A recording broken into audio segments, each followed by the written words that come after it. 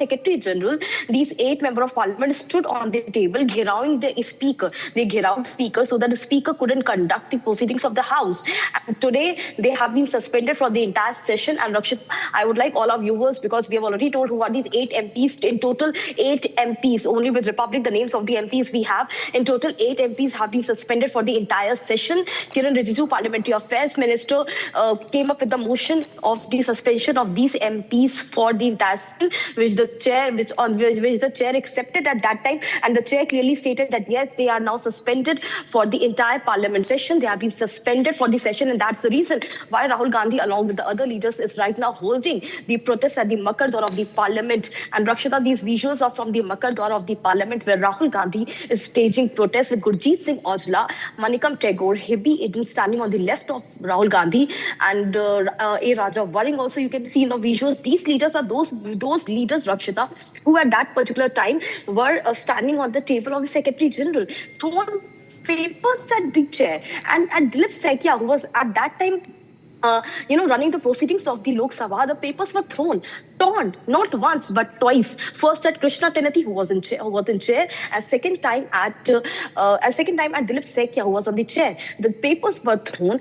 and the slogans were heard. They were shouting, screaming, creating chaos and ruckus. There's a second day, imagine, of the address of the president motion, and not a single day the parliament is able to run, especially the Lok Sabha. The time is being wasted. 18 hours have been allotted, and what these MPs are doing, especially Rahul Gandhi, stating that he wants to speak on the national security and quoting the memo, quoting from the unpublished item. And even he today stated that it has been authenticated. He was speaking something which was out of context. And again, Jay was telling him that he can't speak something which is out of context. He has to speak only on the president address. You imagine the kind of the gravity of the taxpayers' money it is, but everything kept aside, and they were only hurling screams and tearing papers at the chair. Right now, Rakshita, I'm outside the office of the Parliamentary Affairs Minister, Kiran Rijiju. We are waiting because right now, a very important meeting is being conducted in the Speaker's room. Arjuna Meghwal, Parliamentary Affairs Minister, Kiran Rijiju, and the other leaders are right now in the chamber of the Speaker, that they will be now suspended. The MPs will be suspended for the entire Parliament session. The unruly Congress and opposition MPs, 8 names which exclusively Republic has. We outside reporting from the Parliamentary Affairs Minister Kiran Rijiju office. Very important to note down that the motion has been accepted by chair. These 8 MPs have been suspended for the unruly behavior, for throwing paper and placards at the chair. Back to you, Rakshita. 8 MPs. So that's a total 8 MPs. Let me just read out Harsha. Hibby Eden, Raja Waring, Kiran Reddy, Manikam Tagore, Gurjeet Singh Aujla, S. Venkatesh, Korea Ghosh, Prashani Padola, and these are the MPs. They have been suspended for the entire session.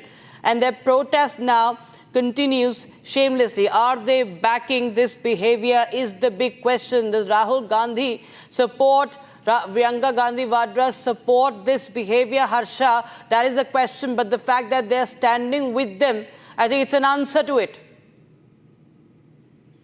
Yeah, Rahul Gandhi is Rakshita is the most irresponsible LOP we have ever seen in the history of the, opposition party history of the parliament. We have seen Rahul Gandhi was not even stopping. These MPs, when these MPs were hurling slogans, when these MPs were standing on the table of the Secretary General, Rahul Gandhi didn't even once stop them. In fact, Rahul Gandhi went on watching them.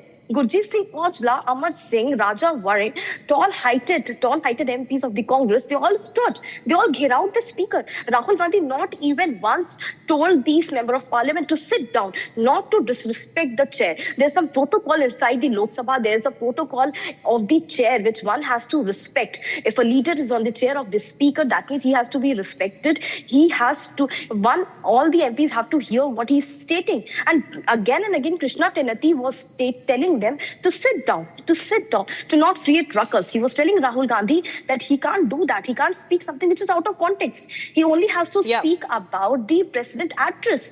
But Rahul Gandhi even didn't listen to him. Harsha, we have a breaking news coming in now.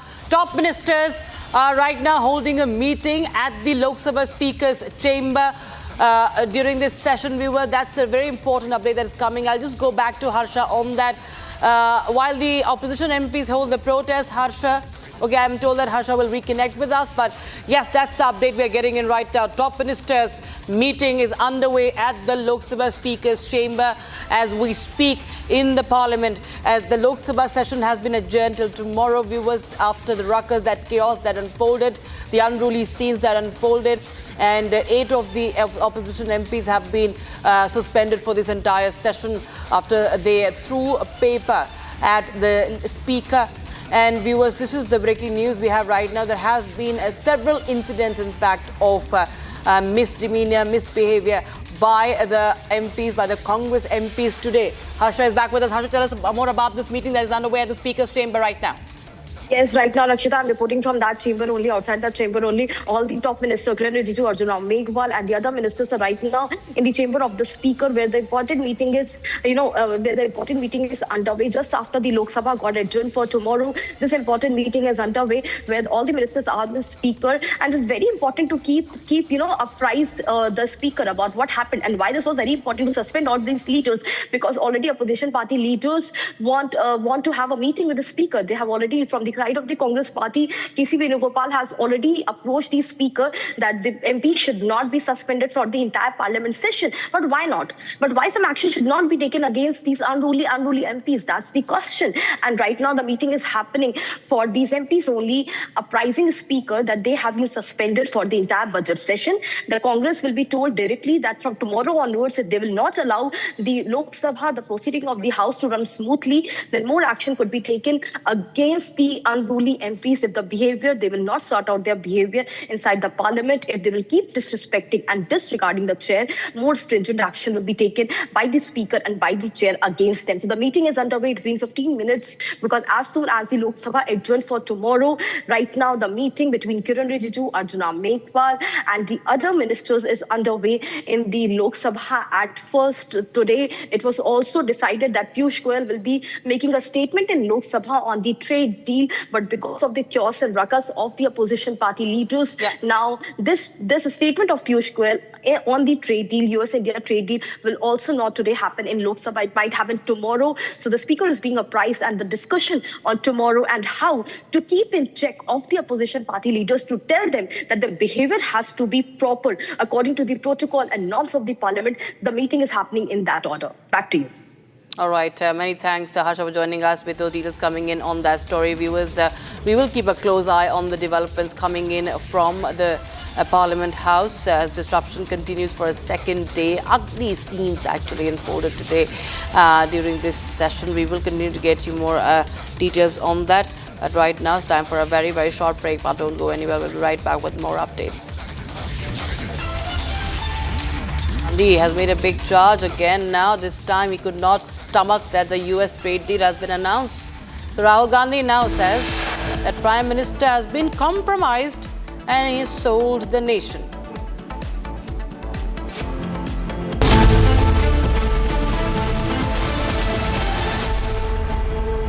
ये है secret recipe MDH का जीरा SIP जल जीरा मसाला. SIP SIP जीरा SIP MDH का जल जीरा SIP. 13,000 placements last year. At Amity, we are committed to nurturing passionate, hardworking and proactive professionals.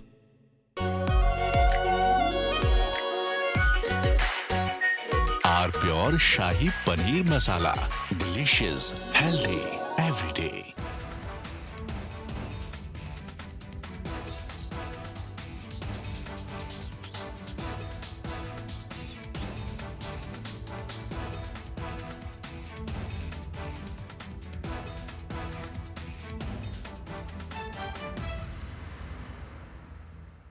This morning, Rahul Gandhi, leader of the opposition, created a ruckus and furor in the Parliament.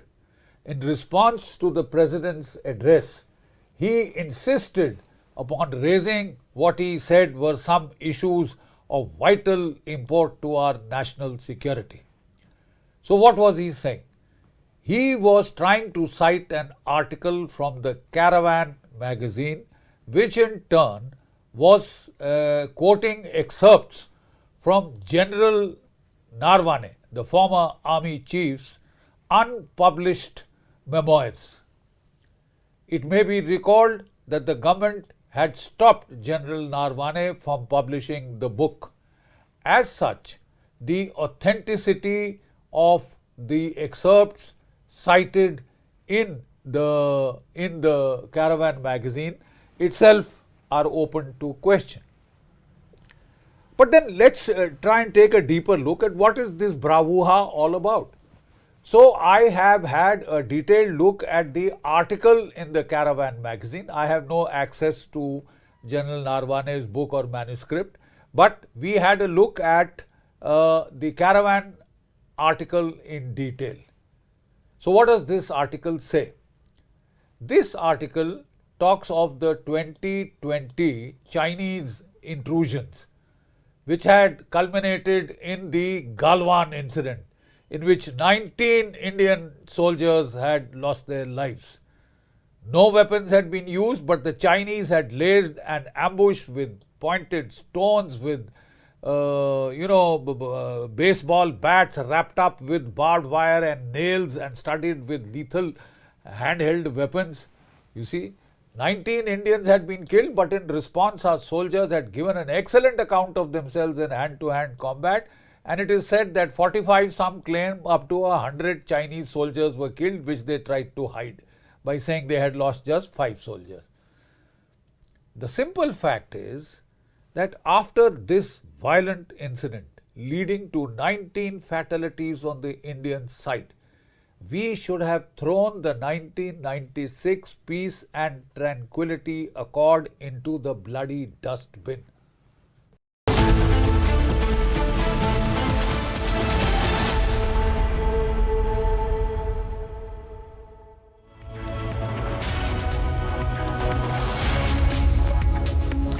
A very good afternoon, viewers. You're watching Live and Breaking. I am Rakshita Mishra with you. Republic TV continues to get you each and every aspects, all the contours of this mega deal between India and the United States. Stand by for what we're going to tell you about the Prime Minister's message in here. We'll tell you more details and the reaction that have come in. But first, a quick check of the headlines.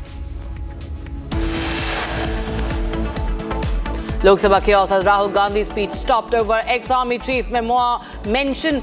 Congress MPs throws papers at the chair. Later, they get suspended for the entire session.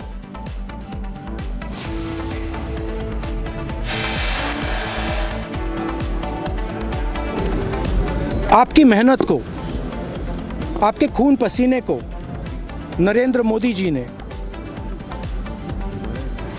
बेच दिया है. Rahul Gandhi's big charge on US trade deal says Prime Minister is compromised and that is sold to the nation. Shh. Republic has the inside scoop from the NDA parliamentary meet. Prime Minister Modi says India-US trade sign of a new world order. The D Street cheers India-US deal. Markets soar 5% on India-US pact. Commerce Minister Piyush Goyal likely to make a statement in the Parliament on the historic trade deal.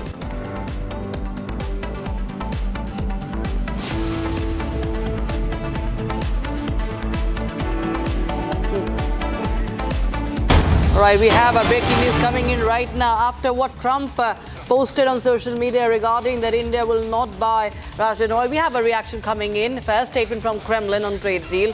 And Kremlin says that there has been no signal from India on halting Russian oil purchases. The Kremlin has not heard any official statement from India about stopping purchases of the Russian oil. And the Kremlin spokesperson Dmitry Peskov has said that there is no such signal.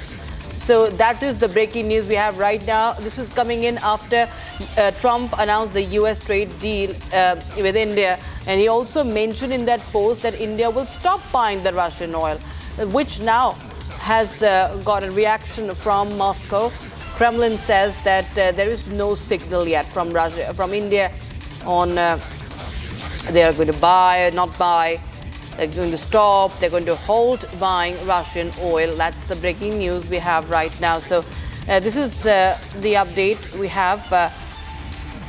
after the trade deal. And we have Niranjan Narayanaswamy joins us live on the broadcast for more. First statement from Russia, Niranjan, saying that there has been no word from India as far as stopping Russian oil purchases are concerned. Niranjan. There is nothing official that's come from India to say that we are going to stop buying the Russian oil. This is a very critical statement given what has happened in the last 36 hours. First, you had a tweet from Trump in the last 48 hours where he said that India has decided to buy Venezuelan oil. That was the first indicator that came in. In fact, it was on budget morning, if I'm not wrong, when Donald Trump said India had agreed to buy Venezuelan oil. And then we had the detailed tweet that came out after the trade deal was announced. And in the same tweet, he had said that in his conversation with our Prime Minister, India had agreed to not just buy Venezuelan oil and if need be, even US oil. And that we had agreed to completely halt any Russian oil purchases. But this is significant because we have the first response coming in from Moscow. And Moscow has said that there is no signal from India. Russia says there is no signal from India whatsoever on halting purchases of Russian oil. And they are saying there is no official statement that's coming from India about stopping of this oil. This is Dmitry Peskov, who's been reported in news agencies in Russia, talking about the response, talking about India's deal with America. Let me also tell you that this is significant because on budget day, when we had India's Petroleum Minister Hardeep Singh Puri, when he was live on Republic TV, a specific question was asked to him where we asked him if India has agreed to buying Venezuelan oil, to which he agreed that India will be buying Venezuelan oil. But he was mostly silent on whether India would be buying oil from Iran anymore, which was another claim made by America. America had made the claim that we will not buy Iran oil and that we had agreed to buy Russian oil. And for the first time, we now have a response from Russia. Russia claims that there is nothing official or no indicator that we will be halting purchases from Moscow. Now, what is also significant is that Russia says, Dmitry Peskov says, in fact, India and Russia are going to expand their ties. They are saying we are going to expand our ties, their ties with India on all fronts. So Russia giving out a completely mixed signal. This is also coming on the back of India-Russia possible gas deal that could be in the pipeline. Now, that is why this becomes all the more significant. Now, the claims are not really matching. We've been talking about the need for a blueprint to understand what we give and what we have got and what we have promised to America while this trade deal was announced. And this is what we have so far. Back to you for now. Right, of course, the fine print remains unclear and henceforth India also is yet to make it stand clear. That's what Russia is saying as far as the oil purchase is concerned from Moscow. Thank you so much, Niranjan, for joining us with those details coming in. In fact, the full agreement has not yet been published, which of course leaves the exact scope and timelines of these oil commitments unclear. And now this was only Donald Trump who had, while posting about this posting about this trade deal, he mentions that India has agreed to stop purchasing Russian oil, which has not been confirmed by New Delhi. And so says Russia. Russia says that there has been no statement yet as to if New Delhi is going to halt purchasing Russian oil. Remember, there has been, US has made a lot of an issue about the Russian oil while it was still attempting to negotiate the trade deal on its own terms, which India clearly said that it's going to keep its national interest first. And having said that, the figures and the deals, the agreement remains unclear. The details, the big oil question still looms. What's really going to change? Niranjan, India has been one of the largest buyers of the Russian crude after 2022. And that has, of course, never gone down well with the West, especially United States of America. But, this time when Trump, we all know that Trump has this habit of making several claims, be it the ceasefire or even the Russia, India stopping to buy Russian oil. The devil lies in the details, isn't it? And one has to now wait and watch what New Delhi has to say as far as the oil is, oil purchase is concerned, because India's stand has been clear. It will do whatever serves the interest of the nation.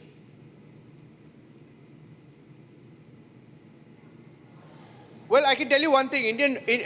As far as the American media goes, there is, the versions are not matching. Of course, like we've been saying, when Donald Trump put out a tweet, he made a few tall claims. But when you look at how the American media is reporting it, and if you come live to me, I can show you in the newsroom, how we are reporting the story. Because one of the aspects that we've picked up in the last few minutes from the newsroom is that Indian refiners. Now, this is how Reuters is reporting it. This is how the American agencies are reporting it. The Western media is reporting it. They claim that Indian refiners, Indian oil companies need time to gradually wind down on Russian oil purchases. In fact, this has just been put out. They claim, in fact, Indian refiners, according to Reuters, Indian refiners need time to end Russian oil imports. Shipments have already been booked till March. Now, this is how the Western media is reporting it, that till March, there will be, some oil purchase because of older agreements that are already in place. But post-March, when those agreements come to an end, there will be no more purchase of Russian oil. Now, that's what the claim is by the Western media. And we'll put out, the contrast, because India is completely silent as of now. There is no official statement coming in on whether we have decided to stop buying Russian oil. But you look at some of the data coming in, the data shows that possibly there may have been a gradual slowdown, perhaps at best, but not a complete stop in purchase of Russian oil. Even the Russian spokesperson, Putin's aide, Dmitry Peskov, saying that no official word or indication from India to halt Russian oil purchase. So there are deals in place. Those deals will continue to remain in place, and focus will be on how we switch to Venezuelan oil, perhaps, which even the minister has admitted on Republic that we will be buying Venezuelan oil. Back to you. Right. I think Pranav has some more details. Many thanks, Niranjan, for joining us with those details. So we have a breaking news coming in on the markets, viewers. The markets are rallying on India-US trade deal. The Nifty and the Sensex have closed 2.5% higher in energy, pharma, auto stocks leading rally. So that's the breaking news we have right now. In fact, the markets today opened in green. And even the rupee gained house after India-US trade deal. And my colleague Pranav Kulkarni joined us live in the broadcast from the business desk. Pranav, clearly we saw these signs in the morning as the stock markets opened in green, the rupee also picking up finally. And now the markets have rallied today around the India-US trade deal. Well, Rakshita, we saw the markets open with a gap up. In fact, GIFT Nifty was already indicating a gap up. The futures were indicating a gap up opening. They opened 5% higher, but then certain gains were shred because of, the number of positions that traders across the world may have taken on the Indian markets because it was an overnight decision. As of now, the markets have closed about 2.5% higher. Nifty is about 600 points higher than what it closed yesterday, and Sensex is closed over 2,000 points. The sectors that have gained are metals. Then we saw energy stocks jump, we saw bank stocks jump, and the Nifty ITs, which is the index for information technology, jumped about 1.4%. So yes, all sectors are in green, and the markets are clearly cheering the US-India trade deal announcement yesterday night. Absolutely. Many thanks, Pranav, for joining us with the details coming in on that story. Meanwhile, viewers, we will be continuing to get you the reaction that have come in on this story. And most importantly, what the Prime Minister said today, viewers, we are going to tell you that as we speak. Prime Minister Modi, his address to the NDA MPs today at the Parliament House stands as a testament to strategic foresight and resolute diplomacy in an era of volatile global trade dynamics by framing the newly minted India-US trade agreement, securing a reduction in reciprocal tariffs from 50% to to 18% as the fruit of sustained patience. The Prime Minister also underscored how persistent negotiations amid the earlier domestic criticism and skepticism over tariff handling have yielded a landmark outcome that enhances market access for Indian exports and fosters a more favorable bilateral economic environment. So, ladies and gentlemen, this is a pragmatic triumph that positions India advantageously in shifting world order, rewarding measured persistence over reactive concessions and signals to critics that steadfast resolve rather than capitulation delivers tangible gains for the nation, 1.4 billion people, and its rising global stature. Now, here's what the Prime Minister said.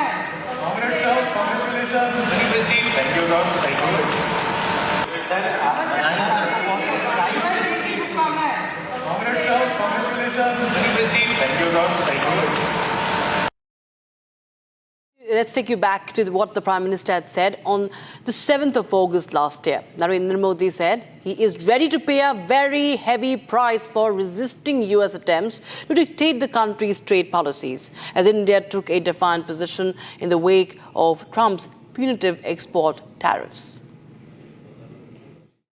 Bharat अपने किसानों के, पशुपालकों के और मछुआरे भाई बहनों के हितों के साथ कभी भी समझौता नहीं करेगा।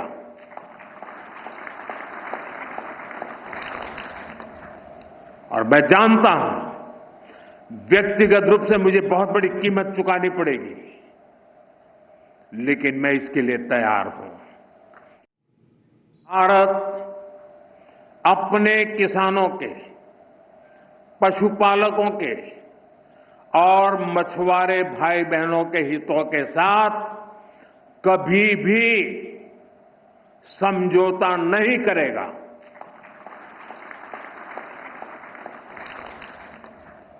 और मैं जानता हूं व्यक्तिगत रूप से मुझे बहुत बड़ी कीमत चुकानी पड़ेगी, लेकिन मैं इसके लिए तैयार हूं। All right, we have Mr. Manish Baria, a political analyst, joining us on the broadcast for more. Thanks so much, sir, for joining us on Republic TV. And, there has been so much of reactions to what will be India doing, given how there have been attempts at bullying, by Washington, D.C. There has been so much of pressure that has been put in, so much of statements that have been put in. And, India clearly is a testimony to the fact that how it stood steadfast, it remained steadfast, and it stood for the national interest, and thereby, and by that time we saw that there was the mother of all deals that was being signed with the European Union, with UK also. There has been a boost in trade, and now I think it's somewhere signaled to the world that India, there's no stopping India's growth story, and that nobody can, in fact, dictate the terms to one of the largest economies that India is. Good evening to you and good evening to all your viewers. And I welcome it so much. That shows, again, Prime Minister in such an amazing light. There were a lot of skeptics who kept questioning him. It was very unfortunate that our opposition leaders were questioning the Prime Minister of India. But the world knew that what Prime Minister Modi was doing. In fact, probably except Brazil, no other country really stood up to Donald Trump and his idiosyncrasies. And India ensured that ultimately USA had to, I would not say bow down, but then they were not very successful really in putting India under any pressure. And with this mother of all the deals that we signed with Europe, I think that really made them, re-look into India's position and our Prime Minister's position. And recently one report came, which Elon Musk also shared. I think it tells you very clearly what Prime Minister also said today. The world is moving towards Asia Pacific, towards India. And of course, China and the world's GDP's growth rate. US is 9.9%, India is 17.7%, and China is slightly more than that.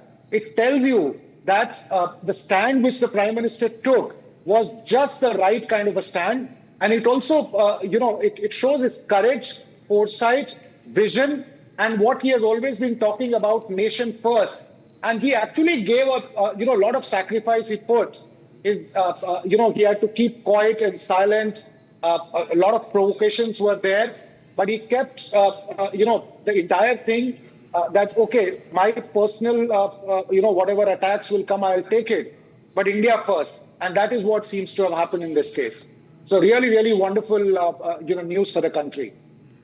And, some way it also reaffirmed that US continues to see, India as an ally and as a counterweight to China. And given the deals that we've been signing with US, UK and European Union, the global trade map clearly is shifting, it's tilting towards India, tilting in India's favor as compared to the, East Asian economies also. I would add to what you are saying. I think this time our country has not really, gone with that we will be a counterweight to China. I think we are now moving ahead of that. Earlier, the other countries like US and Europe used to play us with China. But I think if you look at this time in the last 6 months, 8 months, we've refused to now, be a pawn in anyone's hand. I think India is now vying for the top 2-3 global leadership. And our political establishment is also signaling that we've shifted up. So we do not really look at China as an adversary. Yes, militarily, yes. But we kind of, it's a relationship where we are doing very heavy trade with China, but we refuse to give in to them on border issues. And we say we want that, respect from that country. And that is what we have done with China. So our relationship with China is now unique, and we have very, very robust trade partnership with them. And similarly, with every country, we are having a separate, unique relationship. And I think that is something which is now a new, new powerful India is emerging, where a relationship with one country is not dependent on other. We are not in any bloc. We are an emerging nation. We are our own bloc. And that is why we have been able to really navigate relationship with Russia very well. Right, Mr. Baria, absolutely. Mr. Mani, thank you so much for joining us with your insights and your reading of the situation. Right now, we have some breaking news coming in, viewers. It's a formal statement coming in of Arvind Srivastav, the Secretary, Department of Revenue, Ministry of Finance, on the India-US trade deal. Statement issued says, and I quote, India-US trade deal will further expand and deepen trade between two of the largest economies of the world. It will create more opportunities for our labor-intensive and manufacturing sectors in the US market and give impetus to mutually beneficial collaboration in high and advanced technology sectors. Senior Executive Head Abhishek Kapoor joins us on the broadcast. Abhishek, shed some more light on this statement, please.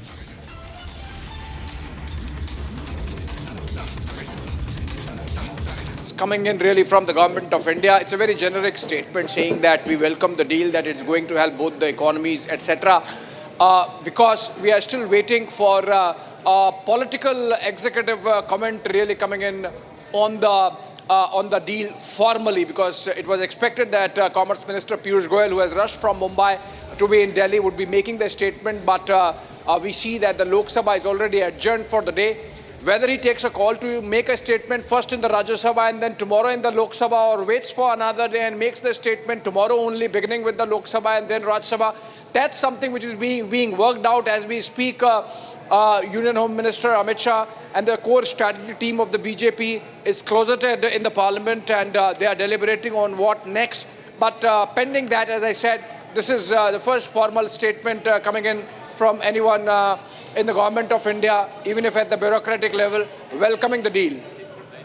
Right, and I think the key part here, if we read into this statement, Abhishek, is the fact that how manufacturing will be at the core. It will be that it will be a boost to the manufacturing exports. Even the finance minister also said that the trade deal seeks to boost the country's manufacturing as well, especially in different sectors like semiconductor, etc.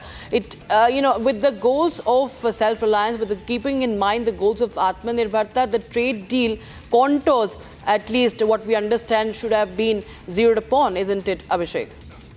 Well, you see, the fact of the matter is, when you say Indo-US trade deal, it's a trade deal. It's not a purchase deal. It's not a purchase order coming in from United States to buy their goods. And that should be very clear. So it's a two-way deal, two-way trade. India has a favorable balance of payments or balance of trade with the United States. We export more to them and import less. Now, as it is envisaged as part of the deal with these tariff cuts, over the next few years, our trade, which stands at about $130–40 billion, is going to go up to $500–600 billion. Obviously, the component of American purchases as also American selling would increase between the two sides. So it's a two-way trade which is going to increase, not just Indian purchases of the American goods. Obviously, with the accent on energy, if we have to buy from the United States, already buying at about $15 billion, that's going to increase. And the Indian side has made it clear that we are game for buying non-sanctioned oil, so even from Venezuela, which is because from there sanctions have been lifted now. So it's a work in progress. The information that we have is nothing on the table insofar as the sensitive farm and agriculture sector, dairy sector are concerned. And so to that extent, that the Prime Minister had said in that very famous statement that he is willing to pay a price but not compromise or negotiate on the future of our farmers' community. That's been taken care of. Yes, we'll have to, of course, wait for the fine print there, Abhishek. Thank you so much for joining us with those details coming in. The first reaction from the government, at least the first statement coming in. We'll get you more details. But also now, the opposition is reacting. Rahul Gandhi, leader of opposition in the Lok Sabha, has levelled explosive allegations against the Prime Minister, claiming that the Prime Minister has been compromised. Rahul Gandhi speaking outside the parliament after he was passed over as chaos continues over mention of China and former army chief Narawane's memoir. He says that the country has been sold off. Listen in to Rahul Gandhi. Narendra Modi ji पर pressure है, भयंकर pressure है, और नरेंद्र मोदी जी का जो image का गुब्बारा है, जो हजारों करोड़ रुपए लेकर बनाया गया था, वो फूट सकता है। इशू ये नारावाने की स्टेटमेंट नहीं है,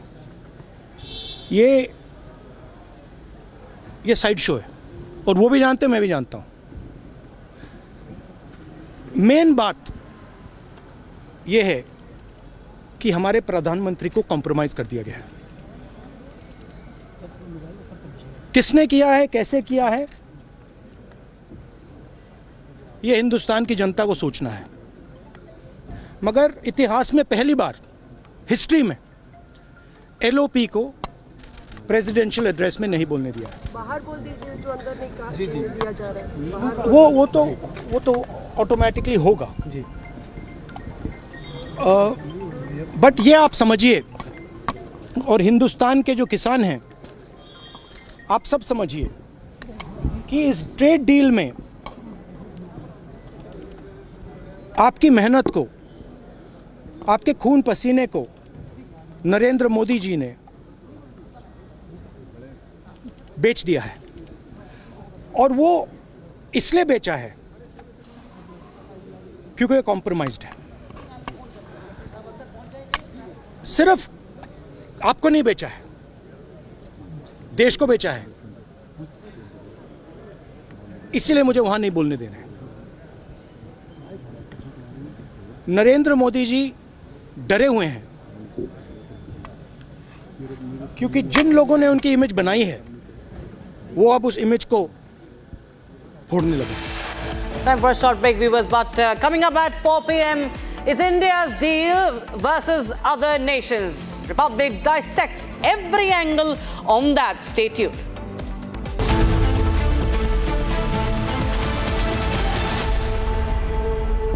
आर प्योर सूजी पास्ता उबालो मिलाओ और खाओ 8 मिनट में तैयार। क्या टेस्ट है सबका राजा hardcore masala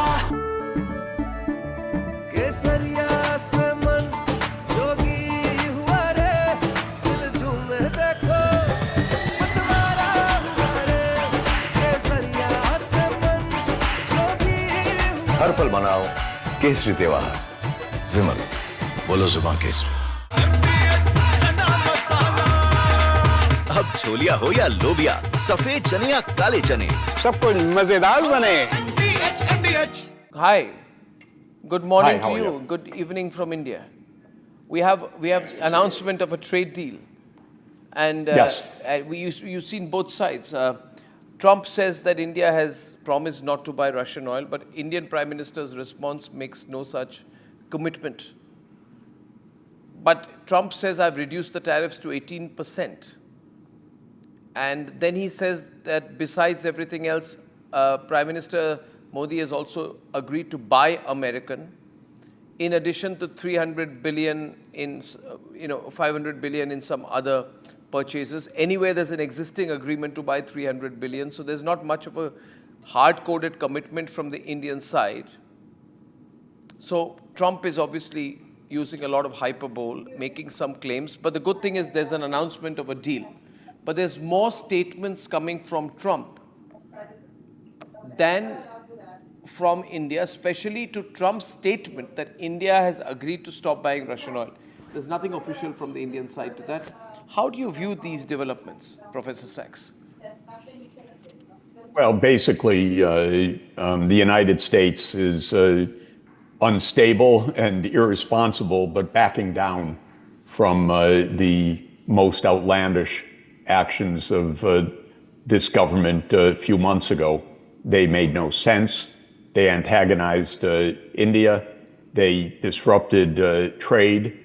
And I think somebody finally explained to Trump that none of this was serving any American interests at all.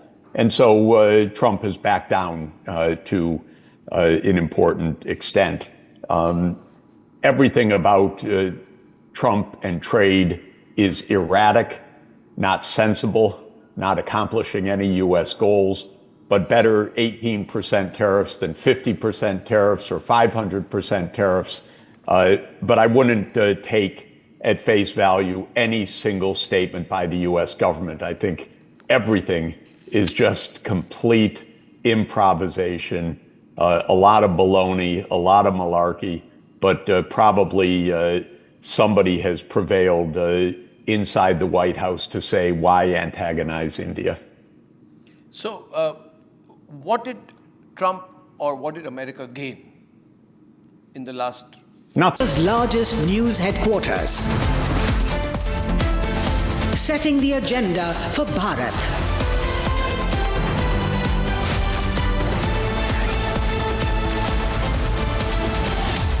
You're watching Republic.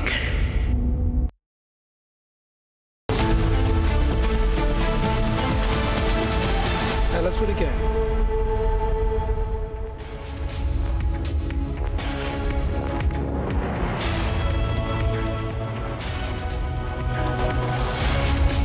It's 4 p.m. and you're watching Live and Breaking with me, Shravan Sen. After the mother of all deals, it's time for the father of all deals. That's how Indo-US trade deal is now being termed as.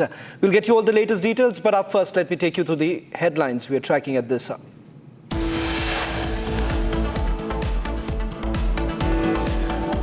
Lok Sabha chaos as Rahul Gandhi's speech stopped over ex-army chief memoir. Mention Congress MPs throw papers at chair, later suspended.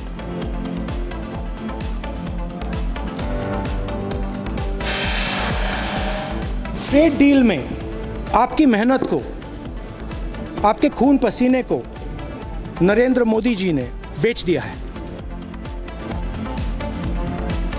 Rahul Gandhi's big charge on US trade deal says Prime Minister is compromised, sold the nation.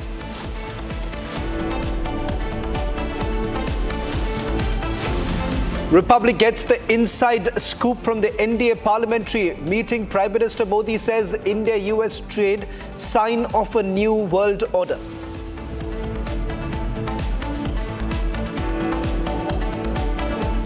Dalal Street cheers India-US deal. Markets soar 5% on India-US pact.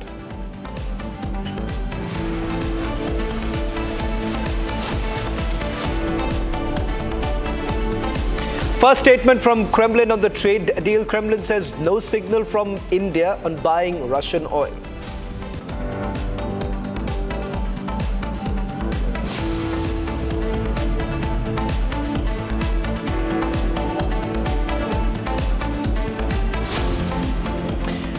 The India-US trade deal is making waves. US has already agreed to lower tariffs on Indian goods from 50% to 18%, boosting India's export competitiveness. Now, this move is essentially expected to revive growth in manufacturing and services, strengthen energy security and create space for economic reforms. Now, what this simply means is that India's exports in labor-intensive sectors like textiles, leather, gems and jewelry will essentially benefit. Now, with 50% tariff that was basically imposed, some of the key sectors had taken a massive hit.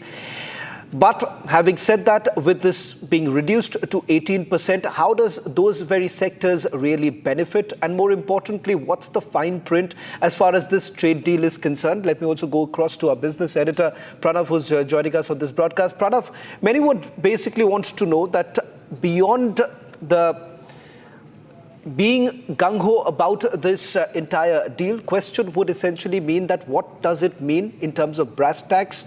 Which are the sectors which has a direct benefit? Because for the longest time, the argument was made with regards to agriculture and whether at all farmers would have been affected because of the deal. Shravan, what it necessarily means is that from 50% to 18%, that's a big drop that Indian exporters will now be facing. That's the most obvious line that we are deriving from this. The other things when we were talking to experts is that one, because of the whole turmoil that India witnessed over the past about 6 months, India has, forged newer deals with other countries. We've already had ones with UK, we've had with Oman and other UAE and other nations. Australia, Canada is, in work in progress. So India has kind of opened its doors for exports to other countries. So the Indian manufacturers, Indian, exporters are necessarily looking at broader markets. So India has strengthened, and now that the US-India trade deal has happened, it is likely that the next quarters that will follow will look at higher profits, better orders, better order books, and in turn it will also reflect in the earnings per share. So the markets are cheering precisely in line with that. So a lot of positive news sentimentally for Indian manufacturers and Indian markets. Of course, everybody is now waiting for the fine print to see which sectors will actually gain. Before I let you go, just a quick question as far as the tertiary sectors are concerned, because one major cause of concern has essentially been as to how exactly does it have a direct impact on those very sectors, and how do you really calculate the impact as far as service sectors are concerned? Which sectors? Could you just clarify which sectors, Shravan? I was asking you with regards to the tertiary sectors, does that really have some sort of a long-term impact with the tariffs essentially being brought in, or that is completely left out? No, as far as the government has today specifically clarified that it is not going to have impact on those sectors for which India was closed in the first go. Agriculture, dairy sectors, labor-intensive sectors. The government has clearly said that we have not opened those sectors for entry of US imports. So those sectors remain protected. As far as the sectors that are likely to gain are concerned, we are considering textiles, automobiles, and some of the other sectors such as leather industry are likely to gain a boost from having an opportunity for a larger trade or exports with America. Pranav, thank you very much for joining us on this broadcast and getting us an inside details as far as the fine print of this deal is concerned. In fact, we'll also be bringing in our experts on this entire matter. As one aspect that has become very clear, that India is essentially now operating with a clear tariff advantage among the key Asian economies. At least 18% is what the tariff has been imposed. And on your screens, we're just giving you a comparative understanding of where do we really stand vis-a-vis China as well as other countries. Now, India has the lowest tariff rate compared to its major manufacturing and trade peers. As if I've just pointed out, countries like Vietnam has got about 20%, Bangladesh about 20%, which is again 2% higher. And it gives us a measurable cost edge at a time when the global supply chains are essentially being redrawn. Even small differences in tariffs can basically translate into big gains for investors, exporters, as well as manufacturers. Now, the comparison with Asia's major players makes India's position unmistakably clear. In fact, we are also going to be joined by Uday Ved, who's joining us on this broadcast. Mr. Ved, I just want to understand from you with regards to the finer print of the trade deal, because initially there was a lot of speculation about what led to the delay. Because if you look at the statements that were made in the month of May and June, some of the concerns that the Indian negotiating teams had raised was with regards to sectors like agriculture, dairy being one such. You've already had the US negotiating team, the trade negotiating team saying that they would have some sort of an access.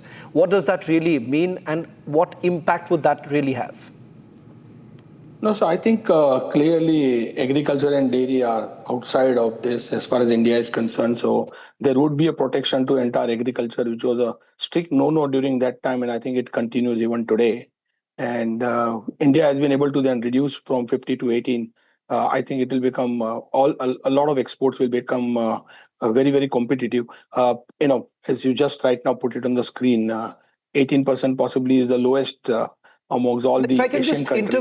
If I can just intervene here, because Secretary Rollins, who's basically looking after agriculture, Secretary of Agriculture, has put out a statement a short while back, and I just want to put this out, where she's saying that new US-India deal will basically export more American farm products to India's massive market, lifting the prices, pumping cash into rural America.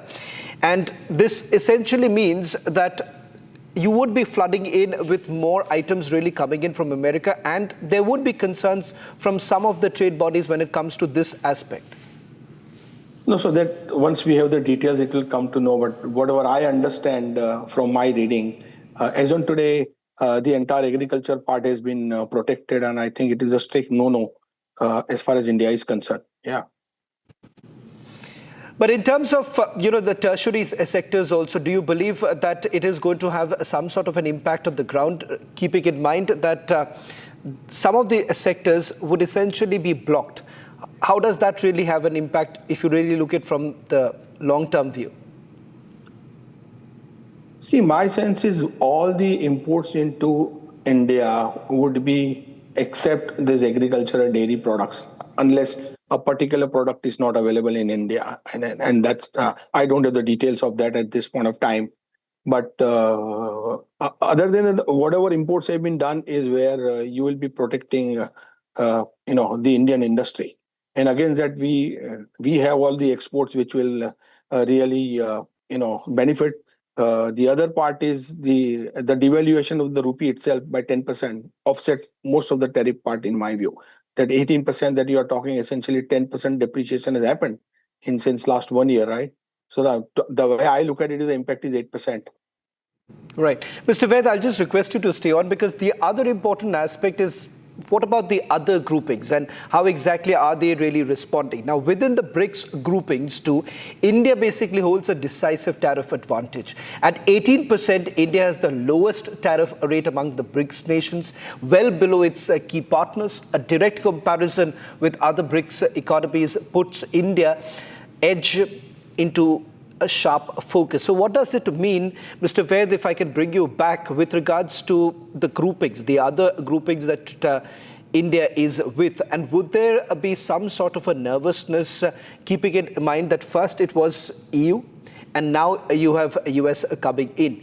Of course, it is in all likelihood, an advantage for India. But what happens with India's position within the other groupings, particularly the BRICS?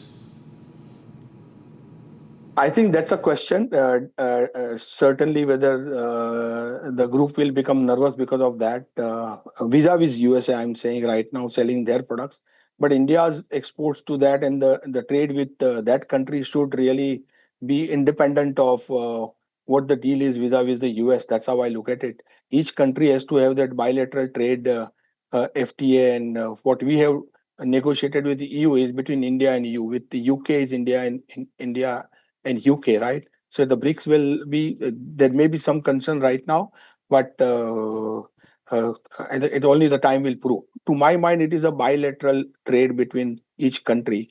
And I don't think just because we got the deal with US, which is now maybe looks significantly beneficial to India, that should really deter other people. It depends on which product, which industry that we are competing. Yes, certainly say, I don't have a BRICS, but Bangladesh, Vietnam, textile is a major one, right? That we become much more competitive now. Apparel become much more competitive. Or we are not at a disadvantage. That's how I look at it. But specific is bilateral deal should not have any impact on how India has signed with EU vis-a-vis USA. That was the case we signed with EU, right, few days back. So that should not really impact, in my view. Mr. Ved, I'll request you to stay on with us. I'll bring in our business editor, Pranav, on this issue. Pranav, I see that there is another big bone of contention, that is about oil trade. A short while back, Kremlin has basically indicated that, and I'm just quoting this, India has not said it will halt oil purchases.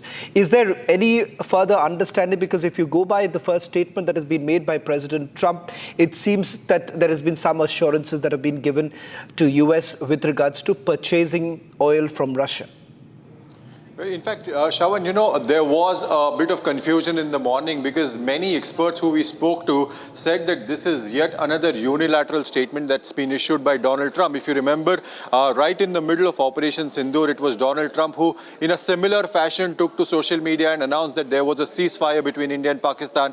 And here we are seeing yet another statement that was issued by Trump saying that India has indicated that it will stop buying oil from Russia and that it will start buying oil from Venezuela.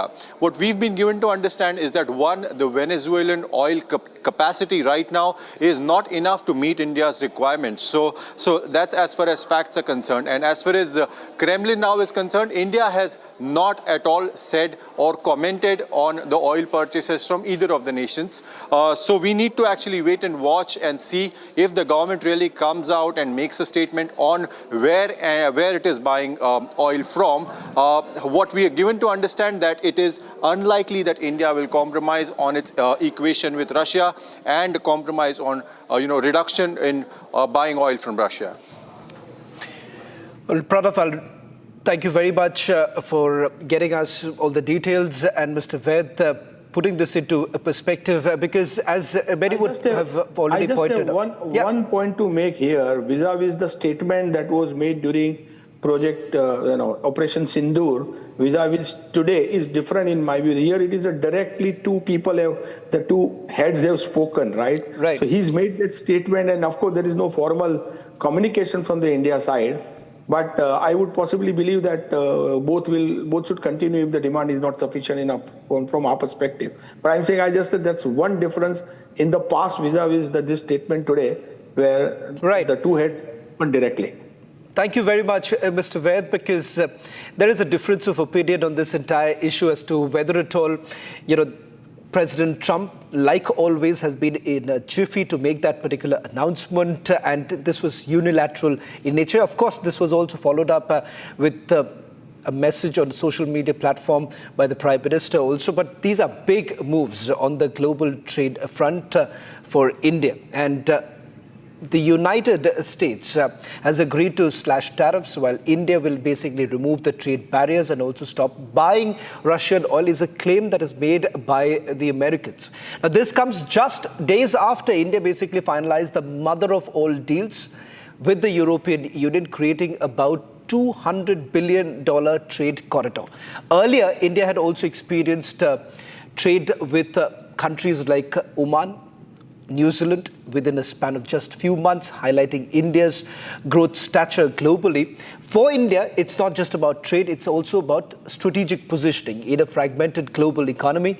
Take a look at this report, which will take you through what we have essentially achieved in multiple trade deals that have been signed in the last couple of months.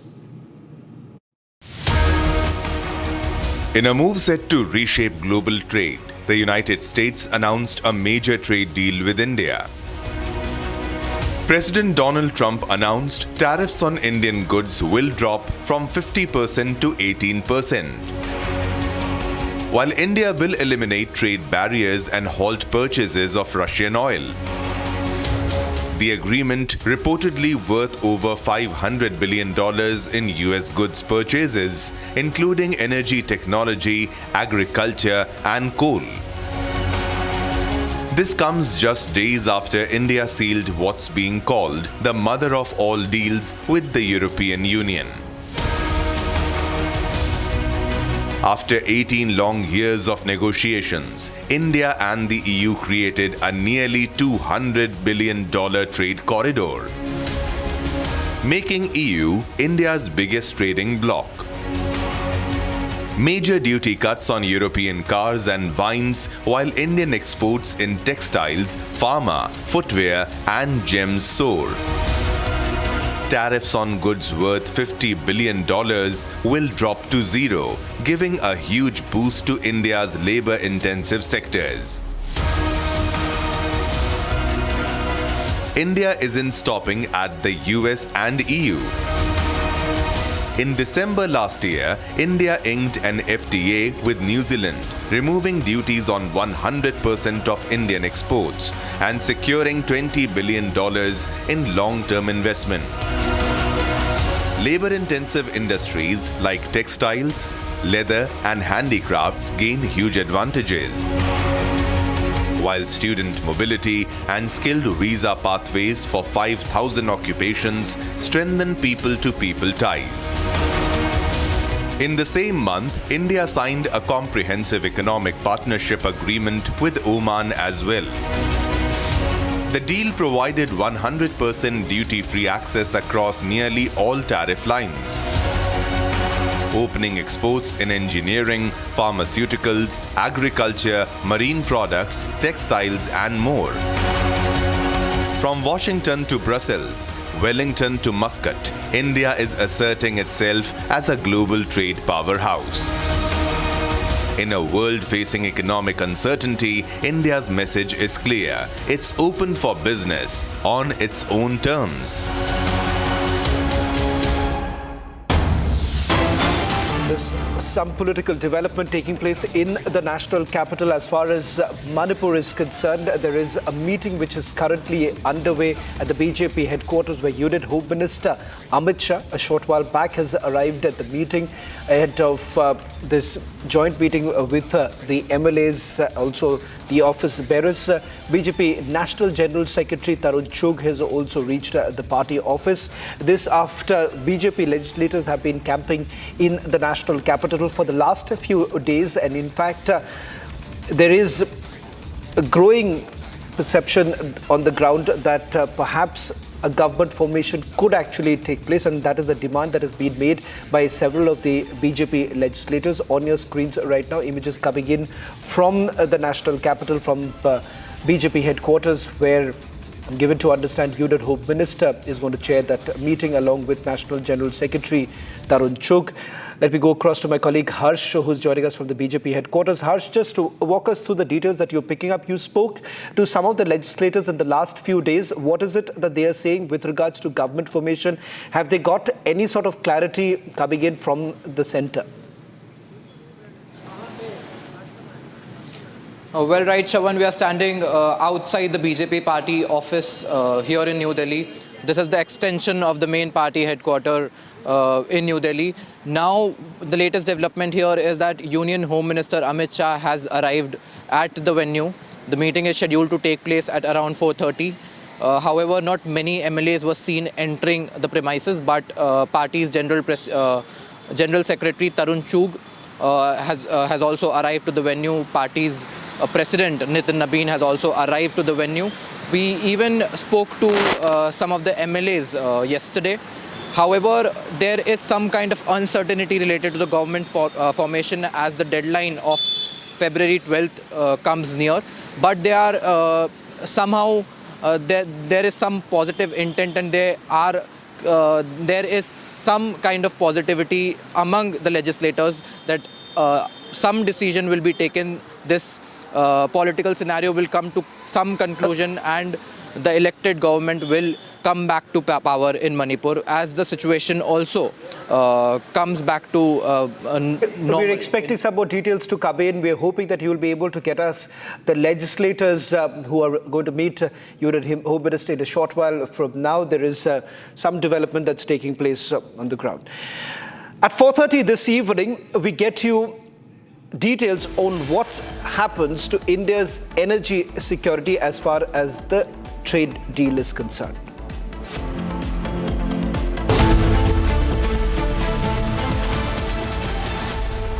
आधे bowl दही में 4 चम्मच MDH चटनी पुदीना मसाला डाला, stir करो, पुदीना चटनी तैयार। MDH चटनी पुदीना मसाला। इसको घर पे लगाओगे तो शादी का तो पता नहीं, पर घर पक्का नहीं टूटेगा। रुंगटा नहीं तो घर स्ट्रॉन्ग नहीं। रुंगटा स्टील TMT बार एकदम सॉलिड। पहाड़ों में हाइकिंग शिप भी बन सकती है। थोड़े में ज्यादा स्वाद, यही तो है इसकी खास बात। वाओ मामा, क्या स्वाद है? अरे मेरे राजा, मसाला।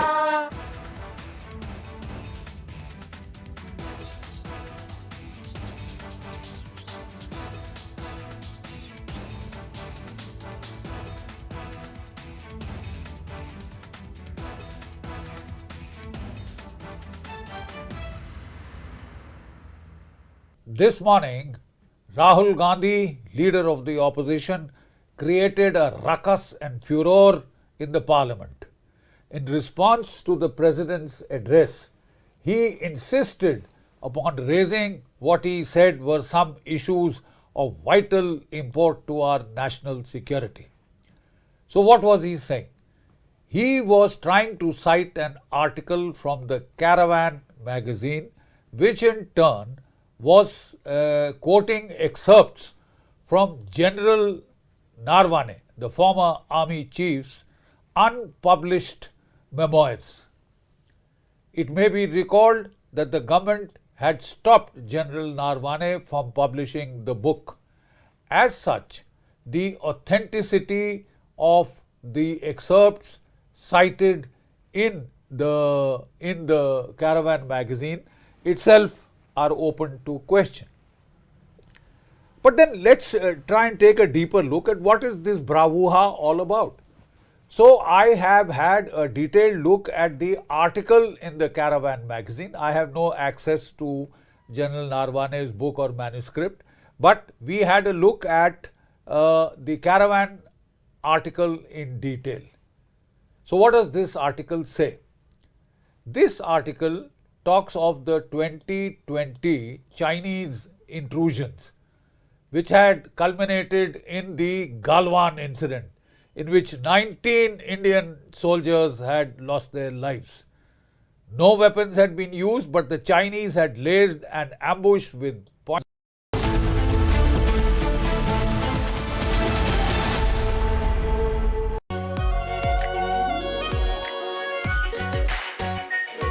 Pure Shahi Paneer Masala.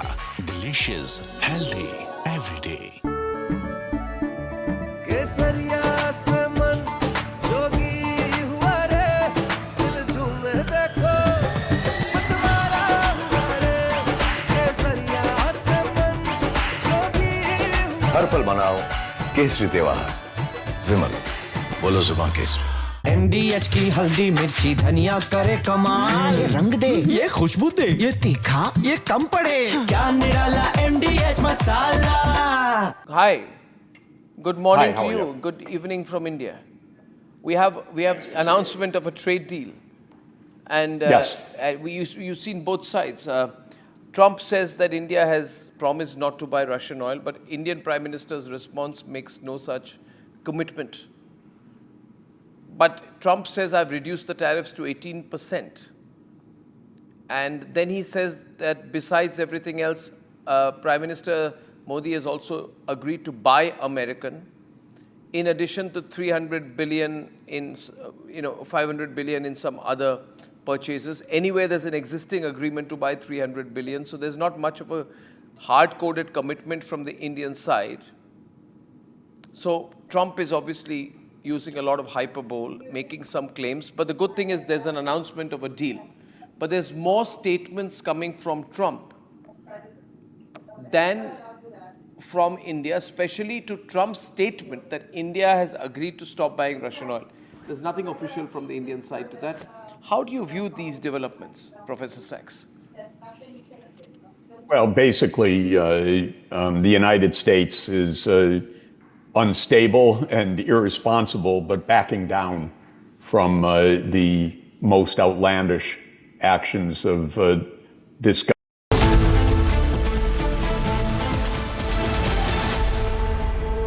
दादी के हाथों का जादू और खुशबू से महकता घर, माँ की मुस्कुराहट और खाने की सुगंध। MDH गरम मसाला, क्योंकि हर रिश्ता है स्वाद से जुड़ा। केसरिया से मन जोगी हुआ रे, दिल झूमे देखो मतवारा हुआ रे। केसरिया से मन जोगी हुआ। हर पल मनाओ केसरी त्योहार। विमल, बोलो जुबान केसरी। आर प्योर सूजी पास्ता उबालो मिलाओ और खाओ 8 मिनट में तैयार। क्या टेस्ट है सबका राजा R pure masala. This morning, Rahul Gandhi, leader of the opposition, created a ruckus and furor in the parliament. In response to the president's address, he insisted upon raising what he said were some issues of vital import to our national security. So what was he saying? He was trying to cite an article from the Caravan magazine, which in turn was quoting excerpts from General Narwane, the former army chief's unpublished memoirs. It may be recalled that the government had stopped General Narwane from publishing the book. As such, the authenticity of the excerpts cited in the Caravan magazine itself are open to question. But then let's try and take a deeper look at what is this bravura all about. So I have had a detailed look at the article in the Caravan magazine. I have no access to General Narwane's book or manuscript, but we had a look at the Caravan article in detail. So what does this article say? This article talks of the 2020 Chinese. From Asia's largest news headquarters, setting the agenda for Bharat.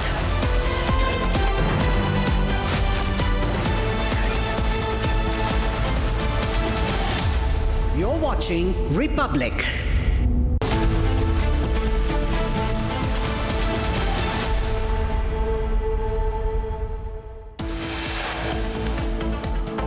First statement from Kremlin on trade deal. Russia says no signals from India on buying or not buying Russian oil. Lok Sabha chaos as Rahul Gandhi's speech stopped over ex-army chief memoir mention again. Congress MPs throw papers at the chair, suspended. Lok Sabha adjourned for the day.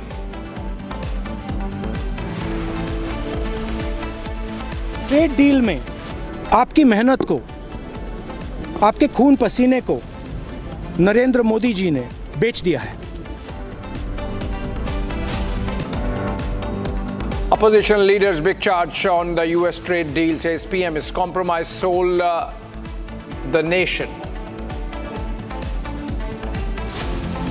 Republic has the inside scoop from the NDA parliamentary meeting. PM says India-US trades a sign of new world order. D Street cheers the deal. Markets soar 5% on the India-US pact announced by US President Donald Trump.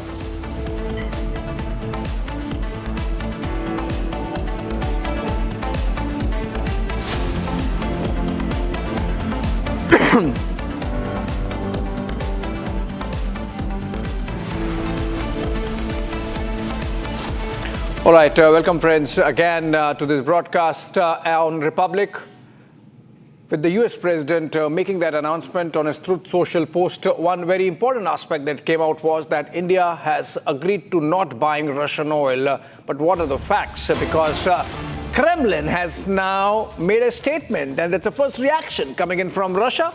They have said that we have not heard from India on whether they are buying or not buying Russian oil. Remember, the government of India is yet to make an official statement. The parliament is in session. The Lok Sabha was to get one from Commerce Minister Piyush Goyal, but the Lok Sabha had to be adjourned, so likely the statement is postponed till tomorrow. But in the meanwhile, world reactions coming in, and the most interesting one coming in from Moscow, where Kremlin has said that they have not heard on Indo-US trade deal, or for that matter of India buying or not buying Russian oil. We have to wait for that clarity. But President Trump, of course, like he did in the case of ceasefire, jumping the gun perhaps on that. Let's look at what's happening in Parliament. After this breaking, Harsha is joining us live from outside the Parliament. Harsha, please tell us why the Lok Sabha had to be adjourned. Wasn't the government supposed to make a statement today? And if not in the Lok Sabha, is the government going to make a statement in the Raj Sabha still? Yes, Abhishek, you rightly pointed out what the Parliamentary Affairs Minister Kiran Rijiju has spoken to us after Lok Sabha adjourned, and after the meeting with the Speaker concluded that there will be no statement on the trade deal today. Earlier, Piyush Goyal, Commerce Minister, was supposed to make a statement today at around 4:30 p.m. in the Lok Sabha, but before that only the Lok Sabha adjourned following the ruckus and disruption from the opposition party leaders. The Parliamentary Affairs Minister, not only him but also JP Nadda and Raj Sabha, stated that government is ready to give the entire detail of the trade deal between US and New Delhi, which has happened so far, coming down to the reciprocal tariff from 25% to 18%, as several opposition party leaders like DMK leader Kanimori and also the Congress leader have been demanding the detail of the US-India trade deal. But today we all are waiting for Piyush Goyal to give us more light, to give us more light on this Russia-India. What Donald Trump has been stating, that India will not be buying Russian oil, but there has been no confirmation from the Commerce Ministry. As of now, Abhishek, we tried reaching out to Commerce Secretary Mr. Agarwal as well, but he also stated clearly that Mr. Piyush Goyal will only be responding on this. We all are waiting for him to make a statement, or also brief, if he could brief the reporters off cam. We are waiting here in the Parliament if he arrives today in the Parliament, or give us more detail, because from New Delhi, as Dmitry Peskov, the Kremlin spokesperson, clearly stated that there has been no confirmation from New Delhi. He also went on by stating that there will be strategic bilateral ties between Russia and India. The ties are stronger and it will continue to remain so. So the New Delhi confirmation has yet not come. We have tried to speaking to several officials from the Commerce Ministry, but there has been no confirmation to us from the Commerce Ministry as of now. I believe everyone is waiting for Commerce Minister Piyush Goyal to get the details of the of the trade deal. Back to you. Right, Harsha. In fact, I'm getting to here, and that's a breaking news development. Let's break it quickly. Commerce Minister Piyush Goyal is actually going to make a statement. He's going to address the media on camera on the US trade deal at 5:15 p.m. from the Commerce Ministry headquarters at Vanij Bhavan. Can we break that? Harsha, maybe you can be there at 5:15 p.m. when the Commerce Minister makes that statement. In 45 minutes from now, 40 minutes from now, we're building up to that. Commerce Minister Piyush Goyal, who has flown back, rushed back from Mumbai, he was there just so that he can make this statement. He was supposed to make this statement in the Parliament, in the Lok Sabha, but the Lok Sabha is adjourned. That's why he's making this statement from the Vanij Bhavan. Remember, somebody has to speak, somebody has to respond to the kind of politicization we have seen happening with the kind of statement that has come from the United States. It needs some clarification and clarity, and that's why the Commerce Minister, Piyush Goyal, is going to meet the press and make that statement at 5:15 p.m. 5:15 p.m. at Vanij Bhavan in New Delhi. That's the breaking development. Piyush Goyal, Commerce Minister, to make the statement at 5:15 p.m.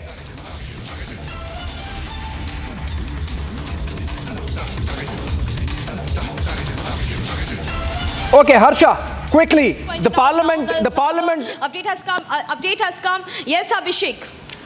So the Lok Sabha adjourned to the Piyush Update has right now come from the Vanijya Bhavan. Yes, Abhishek. So the Commerce Minister had arrived in New Delhi. He was supposed to come to Lok Sabha at around 3:30 p.m. But the Lok Sabha got adjourned. Therefore, now Piyush Goyal will be making a statement and will be speaking directly to the media at 5:15 p.m. at Vanijya Bhavan. All the details of the India-US trade deal, which also the leaders of the ruling party have been stating that Piyush Goyal is ready to give each and every detail of the India-US trade deal. It was also being stated that Mr. Jaishankar is already in US. The FTA is being signed and the entire process is underway. But the deal is now on. And also, Piyush Goyal will be giving each and every detail of the deal, how it is happening, what is happening, and what are the details of the happening, because many have been concerned about the agriculture sector. They have been also stating, opposition party leaders majorly, that initially when the 50% tariff was imposed, the government stated that they will not touch the agriculture sector. So what exactly is happening in the agriculture sector? That all details Mr. Goyal will be giving, the Commerce Minister will be giving at the Commerce Ministry only, that is at Vanijya Bhavan at 5:15 p.m. We all will be rushing from here directly to the Vanijya Bhavan to get more updates, because this is one. Yes, back to you, Abhishek. All right, thank you so much, Harsha.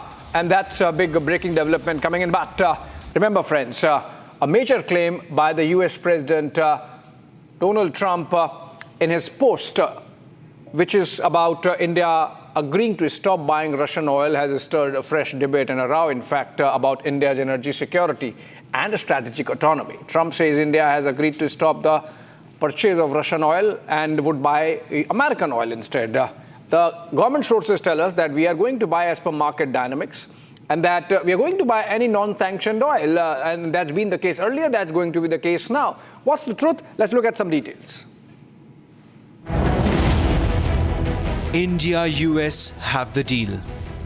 President Donald Trump took to Truth Social and made the big announcement. PM Modi was quick to welcome it.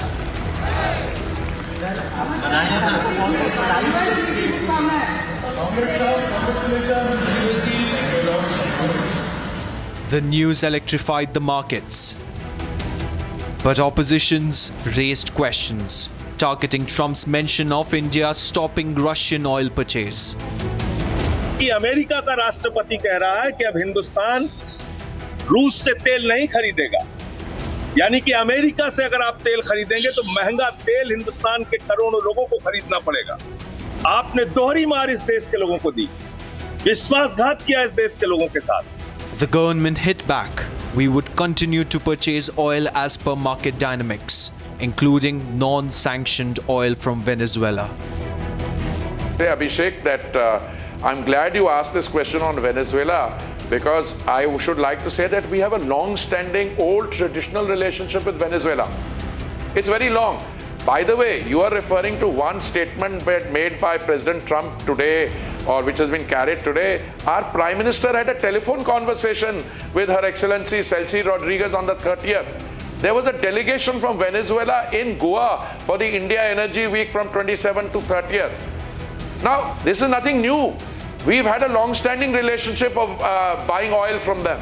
Our refineries, at least 2 or 3 that I know, are particularly configured to deal with that heavy oil which Venezuela produces. With government making it clear, the India's energy security is supreme and not compromised. A formal statement is expected soon. All right, that formal statement, in fact, is coming at 5:15 p.m. when Commerce Minister speaks to the media from the Commerce Ministry headquarters in New Delhi. In the meanwhile, joining us live is Mr. Nirmal Kumar Minda, President of ASSOCHAM, that's a big industry grouping. And very good afternoon, Mr. Minda, for joining us. Thank you so much for sparing time. My question to you is, let's begin with this thing that we have been discussing about India's energy security. President Trump's post mentioned about India agreeing to stop buying Russian oil. Does it make much of a difference insofar as India's energy needs, India's industrial sectors, corporate sectors, energy requirements are concerned? And if we are stopping to purchase Russian oil, do we have other options? So, thank you very much, and good afternoon to you. I think this is more of a political matter. It is a trade balance one need to do. We as an SOCHM, I cannot comment, what has been negotiated, what was trade deal, what was bilateral, but I can only comment this is a great moment, and a historic moment for the Indian economy. I think I would say Honorable Prime Minister Modi, I think I really bows. And, this is when we have done EU deal last week, that was called mother of the deal. I would call it father of the deal because our maximum exports from our countries to US. And I think we all know that it will be more than 500 billions, US dollar trade, bilateral trade will happen in next 5 years. And our industry will grow. So our Make in India initiative, our Atmanirbhar Bharat will grow, and we will get more and more chance to export in all the suffered sector in the last, 7 months, whether it was textile and gem and jewelries or footwears or auto. As far as your oil question is concerned, I think this is more of a political dealing, I would say. They have to see how to do balance. Everything we can't get, I can say as a layman, something we have to give sometime, give up and take up. Yeah, but that's from 15% to 18%, I think it is a remarkable deal, and that too, one of the best in our neighboring country in the ASEAN. In fact, Mr. Minda, we have got one feedback by way of the markets and the kind of exuberance they have shown. Another feedback is what you were saying. You are actually calling the deal remarkable, given the fact that it's better than what some of our competing economies have got, including Vietnam and Indonesia, among others. Bangladesh. And Bangladesh, of course. What are you hearing from your constituents, from your SOCHM members and industry leaders as to going forward rather? Is it the best deal that could have happened? Is it the thing that was just waiting to happen, and that now we are all set for that next leap to make India the third largest economy? Yeah, you are very right. We had a post-budget session where we met many government secretaries today and our membership for almost 300 members. And we had a session on this, on a side, what are goods in the different sectors. And I think everybody was very positive and, charmed, I would say. Enthusiasm was there. And, it is a very great initiative for our exports, for, local. We will create a job. And I think our GDP outlook should be more than 8%, I think, and because we are a low-cost country. Let us also realize. But the onus is on us for producing quality and productivity and reduced our costs. So we have to be cost competence and quality. So we have huge opportunity even in our automobile sector.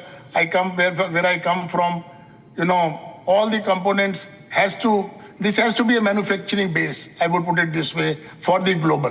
Right. Mr. Minna, just stay with us. I will come back to you for one more question. But I have to get this information for the benefit of our viewers because of all the conundrum that's been created. According to Republic sources in the government, India will continue to buy energy and oil from all sources. In fact, there will also be energy security guardrails to guide all that India and all of India's oil and energy purchases. Not only that, India will also buy non-sanctioned oil from all sources, including Venezuela. And India's fuel security doctrine has historically prioritized strategic autonomy. Remember what Minister Hardeep Puri was telling us just a while ago. I mean, this was in the package, but earlier he spoke to us on budget day, allowing purchases based on prices, market prices, rather than political alignment. Okay, so I come back to you, Mr. Minda. The point that you were making about this being a political question is well taken.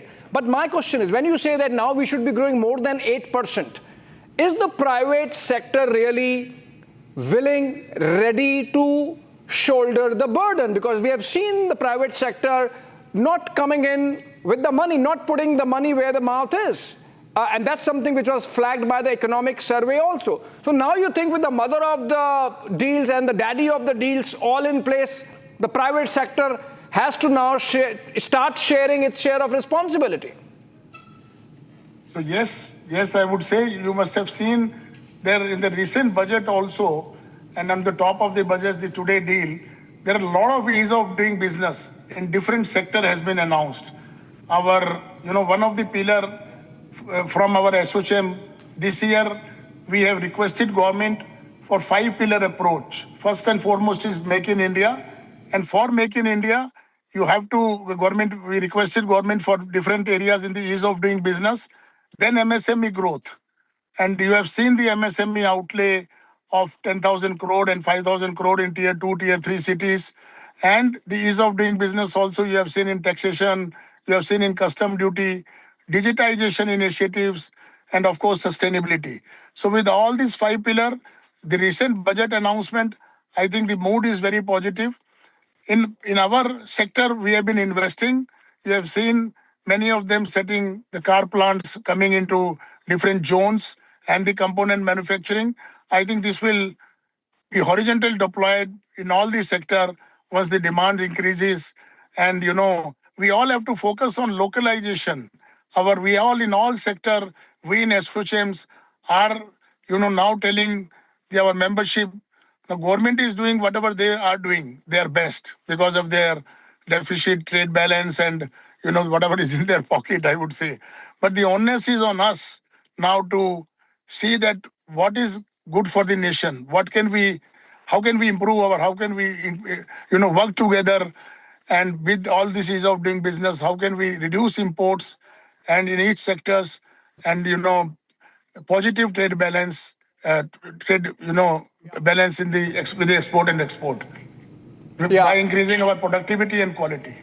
Right, absolutely. In fact, I would have wanted to have this question also from you as to whether this trade deal is going to adversely impact the otherwise favorable balance of trade situation with the United States. But maybe later, Mr. Minda, thank you so much for joining us as we have to move on and to the next one, which is the ups and downs of the turbulence that India-US, not just the trade relationship, but the larger relationship went through because of the kind of Trump tantrums we had to live with the tariffs going up, going down, going up, going down. Let's look at the details.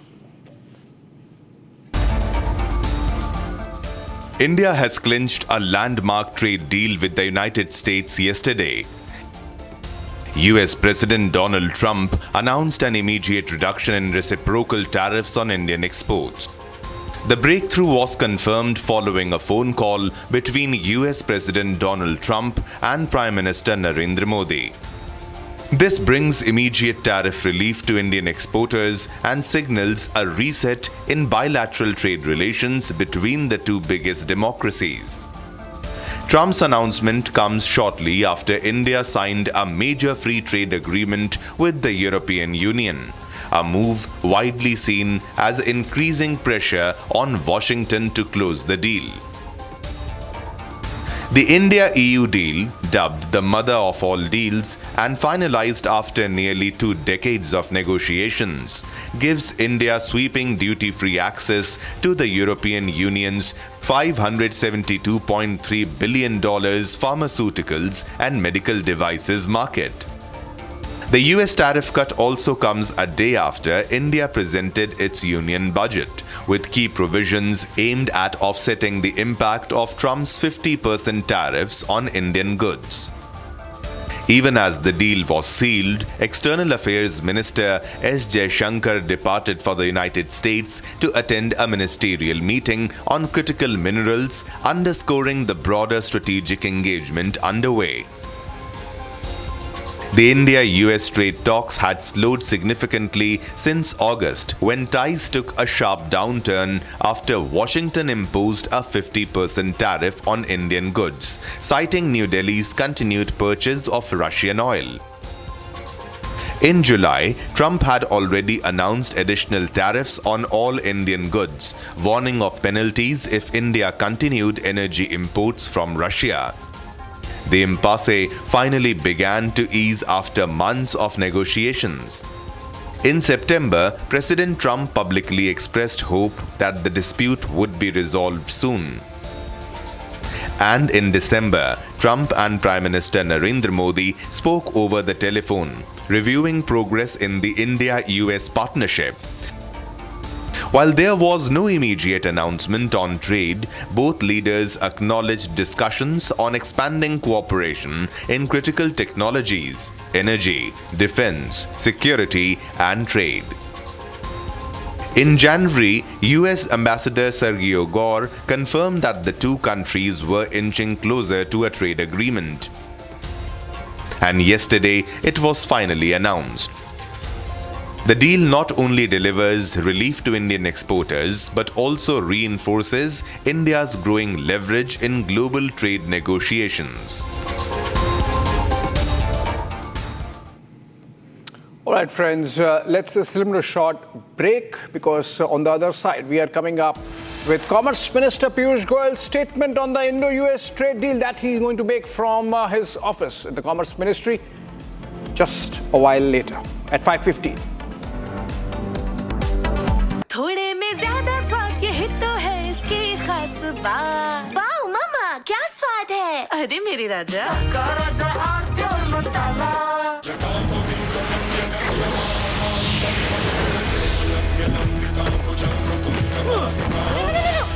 मेरी chimney टूट जाएगी। What are you doing? रानी, इस घर में कुछ है जो टूटता नहीं।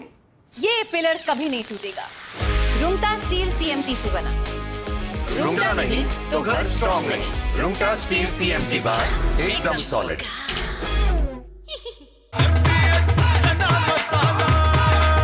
अब छोलिया हो या लोबिया, सफेद चने या काले चने, सब कुछ मजेदार बने।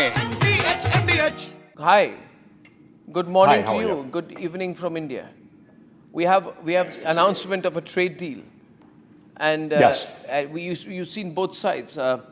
Trump says that India has promised not to buy Russian oil, but Indian Prime Minister's response makes no such commitment. But Trump says, I've reduced the tariffs to 18%. And then he says that besides everything else, Prime Minister Modi has also agreed to buy American, in addition to 300 billion in, 500 billion in some other purchases. Anyway, there's an existing agreement to buy 300 billion, so there's not much of a hard-coded commitment from the Indian side. So Trump is obviously using a lot of hyperbole, making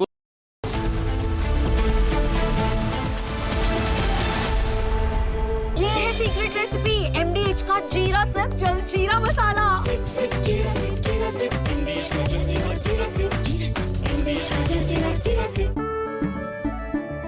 केसरिया से मन जोगी हुआ रे, दिल झूमे देखो मतवारा हुआ रे। केसरिया से मन जोगी हुआ। हर पल मनाओ केसरी त्योहार। विमल, बोलो जुबान केसरी।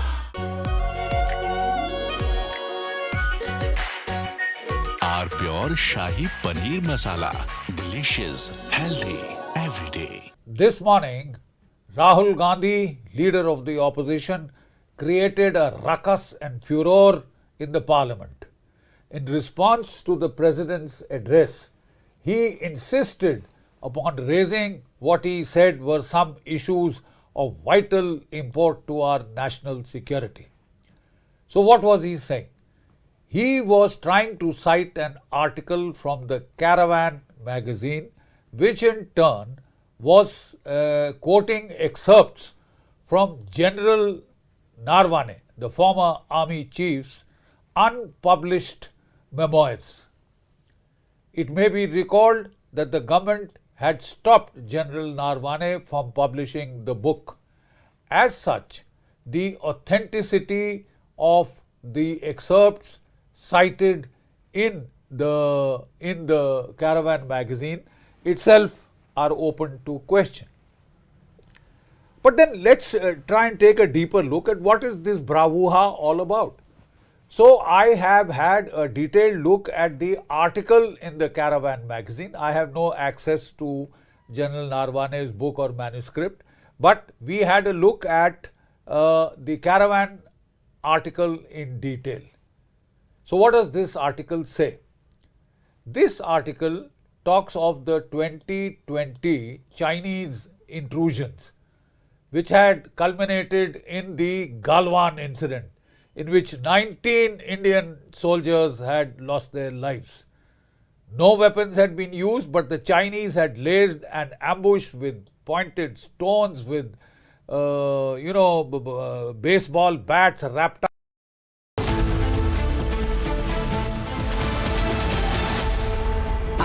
प्योर सूजी पास्ता उबालो मिलाओ और खाओ 8 मिनट में तैयार क्या टेस्ट है सबका राजा हार्डकोर मसाला केसरिया से मन जोगी हुआ रे दिल झूमे देखो मतवारा हुआ रे केसरिया से मन जोगी हर पल मनाओ केसरी त्योहार विमल बोलो जुबान केसरी MDH की हल्दी मिर्ची धनिया करे कमाल ये रंग दे ये खुशबू दे ये तीखा ये कम पड़े क्या निराला MDH masala Hi, good morning Hi, how to are you. you? Good evening from India. We have announcement of a trade deal, and Yes. you've seen both sides. Trump says that India has promised not to buy Russian oil, but Indian Prime Minister's response makes no such commitment. But Trump says, I've reduced the tariffs to 18%. And then he says that besides everything else, Prime Minister Modi has also agreed to buy American, in addition to 300 billion in, 500 billion in some other purchases. Anyway, there's an existing agreement to buy 300 billion. So there's not much of a hard-coded commitment from the Indian side.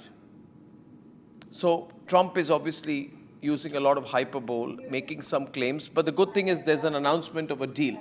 But there's more statements coming from Trump than from India, especially to Trump's statement that India has agreed to stop buying Russian oil. There's nothing official from the Indian side to that. How do you view these developments, Professor Sachs? Well, basically, the United States is unstable and irresponsible, but backing down from the most outlandish actions of this government a few months ago. They made no sense. They antagonized India. They disrupted trade. And I think somebody finally explained to Trump that none of this was serving any American interests at all. And so Trump is back. From Asia's largest news headquarters, setting the agenda for Bharat.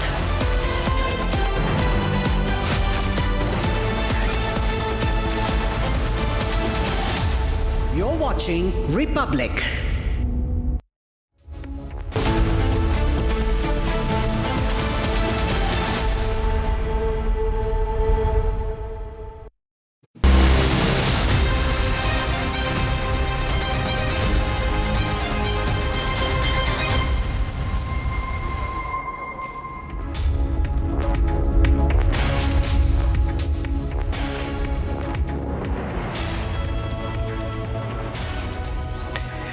It's 4 p.m. and we, in a short while from now, in fact, Commerce Minister Piyush Goyal will be making his first statement.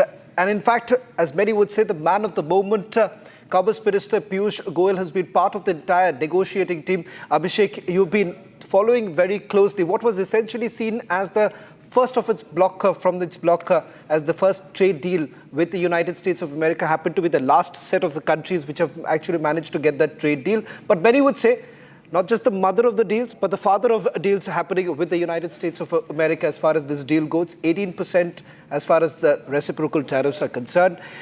The fine print as to what does this deal essentially mean for you and I, and for various other sectors where this would have a direct impact. In the next couple of minutes, we're going to take you through the fine print of the deal. And of course, at 5:15 this evening is when Commerce Minister Piyush Goyal would be addressing First up, let me take you through the headlines we're tracking at this hour.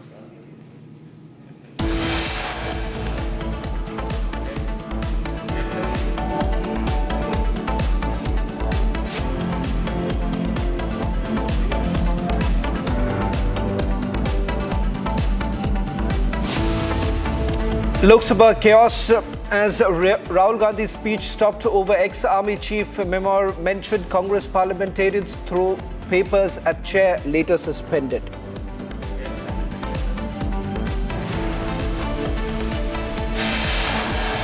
Trade deal में आपकी मेहनत को, आपके खून पसीने को नरेंद्र मोदी जी ने बेच दिया है. Rahul Gandhi's big charge on US trade deal says Prime Minister is compromised, sold the nation.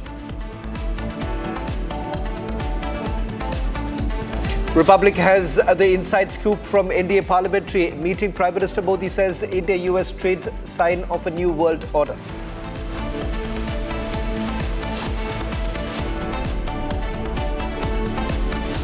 Dalal Street cheers India-US deal, markets soar over 2.5% on India-US pact.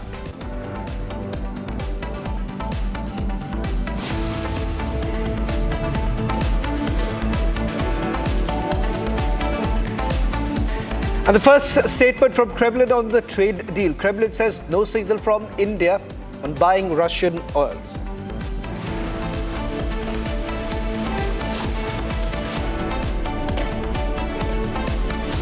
निकाल लिया उसने.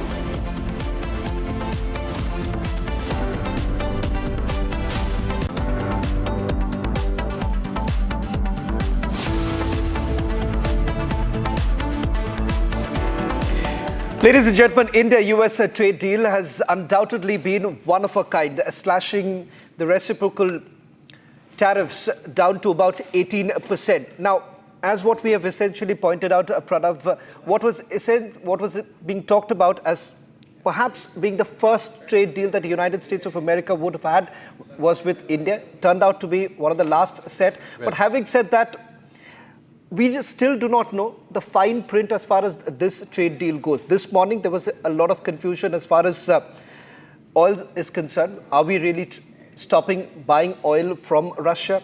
Kremlin has put out a statement just a short while back. Now, that's the other big lead now coming in. The fine print is something that even Abhishek is in the studio. We're going to take her through the details in a short while from now. Pranav, but first to you, with regards to what are you picking up in terms of what's in the deal? Well, the government has clearly mentioned, if you looked at the measured response that the government of India has put out, we are clearly not compromising on certain sectors that are labor intensive, that matter to, job creation within the country. So dairy sector, agriculture sector are definitely not getting compromised, is what the government has clarified, is what sources tell us. That's something that we protected when it comes to deals with other countries such as Australia, such as with EU. And we are firm on the fact that these sectors will not be compromised, is what government is telling us as far as these sectors go. Well, in fact, the devil lies in the details. As far as concessions are concerned, that clarity hasn't really come in. What are the concessions that we have essentially given to US at this stage? Is there any clarity with regards to how are we really going about? Well, what we are understanding is that the fine print is still work in progress. Union Minister Piyush Goyal, S. Jaishankar, if I'm not wrong, is already working on the project. So we are expecting some sort of clarity over the next few days.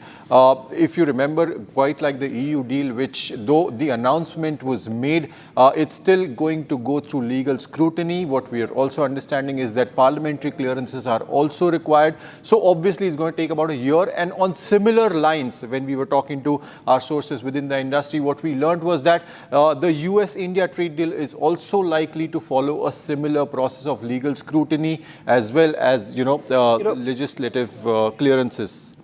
Well, in fact, two such things that we have picked up as far as Americans are concerned, because this is what the Americans are saying, because they seem to be, putting out more information as to what exactly is in the deal. First, with regards to the claim that Trump has essentially made, that we are essentially going to buy more than $500 billion worth of American goods, which basically includes energy, technology, agriculture and coal products.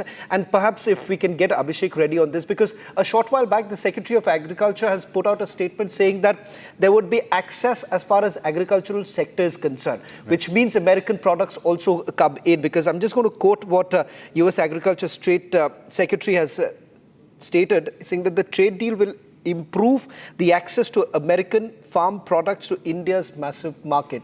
So what does that essentially mean right now in terms of bringing in American goods? Does that not become a cause of concern?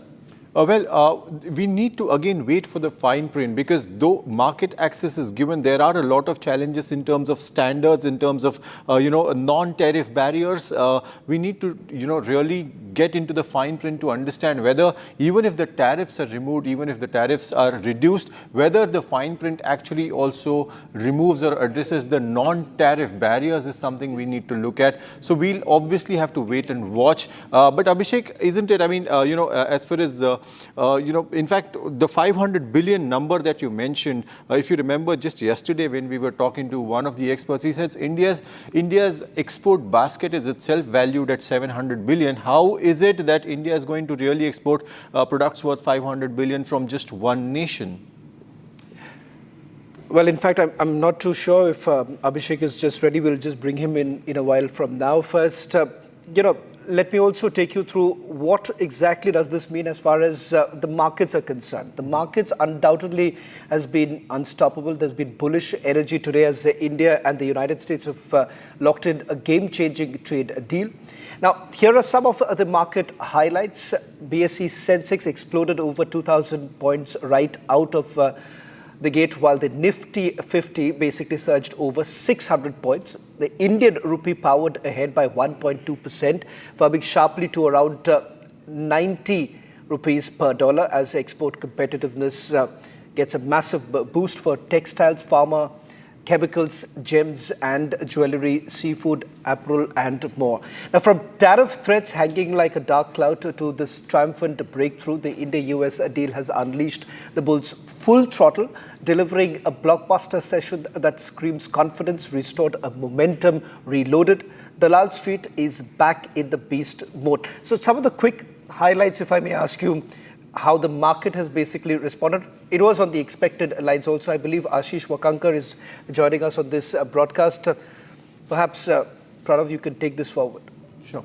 Ashish, thank you very much for joining us. We saw the markets rallying today. I mean, after the budget day where we witnessed a massive, a long red candle formed. Yesterday, there were some green shoots, and today the market is opened with gap up. How do you read the candle? It opened 5% up, and it's now closed 2.5%. So that's about a 2.5% of loss during the day. How do you view this candle technically? How do you view this?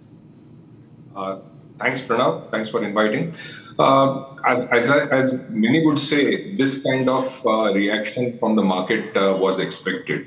If you look at it, the sectors which were badly affected, with like knitted apparels, garments, shrimp exports, these were some of the sectors which probably had some of the highest tariff imposed on them. So when the headwinds are cleared, it's only natural that some of these sectors would have better visibility of earnings. And what you saw today was the companies and the sector was within this rally. So it's kind of expected. I wouldn't say this is surprising. But as and how we move ahead over the days, as the fine print of the deal comes out, we will have a better clarity. I think the one, data point which I would say one needs to look at and follow very carefully are the tweets coming from our Prime Minister. They are more calibrated, they are more nuanced than the ones coming from the other side. So one thing is very clear, that we have conveyed our compliments to the American side for bringing down the tariff to 18%. But as I was hearing you also speak right now on the channel along with Shravan, I think the fine print is more important. I'm not too worried about the legal part of it, nor the the legislative part of it. I'm fairly confident it will go through, but. I think the fine print, as far as the trade agreement is concerned, once it comes out, we will have a better clarity. But till then, I think markets will keep on moving, and there could be some volatility also, given the fact that news flow will be there. There will be some counterpoints that will come out. But overall, I think the path is quite clear, and the intent is very clear that we are headed towards signing this trade agreement, which was pending for a while. And last but definitely not the least, one good thing is the India-EU deal took 19 years. This has probably taken 8-9 months. So over the next few months, the clarity will even emerge, and we'll have a better idea. Do you think the late night announcement of the trade deal kind of trapped those who were shorting India? I mean, are you long India now? Do you think the FIIs have a reason to be long India now?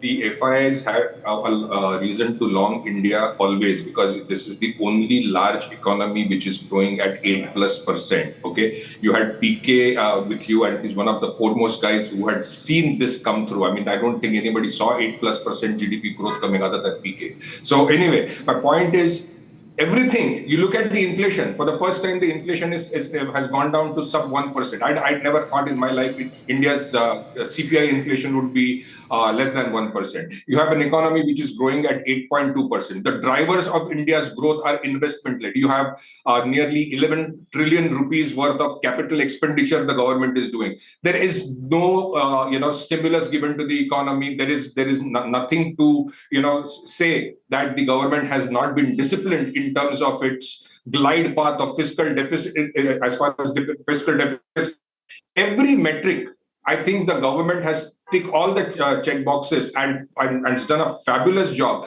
So the only natural part of such an economy will be seen on the corporate and then the corporate earnings. So I don't see a reason why the foreign institutional investors who have a long-term view, I don't know about traders, I don't understand that part at all, but long-term investors who have the appetite and the ability to take at least a 5+ year view.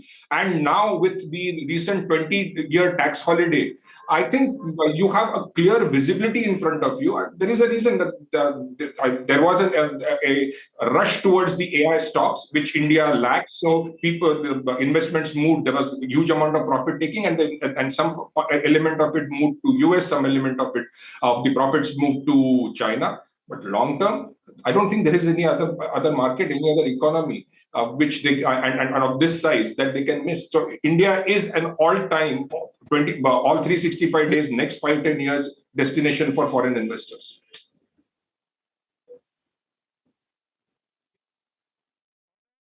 That this could probably be a knee-jerk reaction, and that, as you rightly said, that there could be a devil in the detail, and there could be one more reaction from the market if things do not work out the way it is expecting probably today.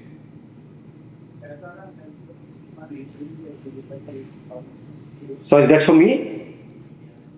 Perhaps for Ashish. Take that to Gurneet, because Gurneet is... Gurneet, Gurneet, if you could help me. I mean, Ashish was telling us that the markets have reacted positively. The FII seem to have a reason to come back to India as long-term investors. What we were asking was that if the market has already reacted today on the news that there is a trade deal being signed between India and the US, do you think there is a further reaction or a further correction possible if the finer print reveals that the devil is in the detail and things do not actually work out or seem to be as rosy as the trade deal promised them to be? Do you think the markets could correct themselves once again? See, in the short run, depending upon the blueprint, somehow I don't think so there'll be too many negatives there. But assuming there could be some knee-jerk reaction. But you have to look at beyond markets. These markets eventually will reflect economy. See, the textile sector in India employs about 4.5 crore people and almost like 10 crore households, which is the second largest after agriculture. And there was an impact. So two things have happened. You have an India-EU deal, which has happened. So EU makes up 20% of our textile. US makes up around 30% of our sales. So suddenly 50% of the market you are now as competitive, in fact, more competitive than a lot of trading partners. In EU, for example, Pakistan and our export share in apparel is same, 4%, 5%. You have Bangladesh at 20. You have Turkey. You have a host of other nations.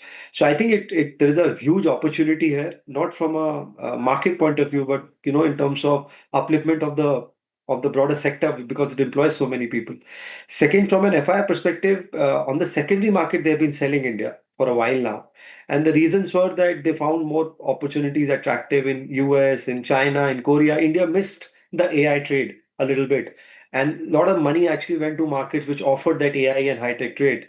So at some point of time now, with the growth coming back and earnings coming back, I think the FII flows will also return. I don't agree that what you have seen today is just a glimpse of what will happen if deal is implemented in true spirit. I think because FIs are net sellers, they are 88% short on the market, and they have pulled out almost a little over $100 billion in the last 2.5 years. I think we haven't seen any flows. In fact, I'll be surprised even if the flows are today a very large positive number. So I think flows will return provided our earnings catch up. I think if there's only good news, but if the corporate earnings do not catch up and remain in single digit, then I think the FIs are not going to come back irrespective of the trade deal or no trade deal. I would want to ask you here, do corporate earnings have a reason that they may not gather? Sorry to interrupt you. I believe there's a breaking news now coming in. I'll just request Gurneet also to stay with us as we just move out of the story coming in from the DGCA.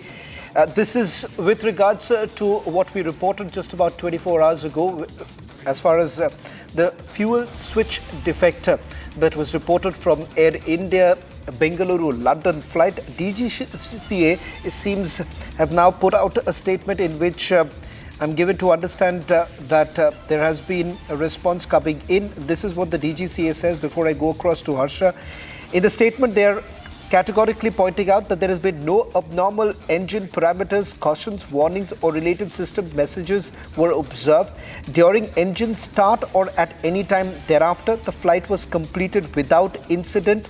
Applied external force in an incorrect direction caused the switch to move easily from run to cutoff due to the angular base plate allowing slip when pressed improperly with finger or thumb. Now, just to simplify this, it now seems that the DGCA is saying that the fuel switch defect or the fuel switch that has essentially happened from run to cutoff has actually happened because of an error that was made by the pilot. Let me also bring in my colleague Harsha.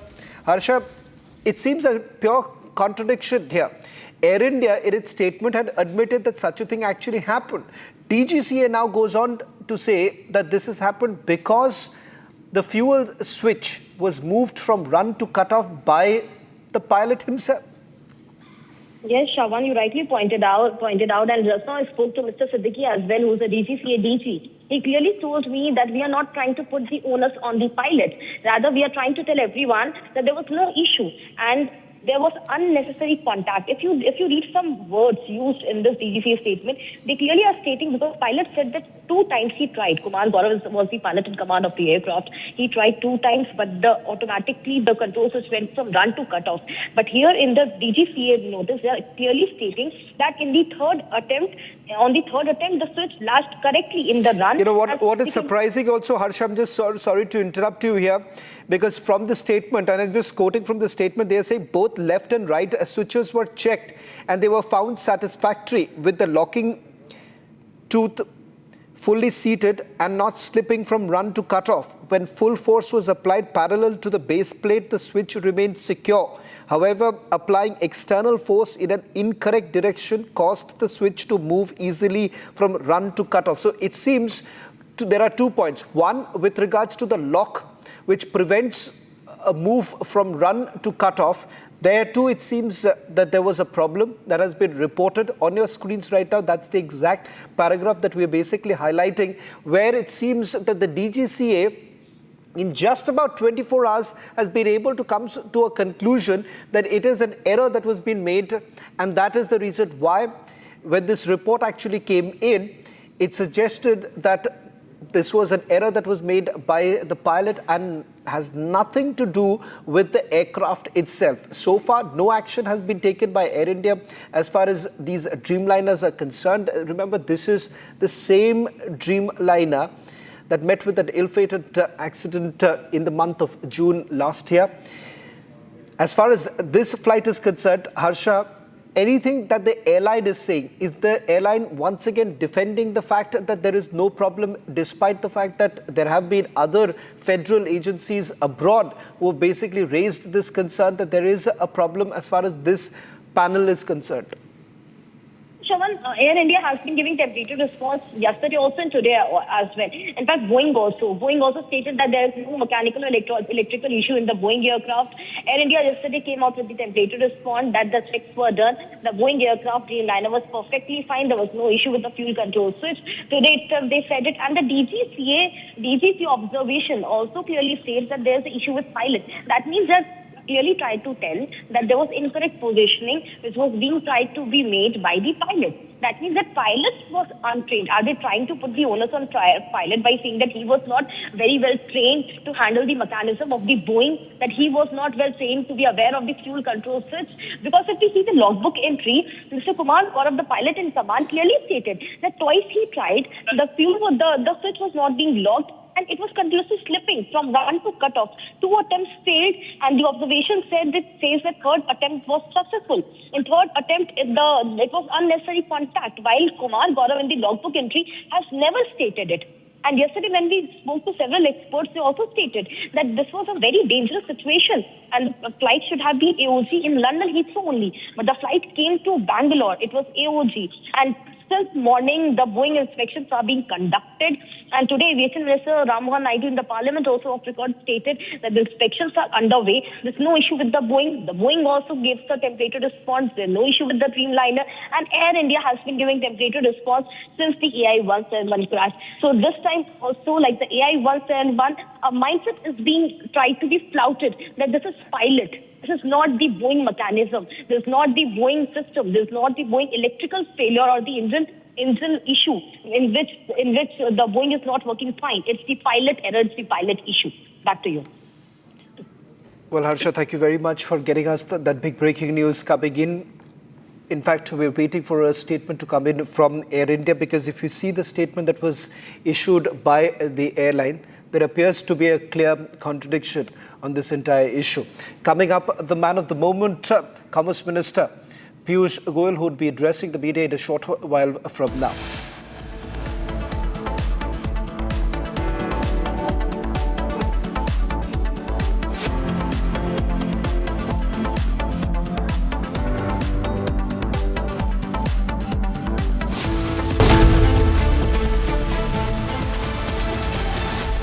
थोड़े में ज्यादा स्वाद ये तो है इसकी खास बात। वाओ मामा, क्या स्वाद है? अरे मेरे राजा, राजा मसाला केसरिया से मन जोगी हुआ रे, दिल झूमे देखो मतवारा हुआ रे, केसरिया से मन जोगी हुआ। हर पल मनाओ केसरी त्योहार। विमल, बोलो जुबान केसरी। आधे बाउल दही में 4 चम्मच MDH चटनी पुदीना मसाला डाला, स्टर करो, पुदीना चटनी तैयार। MDH चटनी पुदीना मसाला। This morning,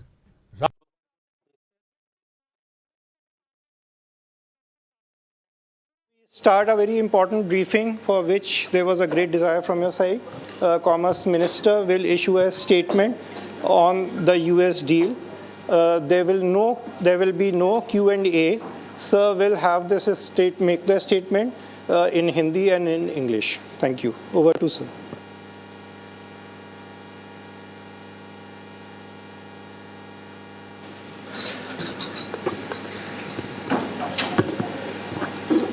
मित्रों, आज हर भारतवासी देश भर में माननीय प्रधानमंत्री नरेंद्र मोदी जी का साधुवाद कर रहा है कि उन्होंने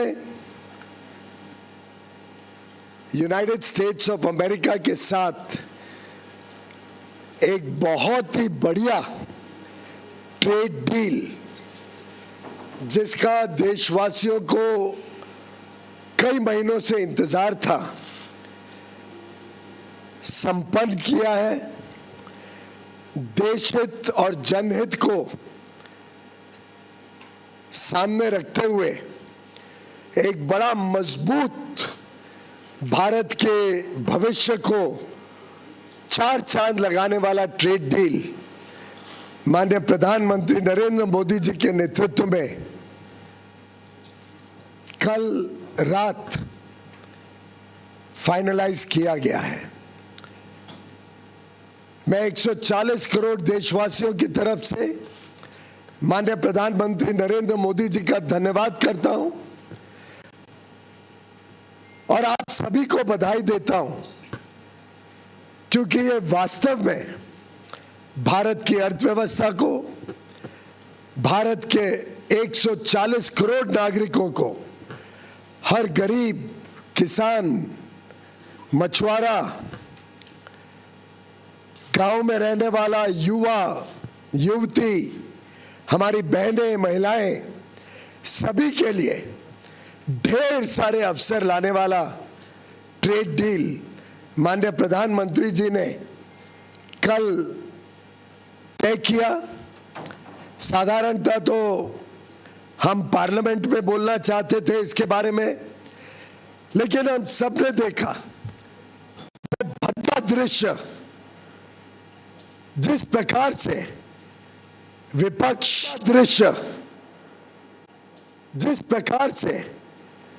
विपक्ष विशेषकर राहुल गांधी जी के नेतृत्व में कांग्रेस पार्टी और उनके मित्र पक्ष डीएमके, तृणमूल कांग्रेस, समाजवादी पार्टी, कितना भद्दा व्यवहार आज उन्होंने पार्लियामेंट में किया।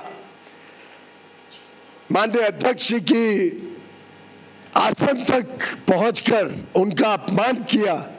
मैं घोर निंदा करता हूं विपक्ष की, राहुल गांधी जी की, जिसके कारण हम पार्लियामेंट के बदले आज आपके समक्ष यहां पे जानकारी देने आए हैं। हम सब जानते हैं कि माननीय प्रधानमंत्री जी ने अपने मित्रता के रखते प्रेसिडेंट ट्रंप के साथ जो उनके आत्मीय संबंध है, उसके मद्देनजर जो trade deal United states of America के साथ फाइनलाइज की है, वो हमारे सभी पड़ोसी, सभी आसपास के देश, सभी जो देश हमारे साथ स्पर्धा करते हैं, उन सभी देशों में सबसे बढ़िया डील भारत को मिली है। आप सबको, हम सबको मिली है, जो देशवासियों के उज्जवल भविष्य के लिए शुभ संकेत लाती है। हम सब जानते हैं महीनों से हमारी negotiating teams United states of America के अधिकारियों के साथ, मंत्रियों के साथ लगातार डायलॉग बनाई हुई थी, बातचीत में कर रही थी। कई सारे जटिल विषय थे, कई सारी समस्याएं थी। भारत के ऊपर 50% रेसिप्रोकल टैरिफ लगा हुआ था। उद्योग जगत को, हमारे किसानों को जो बड़ी मात्रा में निर्यात करते हैं, सभी को तकलीफ हो रही थी। हमारे marine exporters, sea food exporters भी दिक्कत में थे। वस्त्र क्षेत्र, टेक्सटाइल सेक्टर में भी आवश्यकता थी कि ये रेट कम हो। यहां तक कि कुछ दिन पहले तक विपक्ष के नेता भी हमें पूछ रहे थे कि कब होगा यूएस डील। और मैं हैरान हूं, ये डबल स्टैंडर्ड्स जो राहुल गांधी जी बार बार दिखाते हैं। माननीय प्रधानमंत्री नरेंद्र मोदी जी ने कल इतनी बढ़िया डील भारत के लिए तय की है, जो इतने वर्ष, एक महीनों में हम तय नहीं कर पा रहे थे। उन्होंने अपने मित्रता के आधार पर भारत के हितों को प्राथमिकता देते हुए और भारत की तेज गति से बढ़ती हुई अर्थव्यवस्था को विश्व के सामने जिस प्रकार से पेश किया है, उसके चलते भारत को ये बढ़िया डील माननीय प्रधानमंत्री जी के नेतृत्व में मिली है। मैं पुनः एक बार उनके नेतृत्व के लिए, उनके मार्गदर्शन के लिए और जिस प्रकार से उन्होंने जनहित और देशहित को संभाला है, उसके लिए उनका धन्यवाद करता हूं। मित्रों, हम सब जानते हैं, पूरा देश जानता है किस प्रकार से माननीय प्रधानमंत्री हमेशा हमारे किसानों के लिए, पशुपालन के साथ जुड़े हुए हमारे भाई बहनों के लिए, डेयरी सेक्टर के लिए लगातार चिंतित रहते हैं, उनके हितों की संरक्षण करते हैं। यहां तक कि हमने देखा इतना बड़ा trade deal, regional comprehensive economic partnership RCEP, जिसमें कांग्रेस ने भारत को झोंक दिया था 2011-12 में, एक प्रकार से चाइना के साथ एफटीए करने का पाप राहुल गांधी ने किया था, उससे भी माननीय प्रधानमंत्री जी ने देश को बचाया और आरसेप से जुड़ने से इनकार कर दिया, जिसके बाद पूरे देश में राहत की सब चारों ओर से सूचना आई थी। माननीय प्रधानमंत्री नरेंद्र मोदी जी ने हमेशा एग्रीकल्चर और डेयरी, इन दोनों सेक्टर्स को संभाला है, उनके हितों को संभाला है और इस क्षेत्र में लोगों को उज्जवल भविष्य मिले और मौके मिले, आमदनी बढ़े, उसके लिए लगातार काम किया है। कभी उनके साथ, उनके हितों के साथ समझौता माननीय प्रधानमंत्री जी ने नहीं होने दिया और मुझे खुशी है कि पूरा देश इस बात को समझता है, इस बात का उनको आकलन है और यूएस ट्रेड डील में भी भारत के जो सेंसिटिव सेक्टर्स हैं, एग्रीकल्चर को लेके, डेयरी को लेके, उनको संरक्षित किया गया है। हमने पूरे देश भर से आई हुई खबरों को देखा, चारों ओर उल्लास है।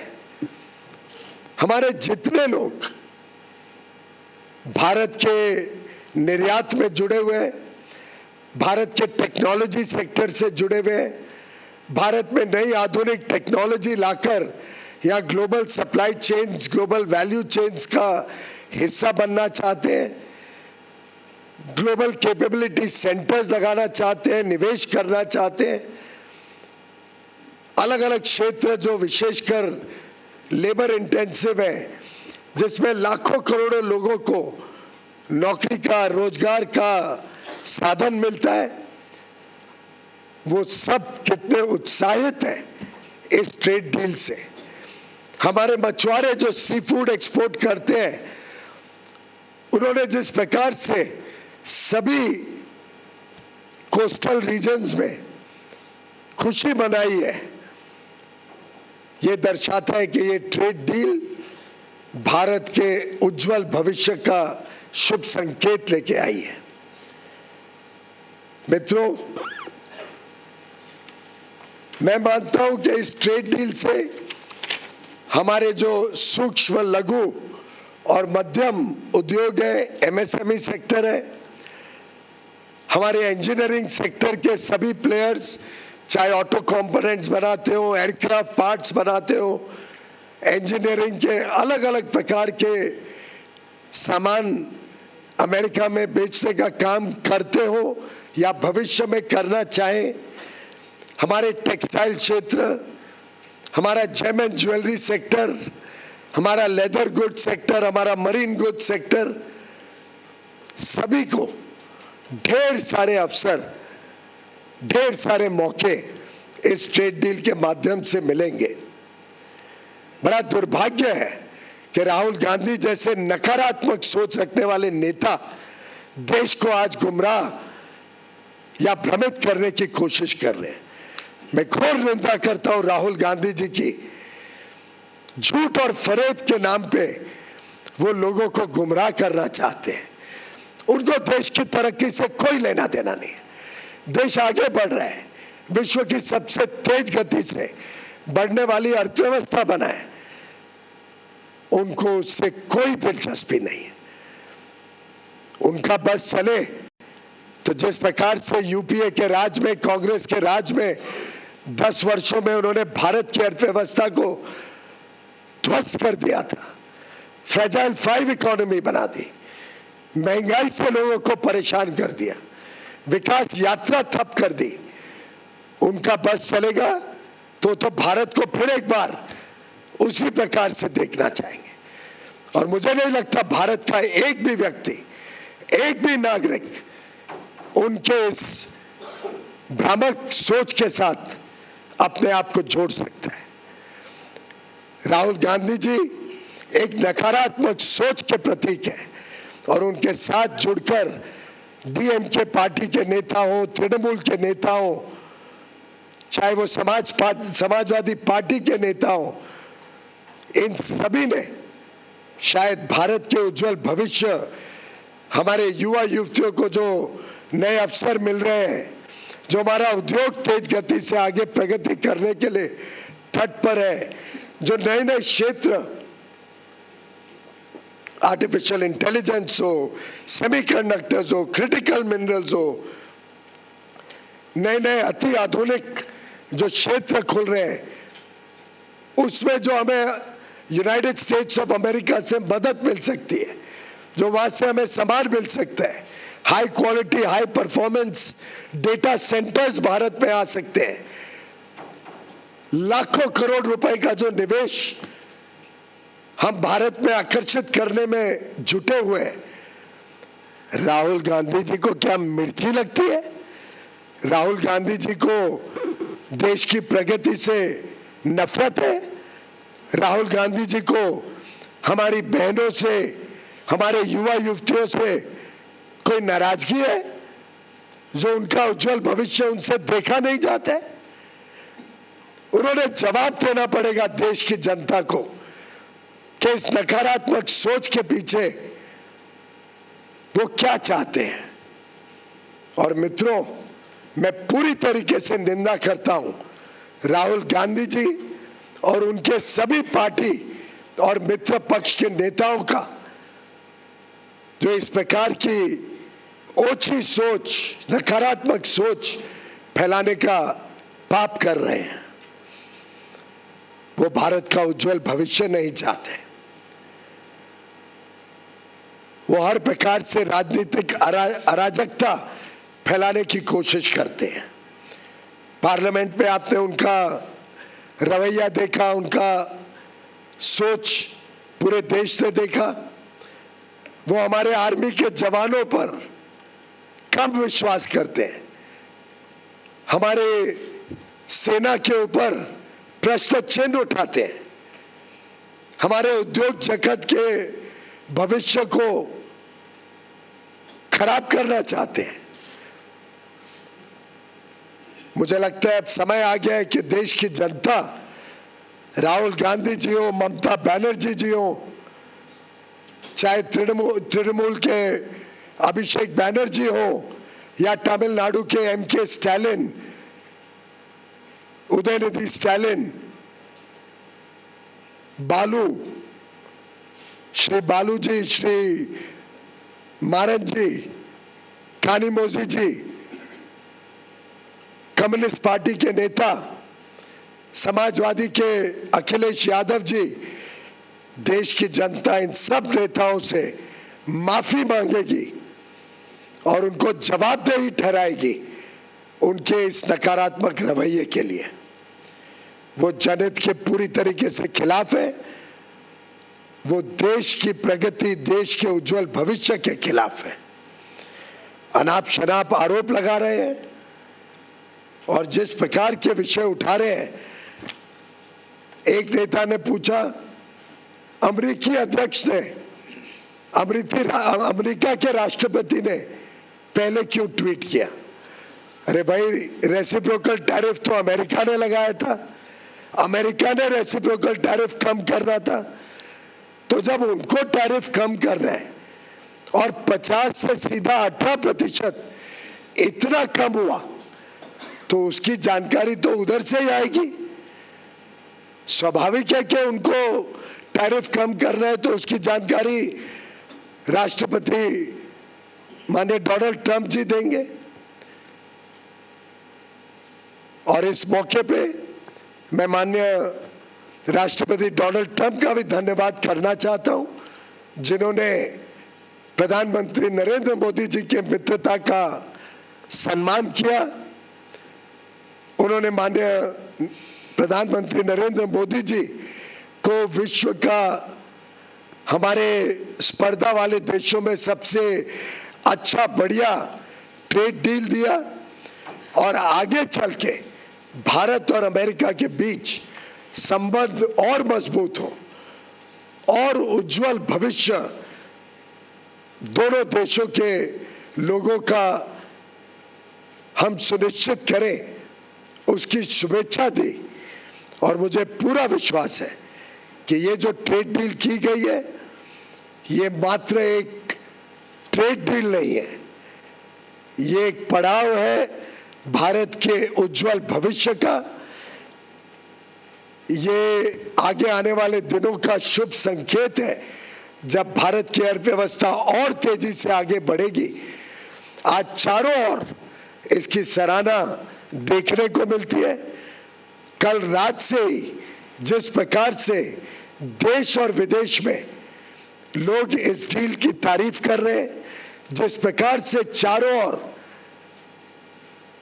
लोग सेलिब्रेट कर रहे हैं भारत और यूनाइटेड स्टेट्स ऑफ अमेरिका के बीच ये डील, मुझे पूरा विश्वास है कि ये जो जनता ने ठुकराए हुए नेता हैं, the failed group of disparate, disgruntled and rejected leaders of the Congress party and their friends in the DMK, Trinamool Congress, Communist parties, Samajwadi Party, the entire India Alliance leaders who have failed India very badly, who have failed Bharat in all respects, will be rejected by the people of India, who will teach them a lesson for their negativity and for their anti-India, anti-national thinking. Friends, we stand for the people of India, we stand for national interest, and today 140 crore Indians are celebrating a trade deal which is under final stages of detailing between the negotiating teams of both countries. We will be shortly issuing a joint statement by both countries along with the details which we will be shortly inking between the United States of America and India. And as soon as the final understanding of the deal is inked and the joint statement is finalized, technical processes are completed, full details will be shared. But I can assure the people of India, I can assure 140 crore brothers and sisters that this is a deal that will make every Indian proud, that will protect the interest of every Indian and provide huge opportunities for all the people of India and will protect the sensitive sectors, the interests of our agriculture and our dairy sectors in full respect, opening up huge opportunities for our labor-intensive sectors export sectors in textiles, plastics, apparel, home decor, leather and footwear, gems and jewelry, organic chemicals, rubber goods, machineries, so many products, aircraft components. This is truly a deal that every Indian can be proud of. India is a fast-growing economy. We are the fastest growing large economy in the country, in the world. India's demand is continuously increasing. Our demand for ICT products, our demand for data center equipment, our demand for high quality technology and innovation, our demand for raw materials is continuously rising. And in that situation, this deal also opens up opportunities for India to get the best in class, world-class technologies to further power the India growth story, the Indian economy. I commend this deal to every Indian, to 140 crore Bharatvasis. Thank you very much.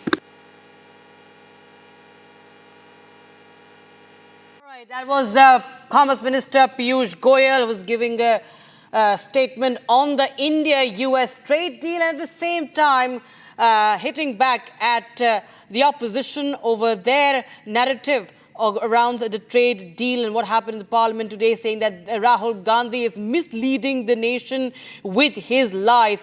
Meanwhile, he also said that the trade deal ushers in India into a new era of economic growth, and also saying that Congress is the one who forced China deal on India in 2012. He spoke about the China deal, hitting back with that charge, saying that Modi government has not compromised on agriculture. So remember, agriculture was one of the sticky points as far as this trade deal is concerned, and there have been murmurs that that what really has been the deal as far as agriculture is concerned.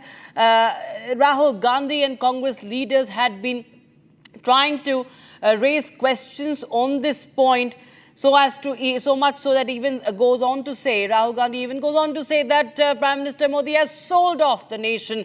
But today we had the Commerce Minister hitting back, saying that this US deal, their trade deal with US, protects the farmers, protects the dairy sector. There has been no compromise on agriculture.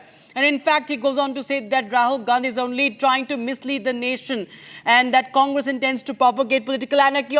We also have some breaking news coming in right now. There's going to be a joint statement to be issued very, very soon. India and United States will be issuing a joint statement on the trade deal shortly. So that's the update we are getting in right now. The world has its eyes on this trade deal, and India and US are going to issue this joint statement. Abhishek Kapoor, Senior Executive Editor, joins us on the broadcast for more. Abhishek, what do we expect from the statement? There's going to be a joint statement very shortly.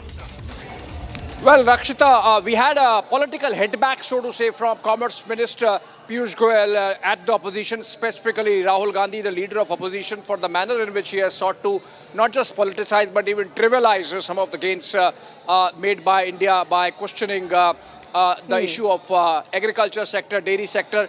To that extent, the statement by Commerce Minister has been clarificatory in nature, saying that no farmers' interests have been compromised. In fact, Piyush Goyal took it right into the Congress camp, saying that this is the same party which had signed RCEP, which was a deal with ASEAN nations, but essentially a proxy for China entry, and in a way it was an indirect trade deal with China. And the Modi government back in 2015-16 walked out of RCEP on those grounds. So Commerce Minister there making it clear Congress has no locus to really attack the government when it comes to guarding the interests of the poor, the small and marginal farmers, and that's been taken care of. But still, the fact is that while this is the first authoritative statement coming in officially on record by the government on camera, with Commerce Minister rushing in from Mumbai, coming back to New Delhi. He was in fact supposed to make a statement in the Parliament, but the Lok Sabha got adjourned for the day. So I think that's the reason why, given the pressures of the news cycle, remember, the statement had to be made, so it has been done now.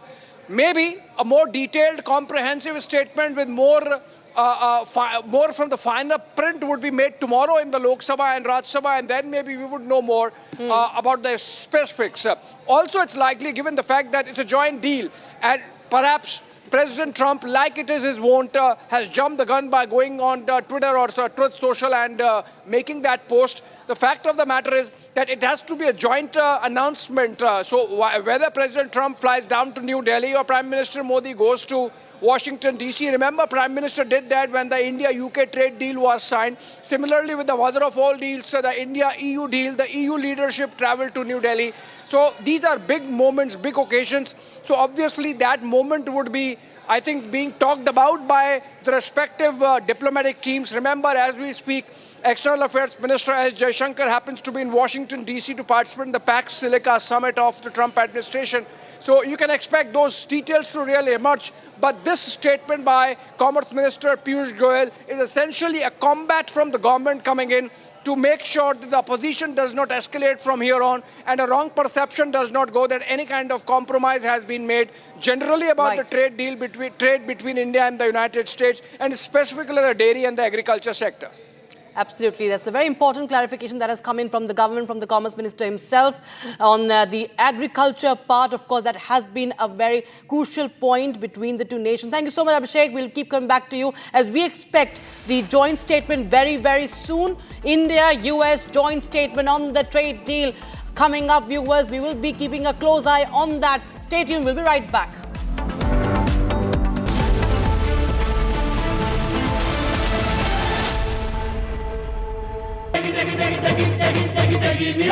MDH की देगी मिर्च, देगी मिर्च का तड़का, अंग अंग फड़का। MDH की देगी मिर्च।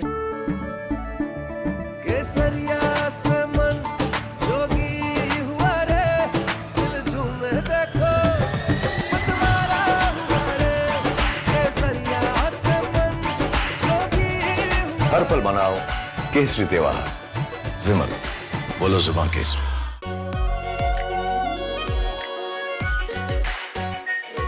Pure Shahi Paneer Masala. Delicious, healthy, every day. Hi. Good morning Hi, to you. Good evening from India. We have announcement of a trade deal. And yes. You've seen both sides. Trump says that India has promised not to buy Russian oil, but Indian Prime Minister's response makes no such commitment. But Trump says, I've reduced the tariffs to 18%. And then he says that besides everything else, Prime Minister Modi has also agreed to buy American, in addition to 300 billion in, 500 billion in some other purchases. Anyway, there's an existing agreement to buy 300 billion, so there's not much of a hard-coded commitment from the Indian side. So Trump is obviously using a lot of hyperbole, making some claims, but the good thing is there's an announcement of a deal. But there's more statements coming from Trump than from India, especially to Trump's statement that India has agreed to stop buying Russian oil. There's nothing official from the Indian side to that. How do you view these developments, Professor Sachs? Well, basically, the United States is unstable and irresponsible, but backing down from the most outlandish actions of this government a few months ago. They made no sense. They antagonized India. They disrupted trade. And I think somebody finally explained to Trump that none of this was serving any American interests at all. And so Trump has backed down to an important extent. Everything about Trump and trade is erratic, not sensible, not accomplishing any U.S. goals, but better 18% tariffs than 50% tariffs or 500% tariffs. But I wouldn't take at face value any single statement by the U.S. government. I think everything is just complete improvisation, a lot of baloney, a lot of malarkey. But probably somebody has prevailed inside the White House to say, why antagonize India? So What did Trump or what did America gain in the last Nothing. 4 months of putting Nothing. pressure on India? Nothing. Nothing. Whatever is agreed today could have been agreed before. Nothing is gained. There's no pressure. India has no, U.S. has no leverage on India. So none of this is anything other than Trump's delusion that the U.S. is the be-all and end-all of the universe. And so his writ is the command of for the whole world. But that's Trump's delusion, that the U.S. market is so big, so consequential, so important that he can get every other country to fall into line. But the U.S. market is not very important in this way. The main lesson...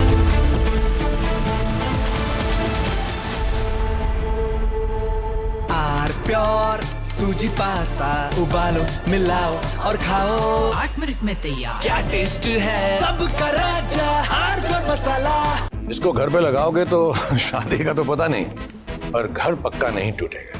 Rungta नहीं तो घर strong नहीं। Rungta steel TMT बार एकदम solid. पहाड़ों में एक hiking ship भी बन सकती है। दादी के हाथों का जादू और खुशबू से महकता घर, माँ की मुस्कुराहट और खाने की सुगंध। MDH गरम मसाला, क्योंकि हर रिश्ता है स्वाद से जुड़ा।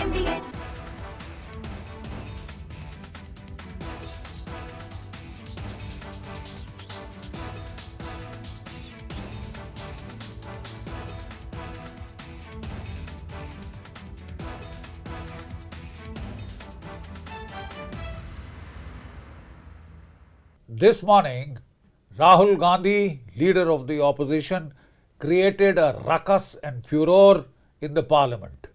In response to the president's address, he insisted upon raising what he said were some issues of vital import to our national security. So what was he saying? He was trying to cite an article from the Caravan magazine, which in turn was quoting excerpts from General Narwane, the former army chief's unpublished memoirs. It may be recalled that the government had stopped General Narwane from publishing the book. As such, the authenticity of the excerpts cited in the Caravan magazine itself are open to question. But then let's try and take a deeper look at what is this bravura all about.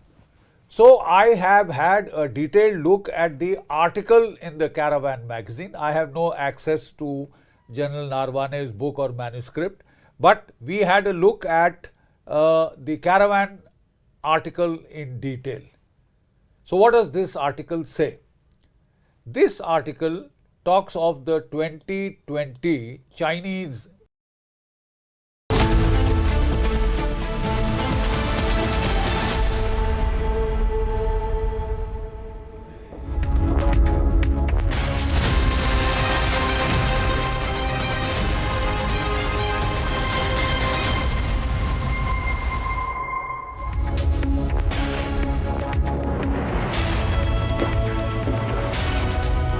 Very good evening, viewers. You're watching Republic TV and I am Rakshita Vishwa with you, and joining me in the studios is my colleague Ishani Mitra, and we are going to tell you about the different angles, the different important angles of this trade deal between India and the United States, as we are expecting a joint statement very, very soon. Ishita, it's been important to understand what really has gone behind this trade deal and why is it so important today when it actually materializes. Right, of course, Rakshita, this comes after months of stalled negotiations, and now the two economies have come together, announced a deal, a sharp cut in tariff from 50% to 18%. So it's important to know what exactly went behind the curtain, what did bring the change in President Trump, and of course we'll decode all of that for you. But first up, let's take a look at the headlines.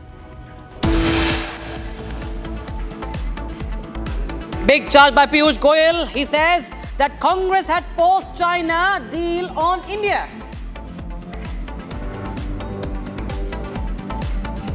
बड़ा trade deal regional comprehensive economic partnership RCEP, जिसमें कांग्रेस ने भारत को झोंक दिया था 2011-12 में, एक प्रकार से चाइना के साथ एफटीए करने का पाप राहुल गांधी ने किया था, उससे भी माननीय प्रधानमंत्री जी ने देश को बचाया।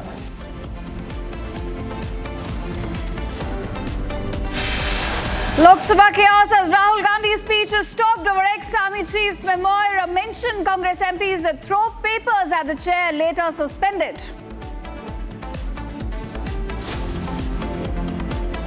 ट्रेड डील में आपकी मेहनत को, आपके खून पसीने को नरेंद्र मोदी जी ने बेच दिया है।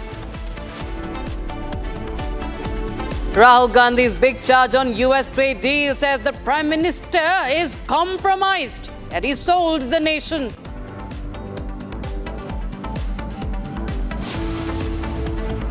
Republic has the inside scoop from the NDA parliamentary meet. Prime Minister Modi says India-US trade deal a sign of a new world order. And a first statement from Kremlin on trade deal. Kremlin says no signal from India on not buying Russian oil.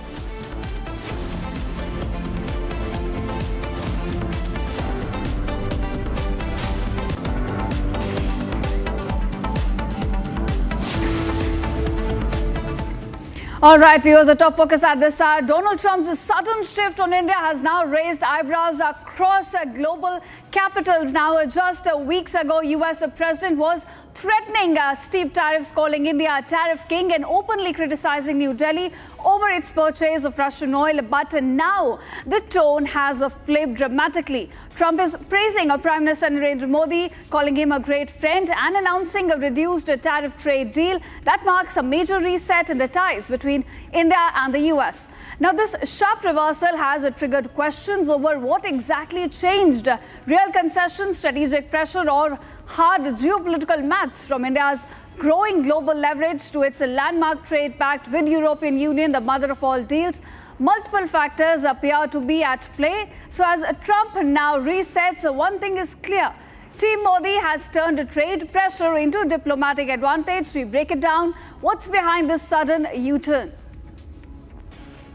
India charges us massive tariffs, massive. You can't even sell anything into India. It's almost restrictive. It is restrictive. You know, we do very little business inside. They've agreed, by the way, they want to cut their tariffs way down now because somebody's finally exposing them for what they've done. And as you know, Prime Minister Modi's a friend of mine, but they don't do very much business in terms of business with us. They sell a lot to us, but we don't buy from them. One of the highest tariffs in the world. We get along with India very well, but India has, you have to understand, for many years it was a one-sided relationship. Only now since I came along, and because of the power that we have with tariffs, India was charging us tremendous tariffs, about the highest in the world. They were about the highest in the world, number one. And we therefore weren't doing much business with India, but they were doing business with us because we weren't charging them. Foolishly, we weren't charging them. So they would send in massive, everything they made, they'd send it in, pour it into our country. Modi's a very good man. Yes. He's a good guy. He knew I was not happy, and it was important to make me happy. They do trade. And we can raise tariffs on them very quickly. So after all this, Ichta, we now come down to this tweet. After these tantrums by Donald Trump, we come to what happened last night. Donald Trump's latest tweet, ladies and gentlemen, is all about that. It has set ripples across diplomatic and trade circles. There are threats, the tariffs and tough talk against India. Now it's a strikingly very dramatic, softer tone that praised Prime Minister Modi as a great friend, announcing a reduced tariff trade deal. In fact, the post was dripping with warmth. And Trump claims that India has agreed to stop buying Russian oil, boost purchases from the United States, and lower trade barriers to zero. All right, so it seems that Trump tried it all from high pressure to all the tactic sanctions, but India did not give in to that pressure. India stood its ground, played its card really well, and specifically, Rakshita, what we saw was strategic silence, strategic calm from India's side, which in fact played in its favor at the end of the day. New Delhi never, of course, indulged in any sort of sagging match with Washington, D.C. and remained steadfast on its own terms. Let's take a listen in, viewers, on those. We'll tell you just those statements. We'll just play. We'll just put that out for you. You know, it starts from 8th of March last year that you can't even sell anything in India. This is unfair. Very strong words used. And it just got worse day by day. From March, if you go to July 31st, they sell a lot to us, we buy a little from them. Then September, not looking at lowering tariffs on India. They said that we are not going to compromise at all. Then January, it says Modi is a good friend, good guy, we can raise tariffs. So this happens all this while, and not to forget what he said about India, that it's a dead economy. Russia and India can take their dead economies wherever they want to. And now they talk about, Prime Minister Modi and such a great friend he is.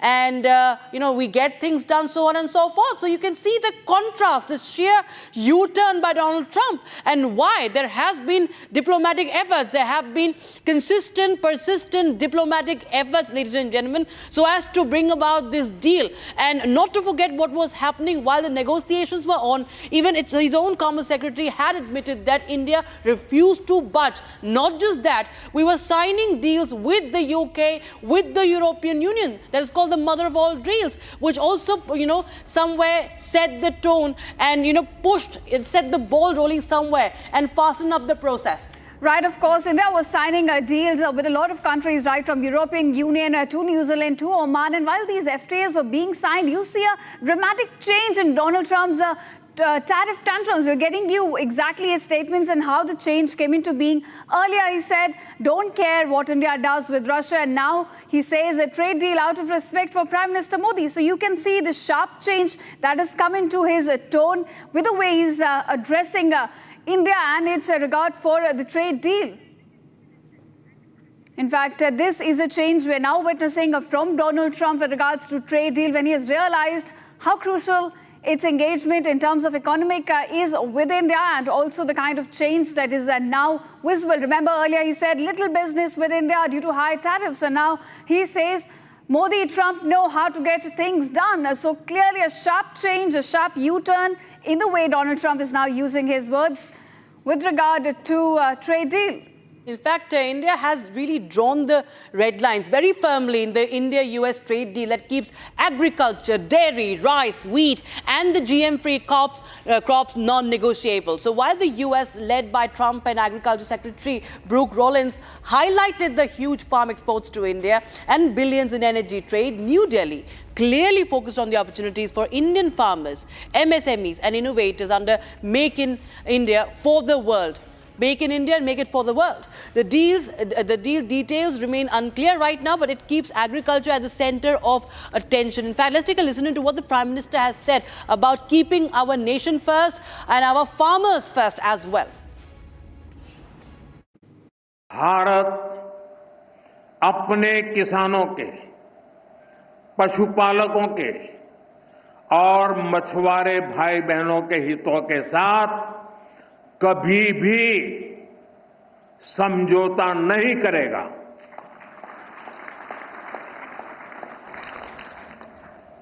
और मैं जानता हूं व्यक्तिगत रूप से मुझे बहुत बड़ी कीमत चुकानी पड़ेगी, लेकिन मैं इसके लिए तैयार हूं।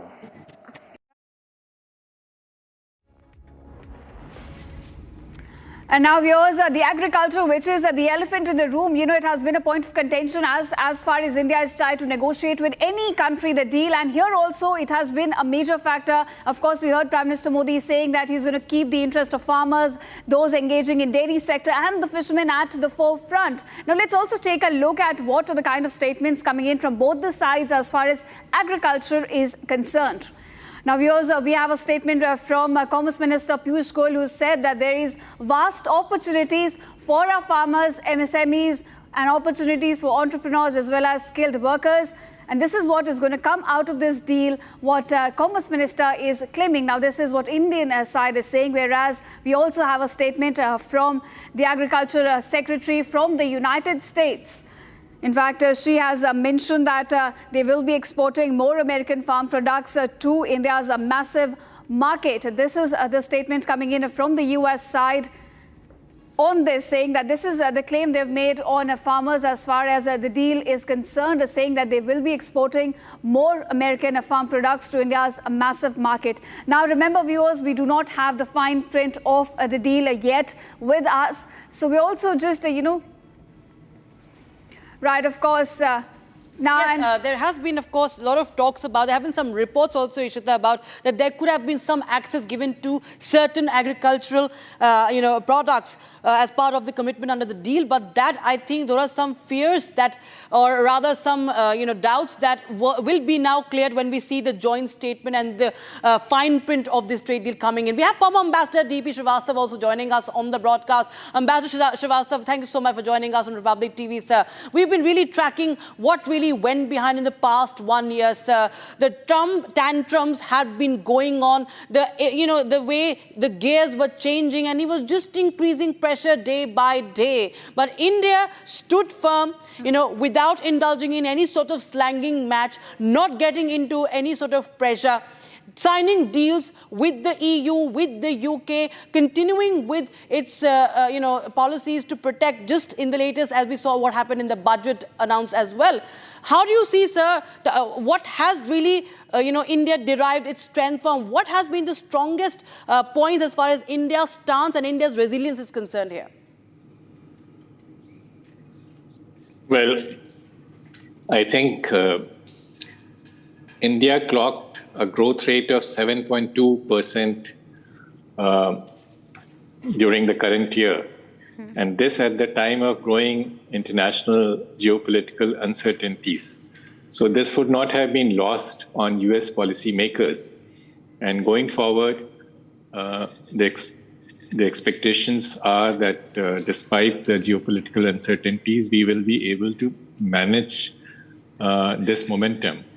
Second, the US policymakers must have also noticed that despite the sharp hike in the tariff, Indian economy did not slow down because the government announced a number of measures, including lowering the GST rate, which gave momentum to the economy.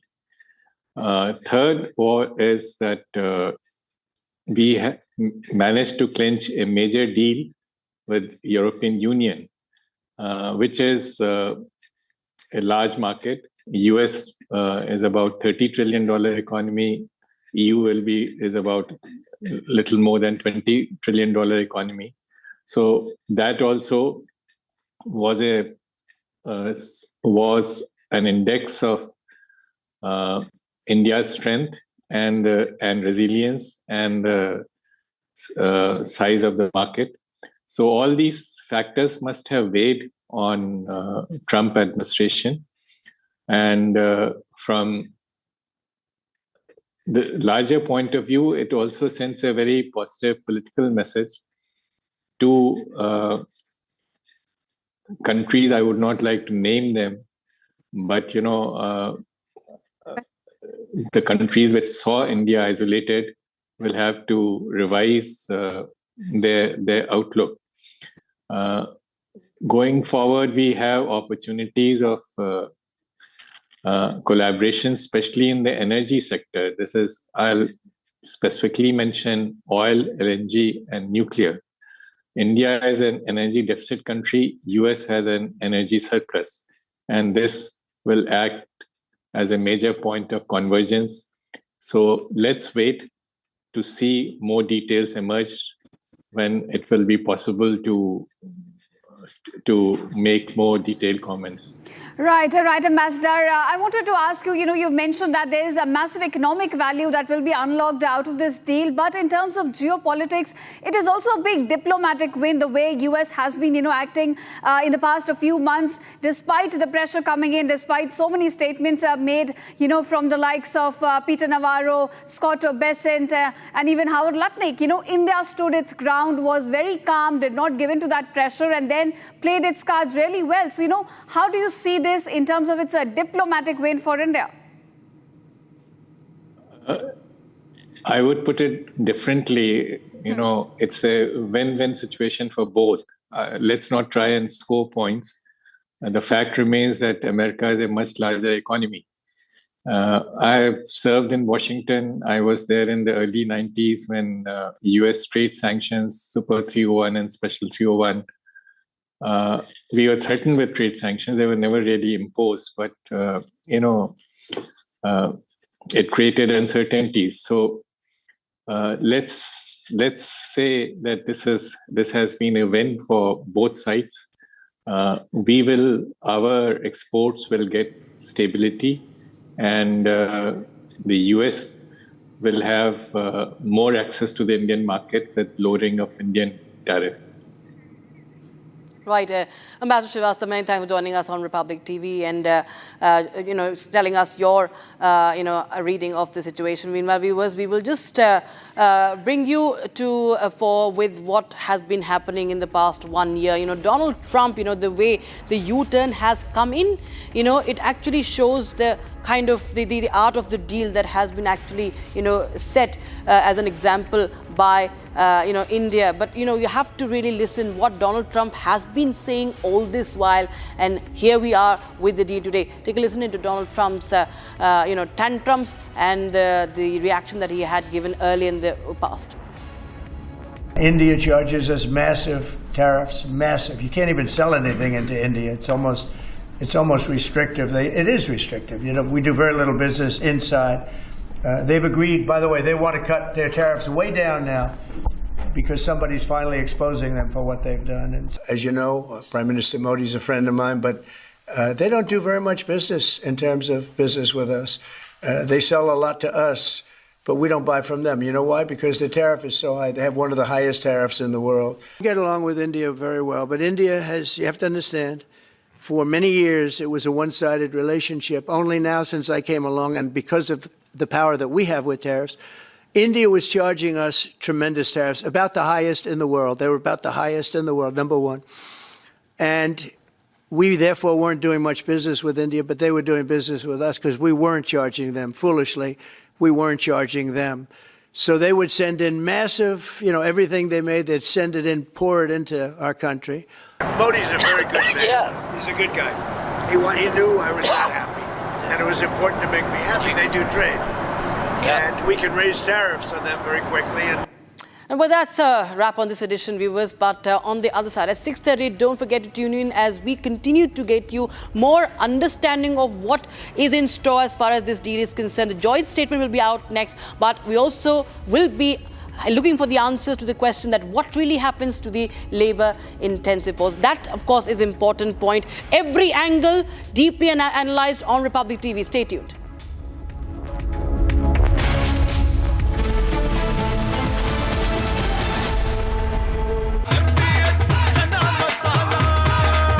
अब छोलिया हो या लोबिया, सफेद चने या काले चने, सब कुछ मजेदार बने। केसरिया से मन जोगी हुआ रे, दिल झूमे देखो मतवारा हुआ रे। केसरिया से मन जोगी हुआ। हर पल मनाओ केसरी त्योहार। विमल, बोलो जुबान केसरी। थोड़े में ज्यादा स्वाद, यही तो है इसकी खास बात। वाओ मामा, क्या स्वाद है? अरे मेरे राजा। Hi, good morning Hi, how to are you. you? Good evening from India. We have announcement of a trade deal, and Yes. you've seen both sides.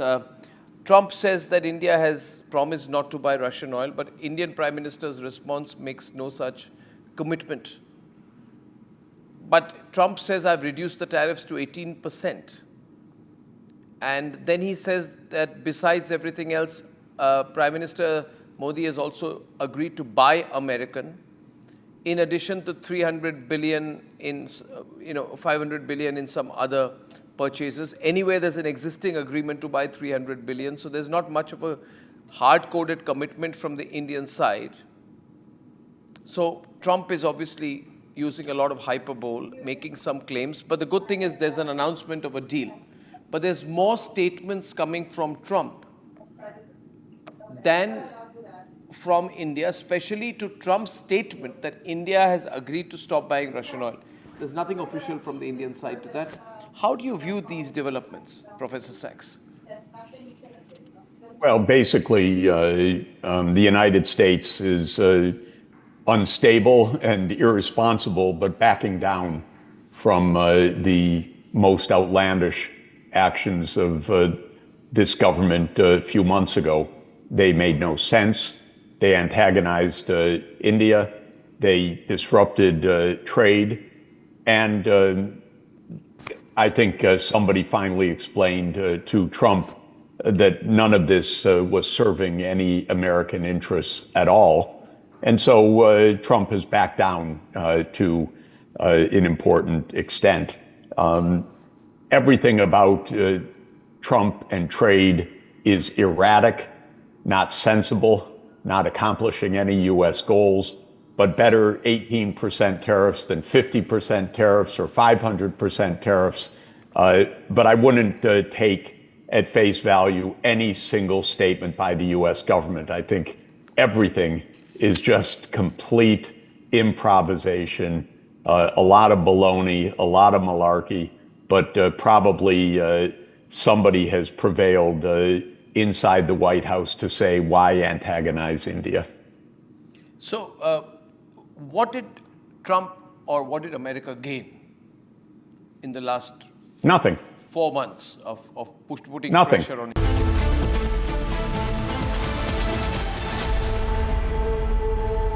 MDH की हल्दी मिर्ची धनिया करे कमाल ये रंग दे ये खुशबू दे ये तीखा ये कम पड़े क्या निराला MDH masala 13,000 placements last year.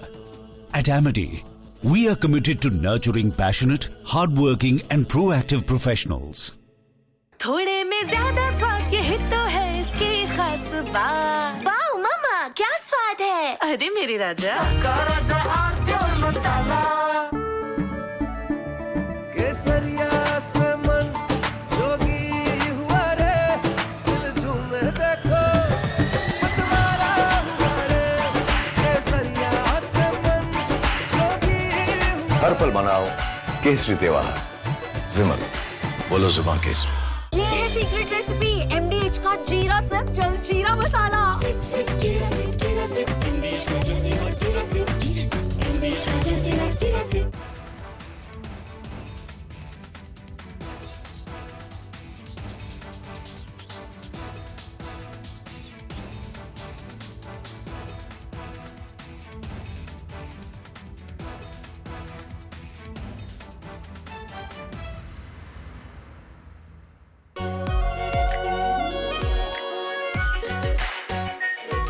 Pure Shahi Paneer Masala.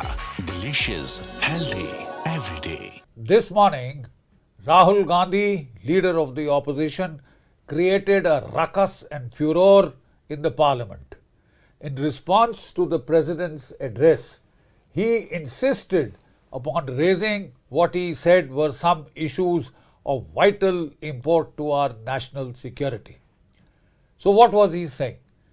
He was trying to cite an article from the Caravan magazine, which in turn was quoting excerpts from General Narwane, the former army chief's unpublished memoirs.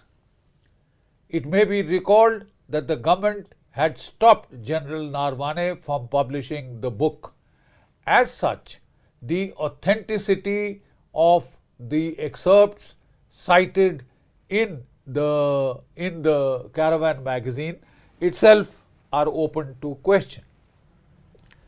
But then let's try and take a deeper look at what is this bravura all about. So I have had a detailed look at the article in the Caravan magazine. I have no access to General Narwane's book or manuscript, but we had a look at the Caravan article in detail. So what does this article say?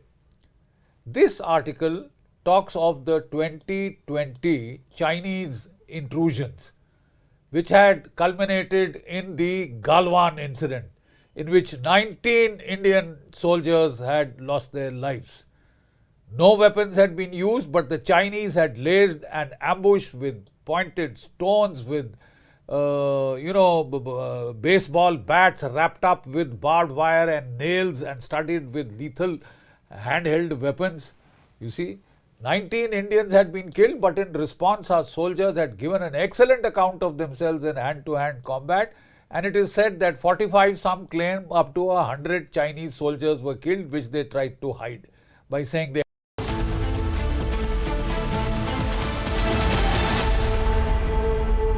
Pure सूजी pasta उबालो मिलाओ और खाओ 8 minute में तैयार क्या taste है सबका राजा हार्डकोर मसाला इसको घर पे लगाओगे तो शादी का तो पता नहीं पर घर पक्का नहीं टूटेगा रूंगटा नहीं तो घर स्ट्रांग नहीं रूंगटा स्टील TMT बार एकदम सॉलिड पहाड़ों में एक हाइकिंग शिप भी बन सकती है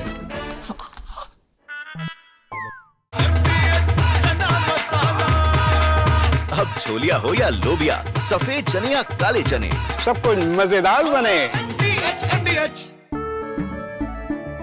केसरिया से मन जोगी हुआ रे दिल झूमे देखो मतवारा हुआ रे केसरिया से मन जोगी हर पल मनाओ केसरी त्योहार विमल बोलो जुबान केसरी थोड़े में ज्यादा स्वाद यही तो है इसकी खास बात वाओ मामा क्या स्वाद है अरे मेरी राजा Hi, good morning Hi, how to are you. you? Good evening from India. We have announcement of a trade deal, and Yes. you've seen both sides. Trump says that India has promised not to buy Russian oil, but Indian Prime Minister's response makes no such commitment. But Trump says I've reduced the tariffs to 18%. And then he says that besides everything else, Prime Minister Modi has also agreed to buy American, in addition to 300 billion in, 500 billion in some other purchases. Anyway, there's an existing agreement to buy 300 billion, so there's not much of a hard-coded commitment from the Indian side. So Trump is obviously using a lot of hyperbole, making some claims, but the good thing is there's an announcement of a deal. But there's more statements coming from Trump than from India, especially to Trump's statement that India has agreed to stop buying Russian oil. There's nothing official from the Indian side to that. How do you view these developments, Professor Sachs? Well, basically, the United States is unstable and irresponsible, but backing down from the most outlandish actions of this government a few months ago. They made no sense. They antagonized India. They disrupted trade. And I think somebody finally explained to Trump that none of this was serving any American interests at all. And so Trump has backed down to an important extent. Everything about Trump and trade is erratic, not sensible, not accomplishing any U.S. goals, but better 18% tariffs than 50% tariffs or 500% tariffs. But I wouldn't take at face value any single statement by the U.S. government. I think everything is just complete improvisation, a lot of baloney, a lot of malarkey, but probably somebody has prevailed inside the White House to say why antagonize India.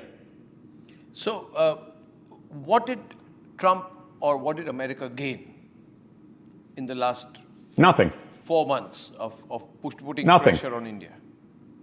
Nothing. Nothing. Whatever is agreed today could have been agreed before, nothing is gained. There's no pressure. India has no, U.S. has no leverage on India. So none of this is anything other than Trump's delusion that the U.S. is the be-all and end-all of the universe. And so his writ is the command of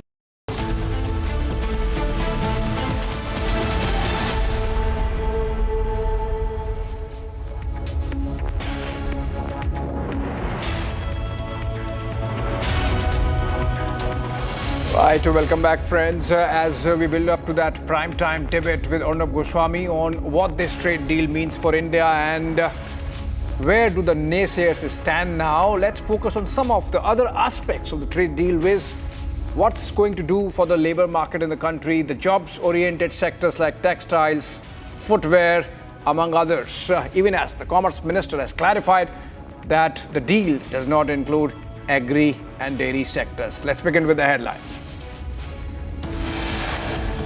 इतना बड़ा trade deal, regional comprehensive economic partnership RCEP, जिसमें कांग्रेस ने भारत को झोंक दिया था 2011-12 में, एक प्रकार से चाइना के साथ एफटीए करने का पाप राहुल गांधी ने किया था, उससे भी माननीय प्रधानमंत्री जी ने देश को बचाया. Big charge by Piyush Goyal. He says that Congress had forced China deal on India.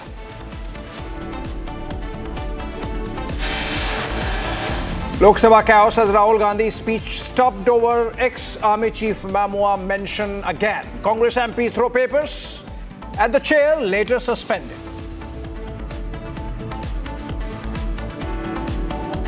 Deal में आपकी मेहनत को, आपके खून पसीने को नरेंद्र मोदी जी ने बेच दिया है. Rahul Gandhi's big charge on the US trade deal says Prime Minister has compromised the nation. Republic has inside scoop from the India Parliamentary Party meeting earlier in the day. Prime Minister Modi says India-US trade sign of a new world order.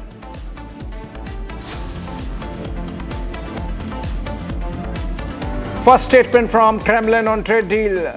Russia says no signals from India on buying or not buying Russian oil.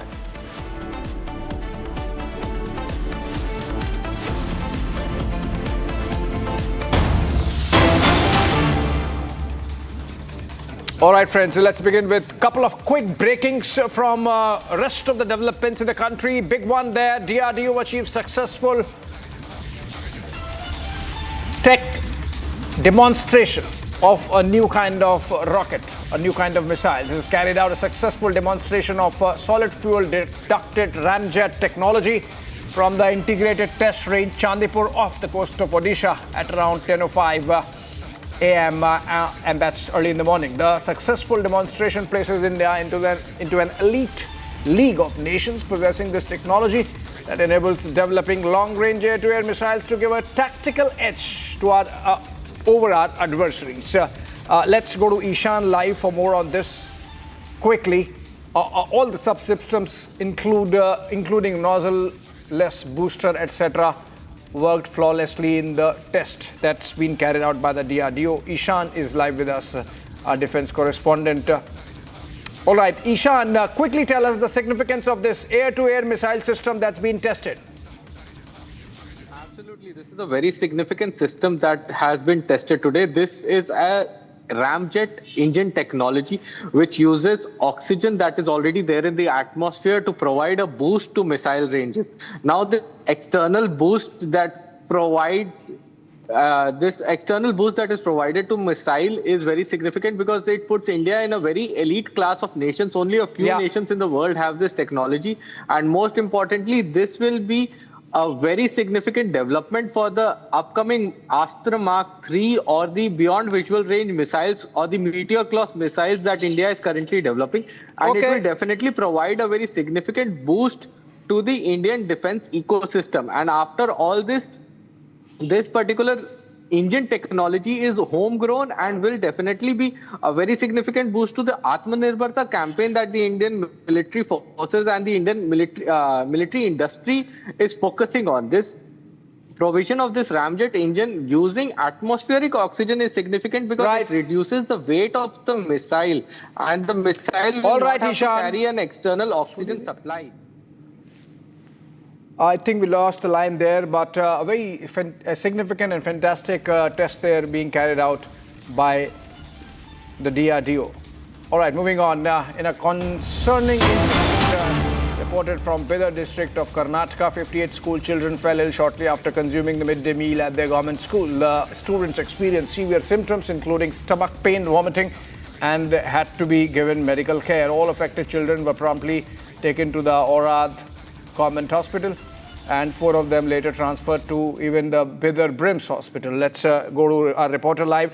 Abhishek, joining us live from Bengaluru. Abhishek, quickly, what's the latest on this? Are the students really out of danger and taken care of in this tragedy? And what's the administration's response? Four of the students who are admitted to the private hospital are still battling. They are severely ill is what the sources claim as of now. 54 students out of the 58 are doing better. They are recovering from the food poisoning is what the primary information say as of now. But with respect to the consumption of the midday meals and the aftermath of students getting ill with diarrhea and vomiting along with stomach pain, the reason is uncertain, yet we are awaiting the response from the district administration as well, because it is the government which supplies the midday meal to all the government schools in the state of Karnataka, along with some of the agencies or the NGOs. So the part of which will have to be answered by the district administration. We are awaiting the response of the Deputy Commissioner as well as the Block Education Officer along with the DDPI of the concerned Aurad Taluk. And as of now, the parents who were on the high alarm have now been coming into a bit of mindfulness, because some of the students who were severely ill are recovering as of now. They'll take probably a day or 2 days of time to completely recover is what the hospital administration has mentioned as of now. And we are awaiting a report from the education department as well. Abhishek. All right. Thank you so much, Abhishek, there from Bengaluru, giving us details on what the administration is doing after this tragedy. Really unfair that kids have to go through this.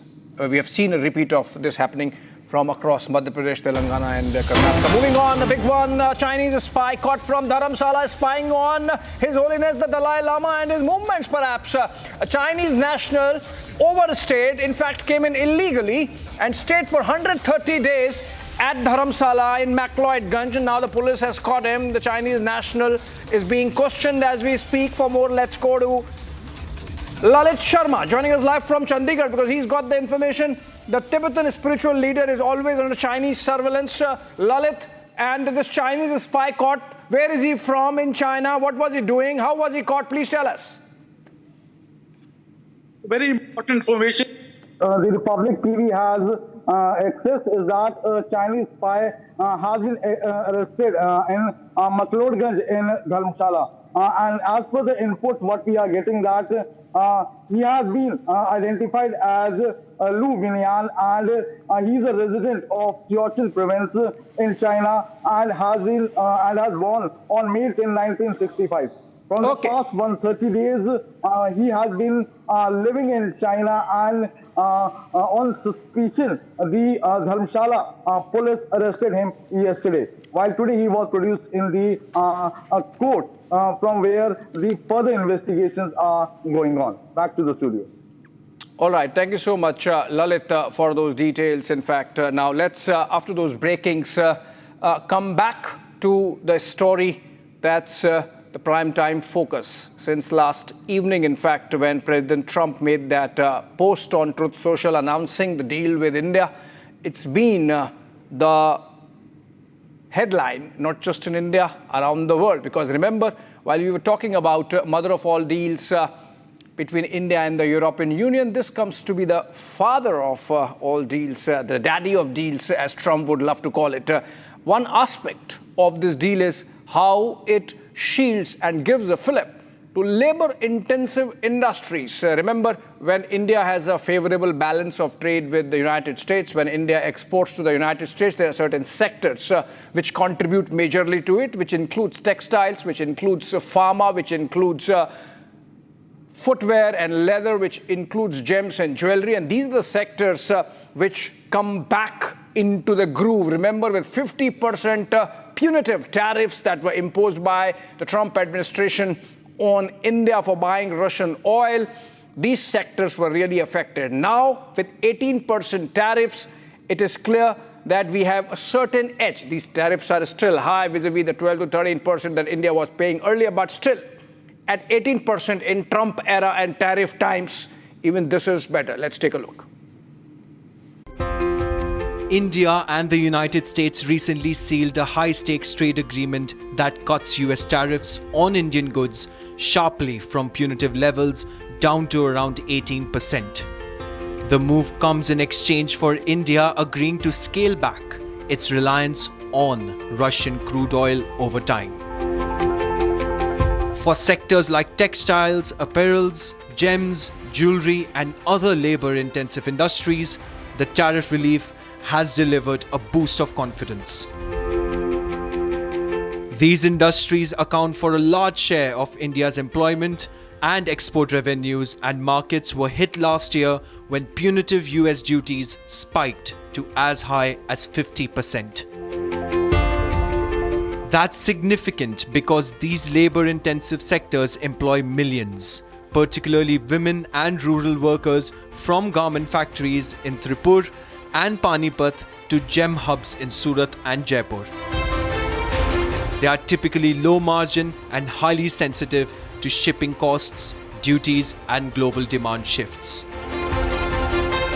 With tariffs eased, export volumes are expected to recover, supporting production lines and reinstating lost jobs. Industry bodies and rating agencies say this could be a turnabout after last year's slump, where tariff shocks dented order books and employment. Yet, the road ahead isn't entirely smooth. Moody's cautions that slashing all Russian oil imports overnight would strain energy costs, potentially triggering inflation that could ripple through manufacturing inputs like transport and electricity. That, in return, could offset some benefits for labor-intensive sectors unless the transition is gradual.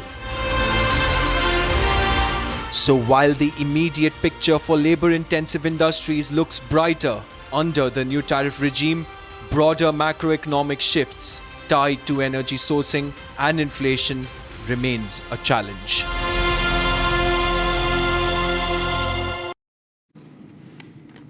All right, with the US trade deal comes some relief when it comes to the employment and labor sector.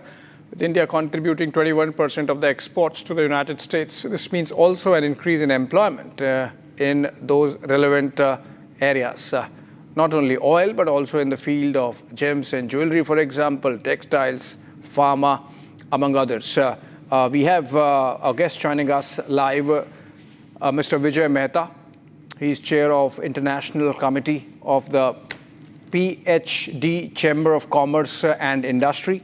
And very good evening to you, Mr. Mehta. And let me begin by asking, as a representative of an industry chamber, what's your feedback from the ground in terms of these labor-intensive sectors? Textiles, you look at footwear, pharma. You're not getting the audio? Are you getting the audio, Mr. Mehta?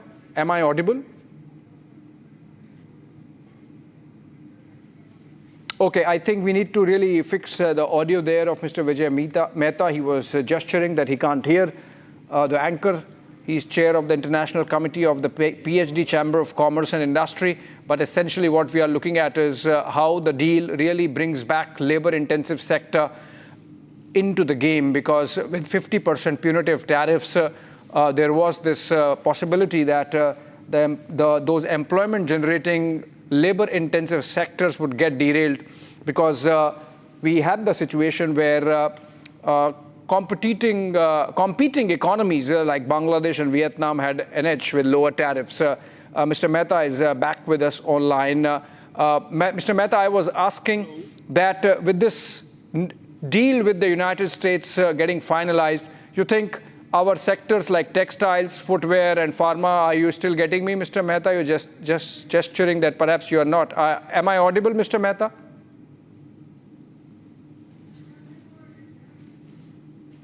Mr. Mehta, am I audible? No, there is no audio. Okay, so we move on now, actually. Okay, we come back to this in a bit, but we are getting a breaking news development from Manipur. And, oh, that's a big one. Let's go to it. Let's get a reporter live. Let's get Aishwarya live. Let's get Anirudh live. Let's get Johnston live. From Imphal, Yumnam Khemchand Singh has been chosen as the leader of the legislature party of the BJP in Manipur. Pictures coming in. N. Biren Singh, the former chief minister, handing it over to Y. Khemchand Singh. It was expected that he would be the next chief minister. Remember, Manipur is under president's rule. We can see BJP leaders of the central unit of the party, Tarun Chugh, Sambit Patra, who's in charge of the state. They are both in charge of the region. Y. Khemchand Singh, if we can get Anirudh on phone, or we can get Johnston on phone, or we can get Linthoy on phone. That's a very significant development, which means the president's rule seems to be coming to an end in Manipur, and it's going to get a democratic government. 60-member state assembly. BJP has 37, of which 7 are cookie legislators, and that's really led to the crisis there. Also because N. Biren Singh had a lot of resistance amongst BJP legislators themselves, and that's why the president's rule was imposed in the backdrop of the mighty cookie strife, which has led to loss of over 200 lives over the last 2 years. But now the BJP making a move by electing Y. Khemchand Singh, perhaps change of leadership brings in change of sentiment on the ground, and that's why an attempt being made to bring back a democratic government. We have Linthoy, in fact, joining us from Imphal. Linthoy, please tell us what this change means. Are we going to see a democratic government back in Imphal after the BJP has decided to make Y. Khemchand Singh the leader of the legislature party? Is he going to make a claim, stake a claim to form the government before the governor? Yeah, I guess Khemchand will handle the situation very, very calmly. And I think, since the legislators of BJP has already approved Khemchand, and as they have already supported Khemchand to become the leader of the BJP legislature, so I think, they will bring a very calm government and, democratic government. Okay, and by when, Linthoy, are you expecting that this move is to take place? Is the BJP going to make the claim tomorrow, day after, when? As per sources, they will claim it by tomorrow. So that is the latest report that I have received as of now. Okay, and does that mean that the BJP now has numbers and it is confident that it can form a government? Because earlier it was thought that maybe the BJP is just 1 short, 2 short of the halfway mark of 30 in the Manipur assembly? To be very, according to sources, there are no reports of like that. But still, people of Manipur actually choose the right person, I think, and the legislator of the BJP also supported him because of his works and all, I think. So you're saying that Y. Khemchand Singh has the support of majority of BJP MLAs, and that he's going to stake claim to form the government possibly tomorrow, and that soon we are going to have a democratic government now back in power in Imphal after a spell of governor's rule. As per the reports that I have received till now, he will take oath. He is likely to take oath tomorrow, and if there is no government formation by tomorrow, then president rule will be extended in Manipur. So I think, likely he will take oath by tomorrow. That's a big one. You are in fact saying that it could be as soon as tomorrow, not just the staking of claim, but possibly oath-taking ceremony as well. That's a big one. Coming in from Imphal, Linthoy there joining us live and giving us details of the political moves taking place in the state capital of Manipur over government formation. With that, we move on, but slip into a short break. And coming up on the other side, Commerce Minister shares no specifics of the deal, but targets Congress for letting China get a trade deal by proxy through RCEP. Also, this is exclusive on the other side of a short break.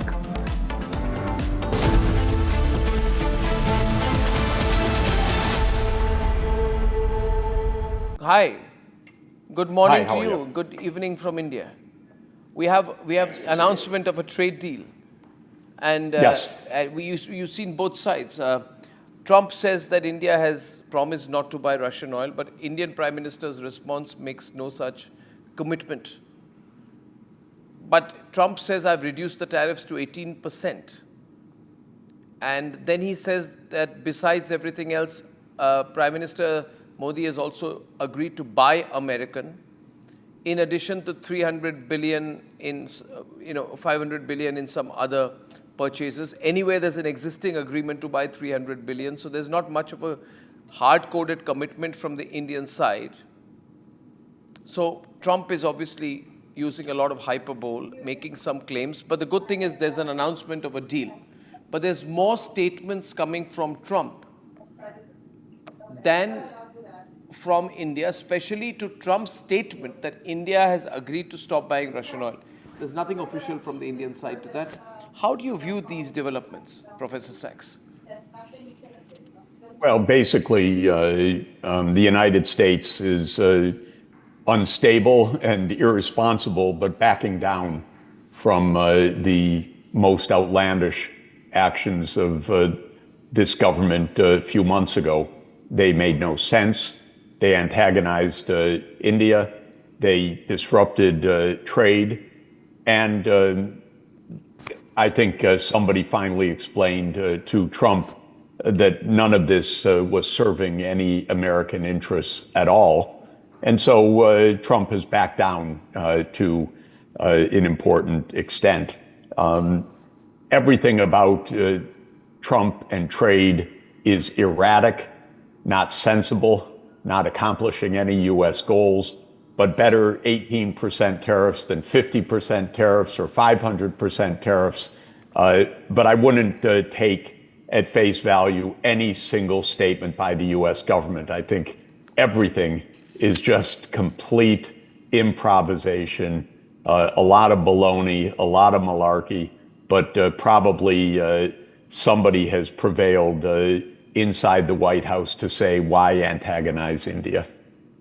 So, what did Trump or what did America gain in the last Nothing. 4 months of putting Nothing. pressure on India? Nothing. Nothing. Whatever is agreed today could have been agreed before. Nothing is gained. There's no pressure. India has no, U.S. has no leverage on India. So none of this is anything other than Trump's delusion that the U.S. is the be-all and end-all of the universe. And so his writ is the command of for the whole world. But that's Trump's delusion, that the U.S. market is so big, so consequential, so important that he can get every other country to fall into line. But the U.S. market is not very important in this way. The main lesson of the last year is that despite all of the U.S. bluster, the world did just fine last year. It traded more with each other. India and China are in the process of restoring what will be the most important trade relations between the two giants. And in general, everybody is diversifying away from the United States. Even Canada, the country right on our border, has just signed a strategic partnership with China. Britain, which is essentially a vassal state of the United States, was in Beijing. This morning, Rahul Gandhi, leader of the opposition, created a ruckus and furor in the parliament. In response to the president's address, he insisted upon raising what he said were some issues.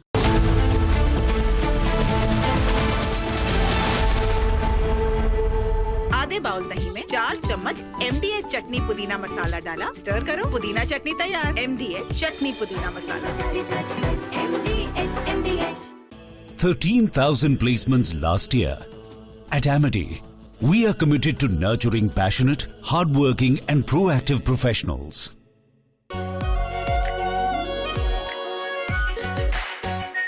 Our pure Shahi Paneer Masala. Delicious, healthy, every day. केसरिया से मन जोगी हुआ रे, दिल झूमे देखो मतवारा हुआ रे। केसरिया से मन जोगी हुआ। हर पल मनाओ केसरी त्योहार। विमल, बोलो जुबान केसरी। MDH की देगी मिर्च, देगी मिर्च का तड़का, अंग अंग फड़का। MDH की देगी मिर्च।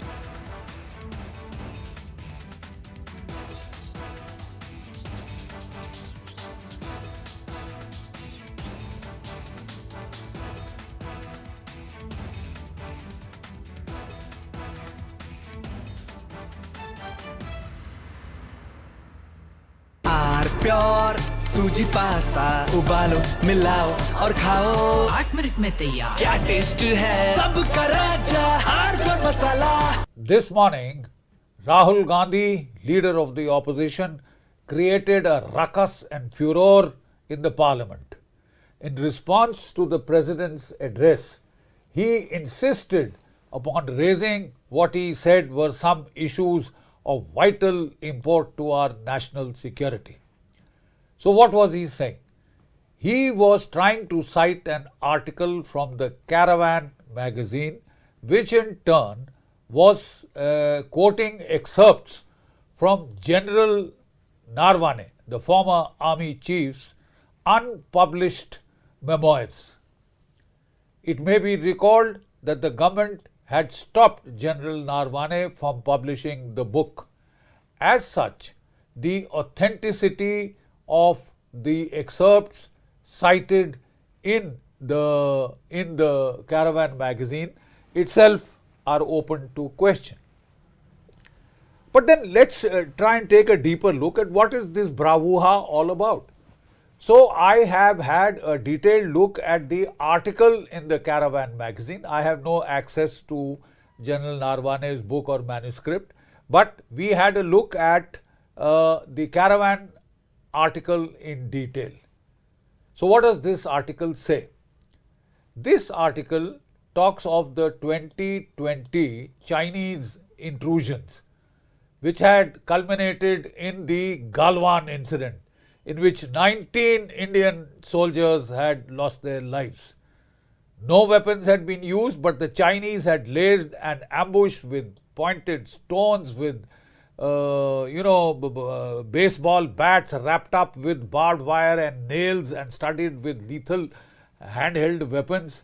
You see, 19 Indians had been killed, but in response our soldiers had given an excellent account of themselves in hand-to-hand combat, and it is said that 45, some claim up to 100 Chinese soldiers were killed, which they tried to hide by saying they had lost just 5 soldiers.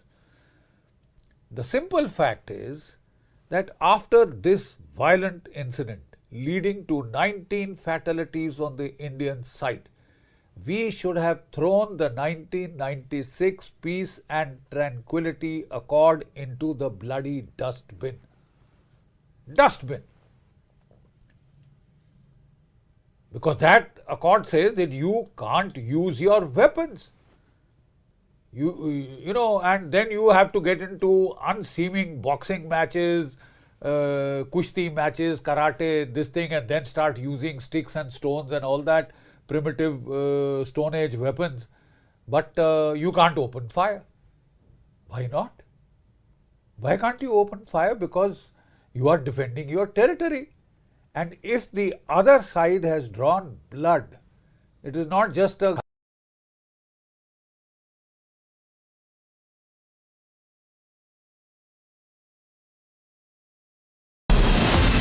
From Asia's largest news headquarters, setting the agenda for Bharat.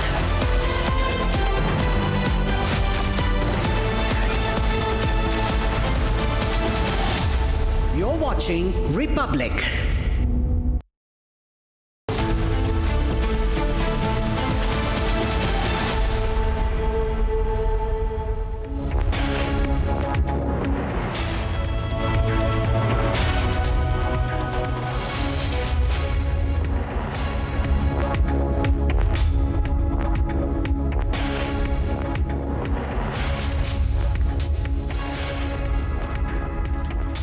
Thank you for joining us on This Is Exclusive, 7 p.m., ladies and gentlemen. And they're calling it the daddy of all deals. We had the mother of all deals on the 27th of January, about 5 days before, when India signed the EU trade agreement. And then that was called the mother of all deals. Now we have the daddy of deals. We have more details coming up. The fine print of what is actually in that trade agreement. There's been a huge debate on whether we have conceded to America on critical sectors like agriculture, dairy, etc. We have some details we believe could be closest to the final announcement, the blueprint. Here are the headlines on the show tonight. माननीय प्रधानमंत्री नरेंद्र मोदी जी ने इतनी बढ़िया deal Bharat के लिए तय की है। उन्होंने अपने मित्रता के आधार पर भारत के हितों को प्राथमिकता देते हुए भारत को ये बढ़िया डील माननीय प्रधानमंत्री जी के नेतृत्व में मिली है। Commerce Minister Piyush Goyal speaks about the trade deal. One of the key negotiators who kept traveling to America, talking to the Americans, Piyush Goyal, while talking about the efforts, also slams the Congress party. ना बड़ा trade deal, regional comprehensive economic partnership RCEP, जिसमें कांग्रेस ने भारत को झोंक दिया था 2011-12 में, एक प्रकार से चाइना के साथ एफटीए करने का पाप राहुल गांधी ने किया था।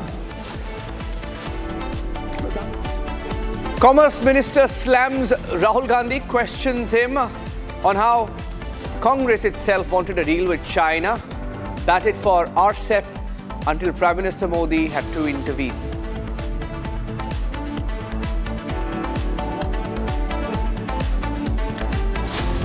He accuses the Congress of wanting a pro-China deal. It's ironic that the Congress party that once criticized the government on the lack of a deal, which today is slamming the deal.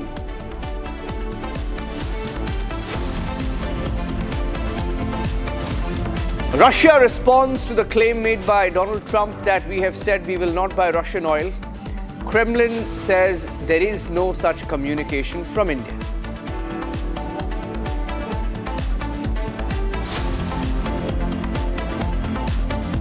Trade deal में आपकी मेहनत को, आपके खून पसीने को नरेंद्र मोदी जी ने बेच दिया है।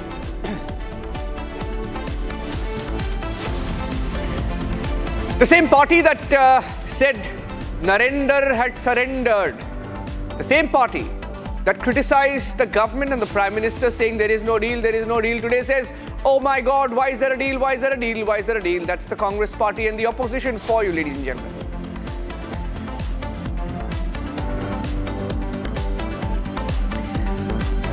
DGCA goes on record to shield Air India and question the pilot instead on the fuel switch cut-off.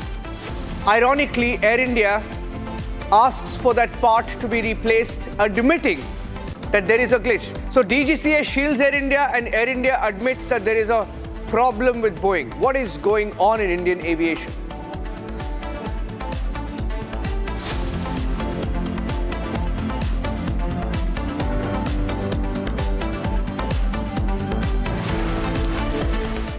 And talking about the art of the deal, they called the EU deal the mother of all deals, and there are some people who are calling it the daddy of deals with America. Let's accept it. Let's accept it. Indian markets have been for long reacting to the lack of a deal. Let's look at how Donald Trump has reacted over the last 10 months, ladies and gentlemen. The tantrums of a man called Donald Trump. Let's look at it. Before I go across to our two esteemed panelists joining us on the show, and this is exclusive. Let's take a look at what Donald Trump has been saying all along. Starting March last year, 10 months, a few days after coming into power, Donald Trump said, if you can't sell anything in India, this is unfair, and that is how he set it up, saying that India had a few practices and made a case for why America needed to impose tariffs. And then he said, they sell a lot to us, we need to buy little, we buy very little from India. And he said he's not looking at lowering tariffs on India as it went on and on. Even a few weeks back, he said, Modi is a good friend, good guy, but we can still raise the tariffs on India. He kept warning India on Russian oil, reciprocal tariffs. There were a lot of statements made by American ministers, Lutnick, Besant, and eventually, when the news broke last night, it all came down to this. We actually got the best deal. India got one of the best deals in terms of trade, tariffs, vis-a-vis America. Let's look at the reason why we have the lowest tariffs in the region. Let's look at that. India is at 18%, Vietnam at 20%, which is 2% higher than India, Bangladesh 20%, which is 2% more than India, Pakistan at 19%, 1% higher than India. Ironic, because Raghuram Rajan had said that even Pakistan had cracked a better deal than India. And then you have Thailand, which still has to deal with a slightly higher tariff than India. Now, this is where there is a problem because we don't have specifics of the deal.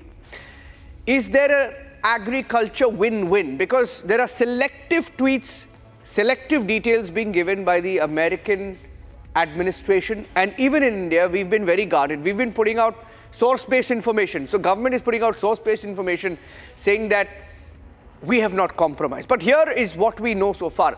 We are flexible on import of soy meal and byproducts, but non-negotiable on rice and wheat. This is what we are hearing, waiting for the blueprint. We are flexible on import of non-GM corn or soy, non-negotiable on food-grade GM crops. We are flexible on import of non-GM corn or soil, but there is no non-negotiable stand taken by India on meat-fed dairy products. Now, these are some of the details that we're picking up.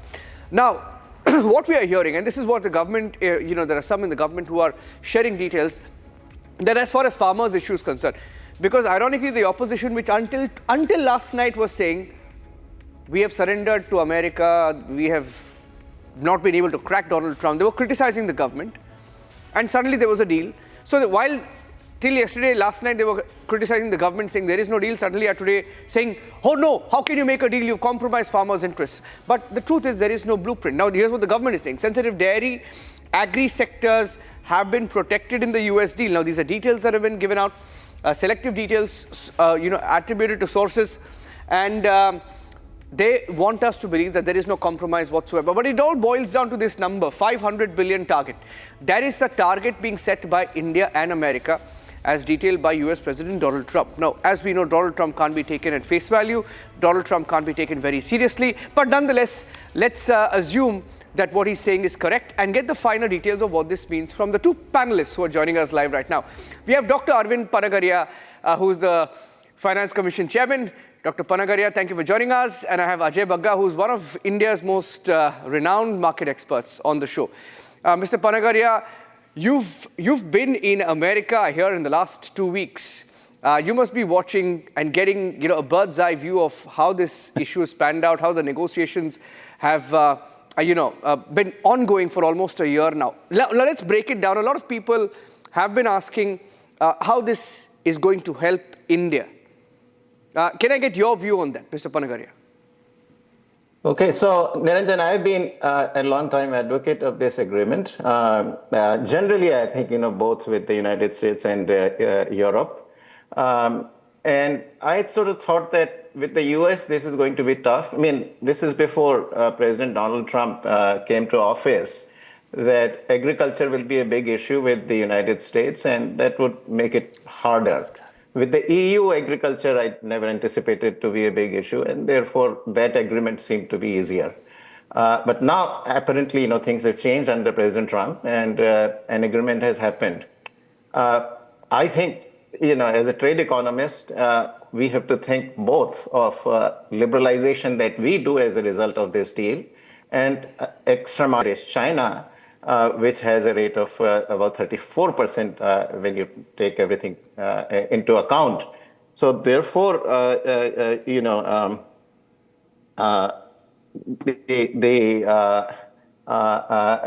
market access actually is real market access for our products.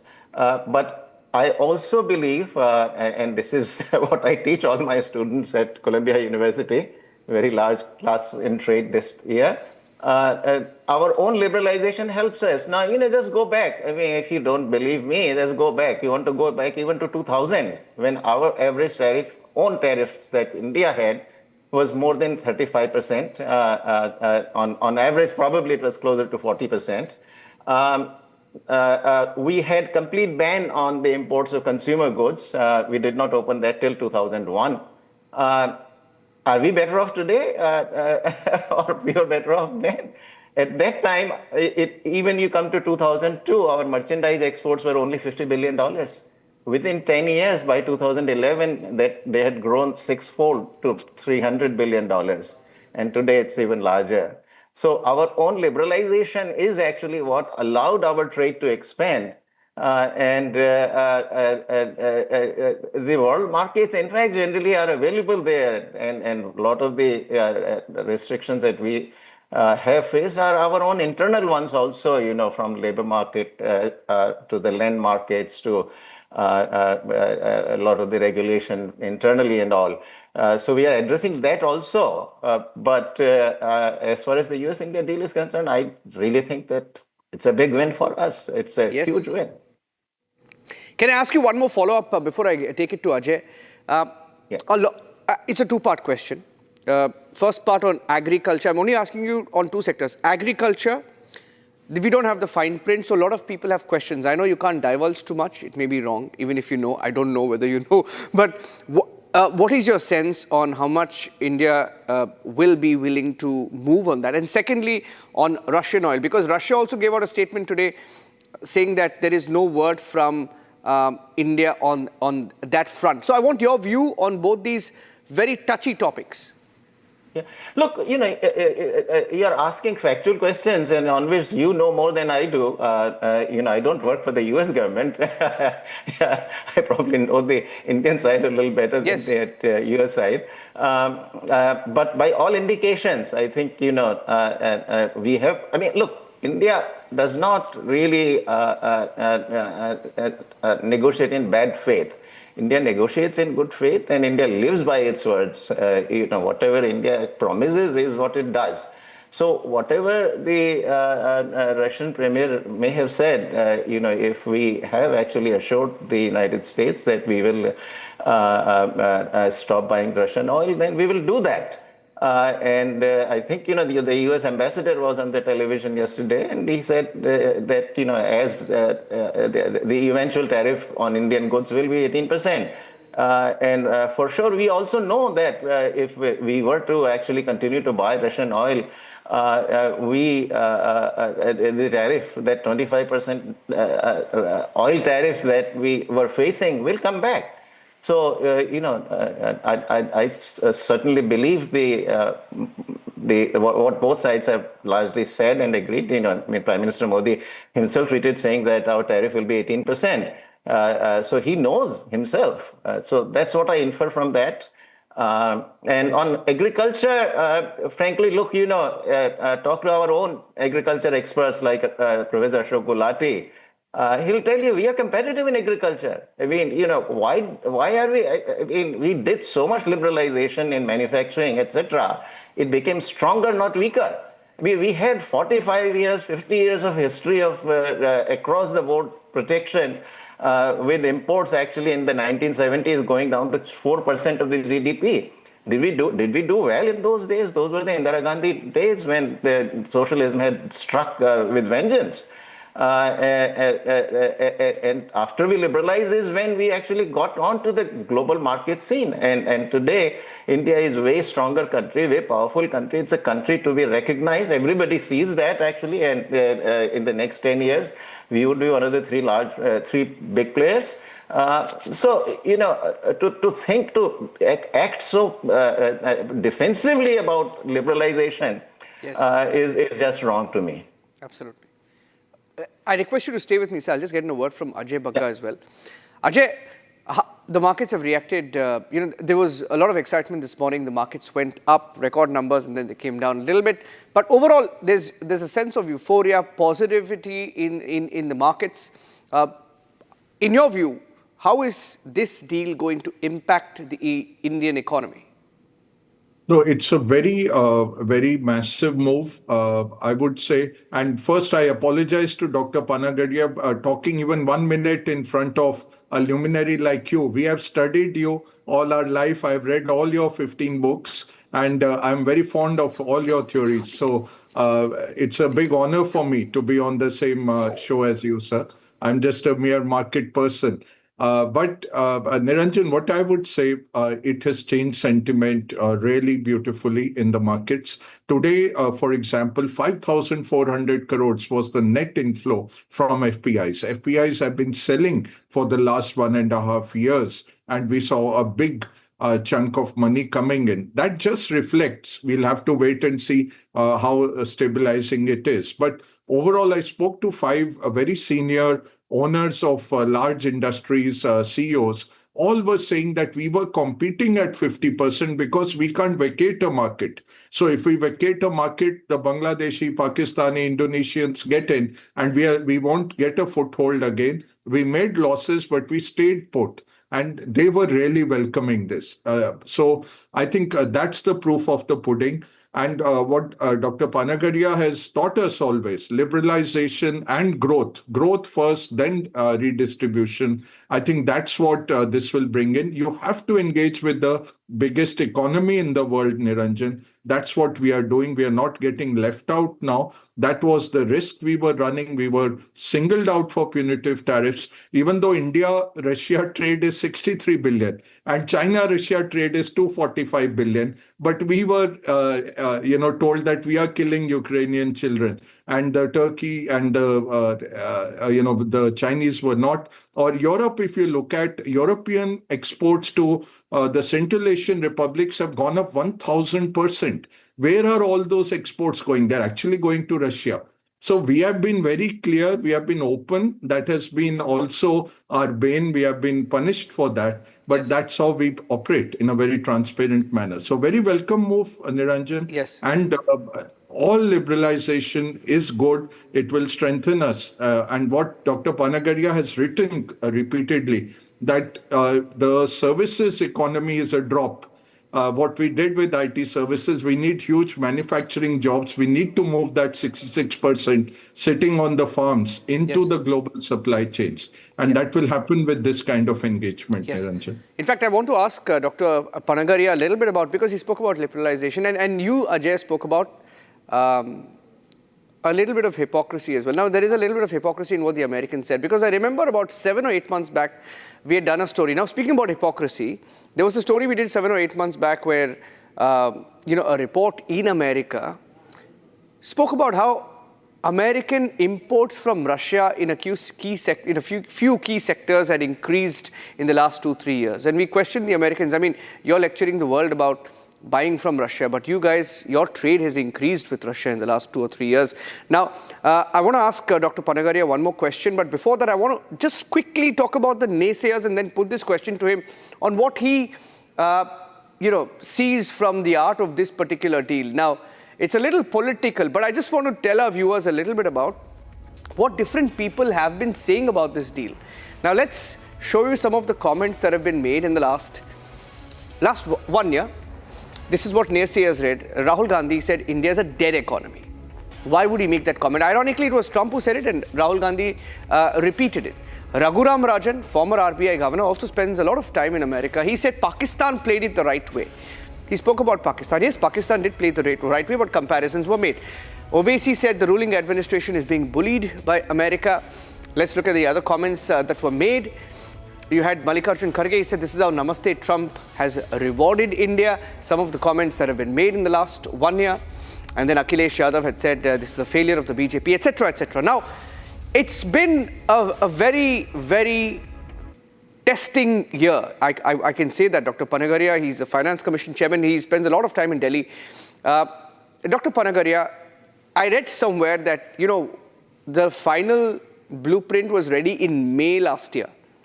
Now, if it was ready in around that time, it's taken almost 8 months since then for this to happen, right? Now, I know you don't talk about politics, but it also talks about this actually is a display of our diplomacy and how we have stood our ground and been extremely patient in comparison to how America reacted, isn't it? Absolutely, 100%, 1000%. Look how the leaders of the other countries have been treated, and just read the tweet that President Trump put out yesterday, saying that, look, here is me, I get things done here, and there is Prime Minister Modi who gets things done there, and these are the only two leaders who get things done, and nobody else is able to.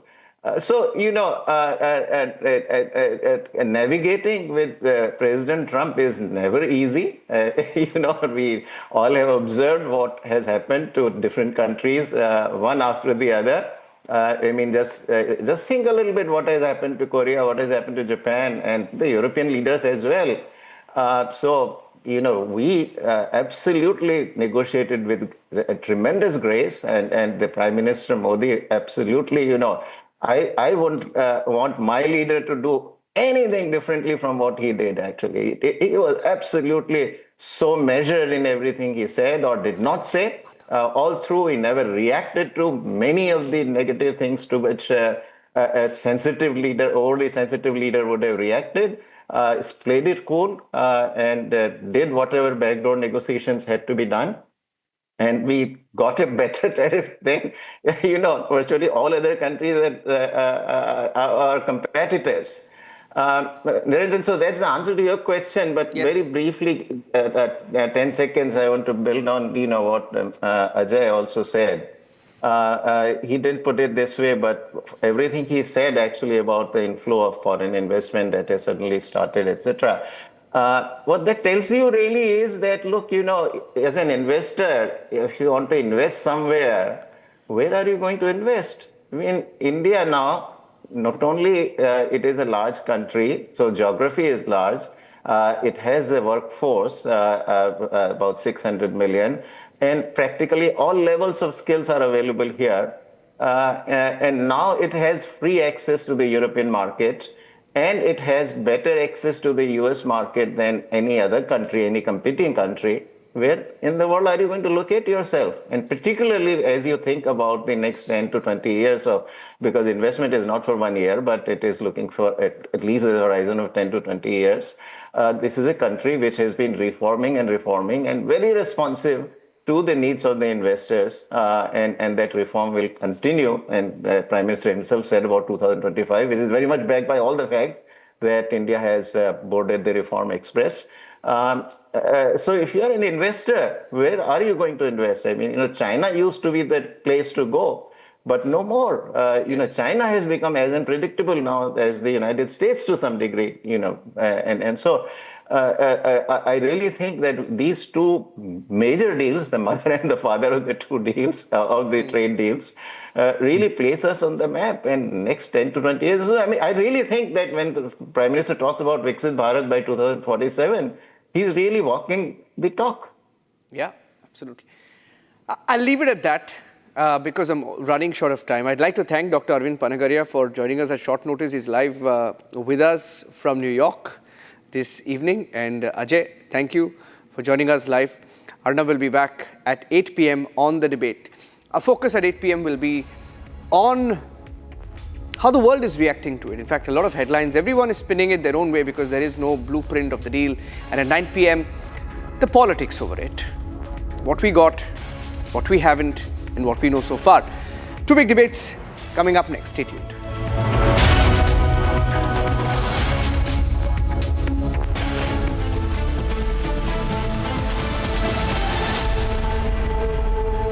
थोड़े में ज्यादा स्वाद यही तो है इसकी खास बात। वाओ मामा, क्या स्वाद है? अरे मेरे राजा, सबका राजा और मसाला।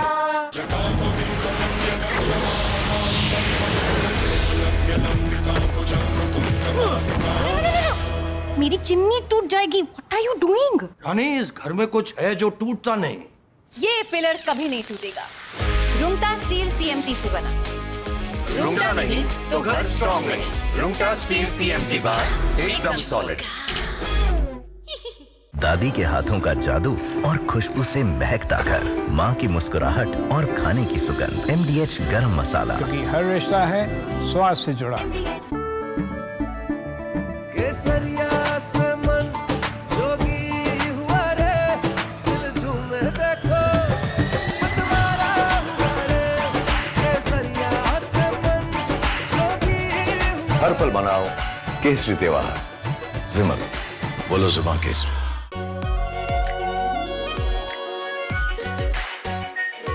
Pure shahi paneer masala, delicious, healthy, everyday. Hi, good morning Hi, how to are you. you? Good evening from India.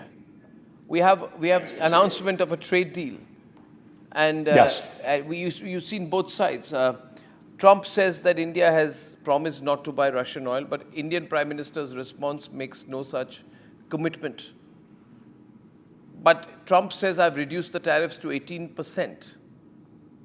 And then he says that besides everything else, Prime Minister Modi has also agreed to buy American, in addition to 300 billion in, 500 billion in some other purchases. Anyway, there's an existing agreement to buy 300 billion, so there's not much of a hard-coded commitment from the Indian side.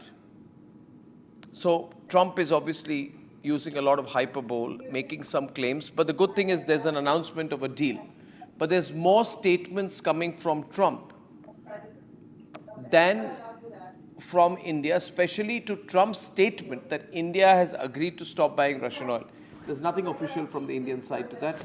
How do you view these developments, Professor Sachs?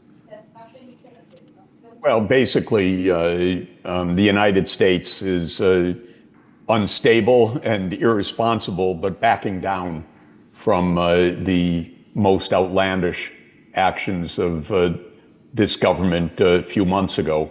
They made no sense. They antagonized India. They disrupted trade. And I think somebody finally explained to Trump that none of this was serving any American interests at all. And so Trump has backed down to an important extent. Everything about Trump and trade is erratic, not sensible, not accomplishing any U.S. goals, but better 18% tariffs than 50% tariffs or 500% tariffs. But I wouldn't take at face value any single statement by the U.S. government. I think everything is just complete improvisation, a lot of baloney, a lot of malarkey. But probably somebody has prevailed inside the White House to say, why antagonize India? So what did Trump or what did America gain in the last Nothing. 4 months of putting Nothing. pressure on India? Nothing. Nothing. Whatever is agreed today could have been agreed before. Nothing is gained. There's no pressure. India has no U.S. has no leverage on India. So none of this is anything other than Trump's delusion that the U.S. is the be-all and end-all of the universe. And so his writ is the command of for the whole world. But that's Trump's delusion, that the U.S. market is so big, so consequential, so important that he can get every other country to fall into line. But the U.S. market is not very important in this way. The main lesson of the last year is that despite all of the U.S. bluster, the world did just fine last year. It traded more with each other. India and China are in the process of restoring what will be the most important trade relations between the two giants. And in general, everybody is diversifying away from the United States. Even Canada, the country right on our border, has just signed a strategic partnership with China. Britain, which is essentially a vassal state of the United States was in Beijing.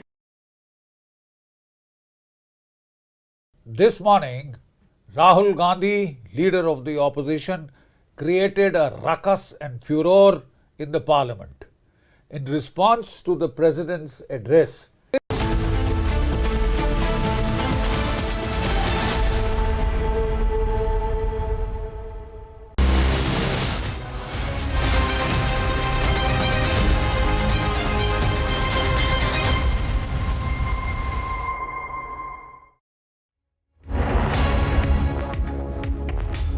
A very good evening, viewers. You're watching Republic. I am Rakshita Mishra with you. In the next few minutes, we're going to tell you the latest coming in on the India-US deal and how the world has reacted to that. Let's take a check of the headlines first.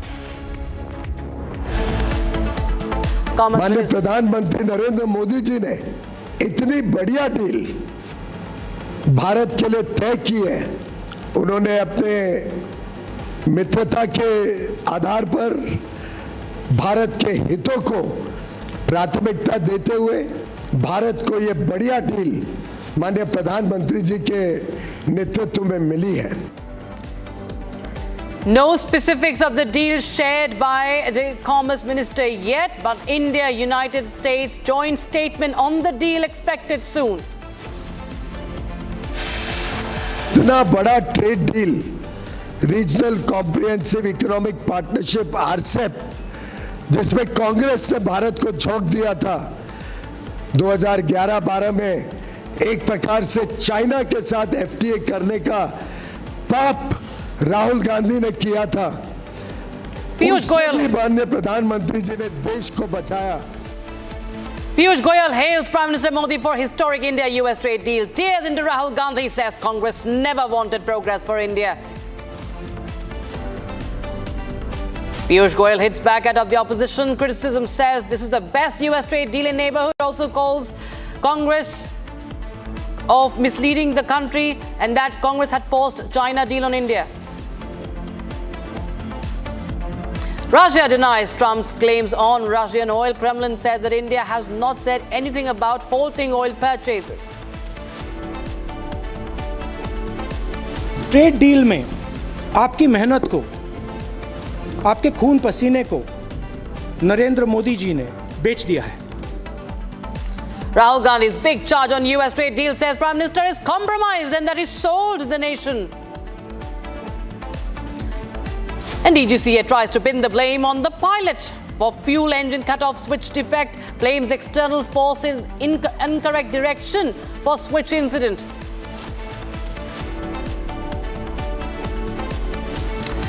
It's a major development that captured global media attention, viewers. India and United States announcing the landmark trade deal that reduced US tariffs on Indian goods, a move widely being welcomed by international outlets as a significant reset in economic ties. The agreement, as revealed by Trump after a phone call with Prime Minister Modi, was presented worldwide as both a diplomatic breakthrough and an economic opportunity for Indian exporters as well. World media has framed the India-US trade deal as a strong diplomatic and economic win for India, noting the long-term potential for increased market access, stronger bilateral cooperation and positive momentum just weeks after India's own trade pact with European Union was announced. Global press, in fact, highlights India's gains. International media widely reports that Trump said that the US will reduce its reciprocal tariffs, giving a boost to Indian exporters. Reuters noted that this tariff cut follows India's agreement to halt purchases. And we have, in fact, multiple such news clippings that we are right now showing you. And for more on this, we'll have a conversation now with Ambassador Deepak Vora joining us on the broadcast. A very good evening, Ambassador Vora. And, the world has been watching, the trade deal. All eyes are on this trade deal. The fine print is awaited. But the fact that it has such major global implications is actually shown by, the global media attention. And at the same time, if you could just shed some light on how it actually shows that the global trade map is tilting in India's favor. Well, thank you very much, ma'am. Always a pleasure to be with you. I learned so much from you. Keep calling me more often. I'd love to learn from you. I heard your speech. Thank you. I heard your introduction. First of all, आज तो शुभ मंगलवार है. It's a wonderful, wonderful day. It's a magnificent Mangalwar. It's terrific Tuesday, the day of the Lord Hanuman, as well as of Ma Kali. So we are celebrating this agreement that has been reached. Deal is the word that Donald Trump uses. Agreement between India and the United States. And let me put it to you, how do I see it? Ma'am, have you seen the reaction in the stock market? Yeah. That answers all your questions. It has been welcomed unconditionally. There are a few politicians here and there who try to say funny things. Let that be. That's always what they do. The American market, the American stock market, particularly companies dealing with India, their stocks are also rising. And then an American colleague, an American friend, much older, he was CEO of an American company when I was posted there, major company, several $1 billion. He's now 90 and retired, older than I am. I'm only 74. He has sent me a message saying, "Dear Ambassador Deepak, we did it." That's a wonderful, wonderful thing to say, that we have achieved this and it's going to serve both our nations. What we will benefit is from certain technologies that we need from them. We needed certain new investment from them. That'll come. What will they benefit from? The American consumer, he will be buying Indian goods cheaper than he has been doing so far. Now, ma'am, one other thing which I would like to highlight. We don't believe in megaphone diplomacy. India's fabled diplomacy is what we call duck diplomacy. You only see the duck floating placidly on the water. Beneath the surface, you don't see the feet paddling furiously. This is what India specializes in. They abused us. Mr. Trump's team used all kinds of harsh words against Prime Minister Modi and his team. We didn't respond. Let him say what he wants. We are not going to go down to that level. The result of that is, I think America has also understood, the present government there has understood that India will not bend. There was a very wonderful tweet by a member of the Prime Minister's Advisory Council. Of course, it's a bit self-congratulatory. Duniya jhukne ko taiyar hai, jhukane wala chahiye. But I believe that this is not a time for congratulating oneself, but a time for mature, diplomatic, ongoing discussion. The deal has still to be finalized. There's a fine print that has to be done. The India-EU deal took 22 years because both sides wanted to preserve their interests. This is a new India. So if we have the mother of all deals with the European Union and the father of all deals with the United States, the common factor in the two is Bharat. Ma'am, this is not India's decade. This is India's century. We have arrived. Rightly so pointed out, Ambassador Vora, as we've also been talking about that how, US also could, I think, in respect, India, I would say, that did not, budge, and India actually, took in some time, even diplomatically, India never stooped to any low. If you see the kind of words that were coming in from the Commerce Secretary of the United States, from Trump himself, dead economy jibe and whatnot. But I think India not only put up an example as to how it will never be under pressure, but also diplomatically, it will never, stoop to a level of disgrace that, we have seen many of our counterparts doing that. Well, you're so right. We will never stoop to those. Man, we're a mature democracy. Whose children are we? Have you heard of a fellow called Chanakya 2,400 years ago? Yeah. He had prescribed this. He said, if you have an adversary and you start abusing that adversary without any restraint, then you close even the window that you must keep open while the door closes. So we haven't done that. We haven't done that with anybody, even with Jihadistan, our neighbor. There is certain contact that goes on behind the scenes. It's very quiet backroom diplomacy, but we maintain contact. Even with Ting Tong's government or Ping Pong, whatever the fellow's name is, we continue to engage with them, even though officially there may be a different position that we take. So my feeling is, as far as diplomacy is concerned, we are the best in the world, just as your channel is the best in the world. And we have a lot to teach people who would take us for granted. Nobody takes us for granted anymore. They have understood India's economic, military, social infrastructure, all the strengths that we have. And if American companies are now going to come look for India, they've lost China, they've lost Russia, they've lost the European Union, Latin America, well, it doesn't have the capacity to absorb American investments. If they wish to come and invest in India, all we'll say is, welcome, dear friends, Bharat is waiting. Right.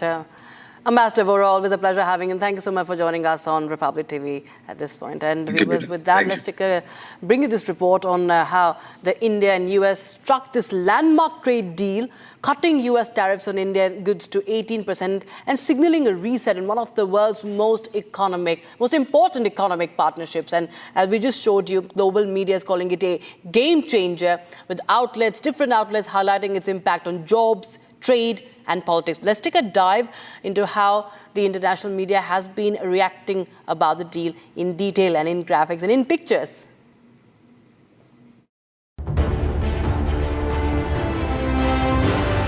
Global media is buzzing after United States and India struck a new trade deal that cuts US tariffs on Indian goods to 18% and signals a reset in one of the world's most important economic partnerships. The Washington Post describes the pact coming after months of diplomatic strain.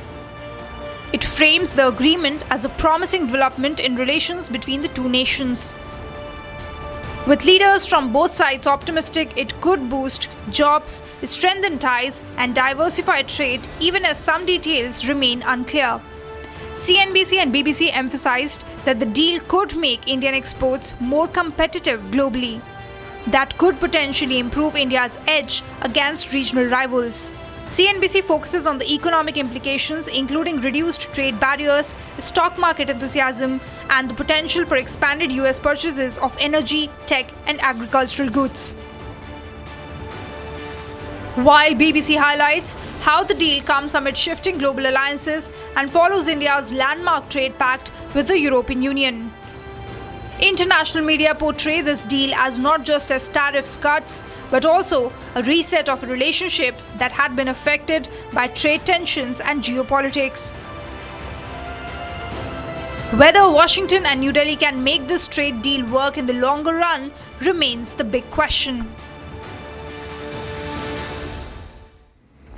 So 2 deals in 5 days after the mother of all deals. The daddy of deals is done, and Republic TV will be bringing you the top global voices at 8 p.m. with Arnav Goswami. So don't forget to tune in. We'll be right back after this very, very short break.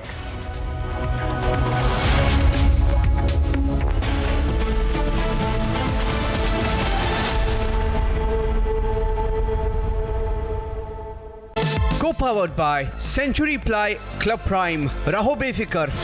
Are pure सूजी pasta उबालो मिलाओ और खाओ 8 minute में तैयार। क्या taste है सबका राजा R pure masala. 13,000 placements last year. At Amity, we are committed to nurturing passionate, hardworking and proactive professionals. अब छोलिया हो या लोबिया, सफेद चने या काले चने, सब कुछ मजेदार बने।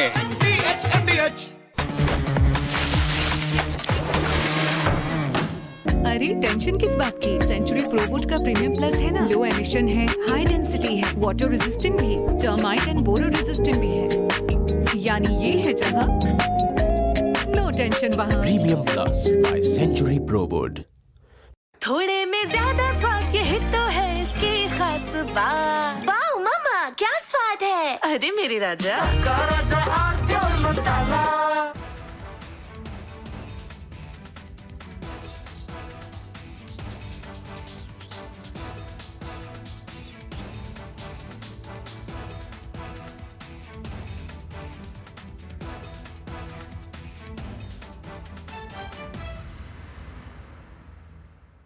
सीक्रेट रेसिपी MDH का जीरा सिप जल जीरा मसाला। सिप सिप जीरा सिप जीरा सिप MDH का जल जीरा सिप जीरा सिप MDH का जल जीरा SIP. This morning, Rahul Gandhi, leader of the opposition, created a ruckus and furor in the parliament. In response to the president's address, he insisted upon raising what he said were some issues of vital import to our national security. So what was he saying? He was trying to cite an article from the Caravan magazine, which in turn was quoting excerpts from General Narwane, the former army chief's unpublished memoirs. It may be recalled that the government had stopped General Narwane from publishing the book. As such, the authenticity of the excerpts cited in the Caravan magazine itself are open to question.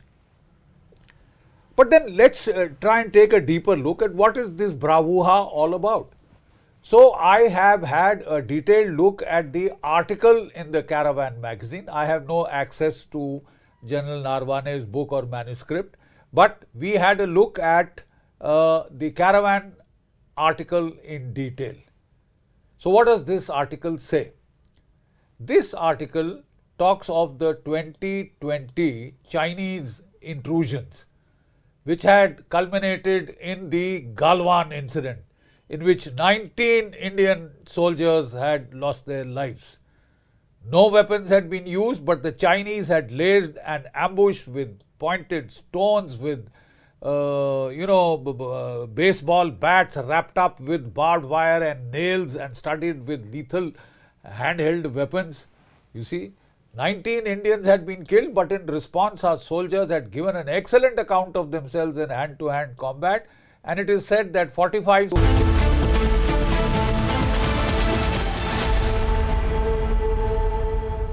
Co-powered by Century Ply Club Prime. Raho befikar.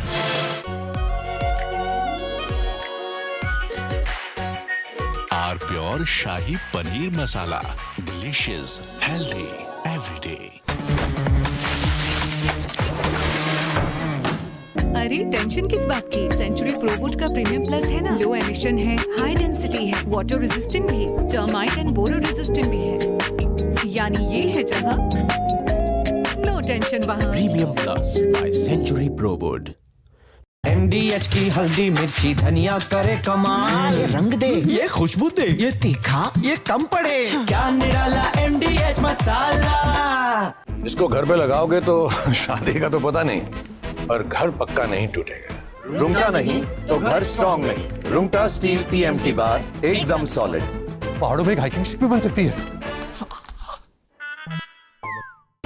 Pure सूजी pasta उबालो, मिलाओ और खाओ, 8 minute में तैयार। क्या taste है, सबका राजा R pure masala. Hi, good morning Hi, how to are you. you? Good evening from India. We have announcement of a trade deal, and Yes. you've seen both sides. Trump says that India has promised not to buy Russian oil, but Indian Prime Minister's response makes no such commitment. But Trump says, I've reduced the tariffs to 18%.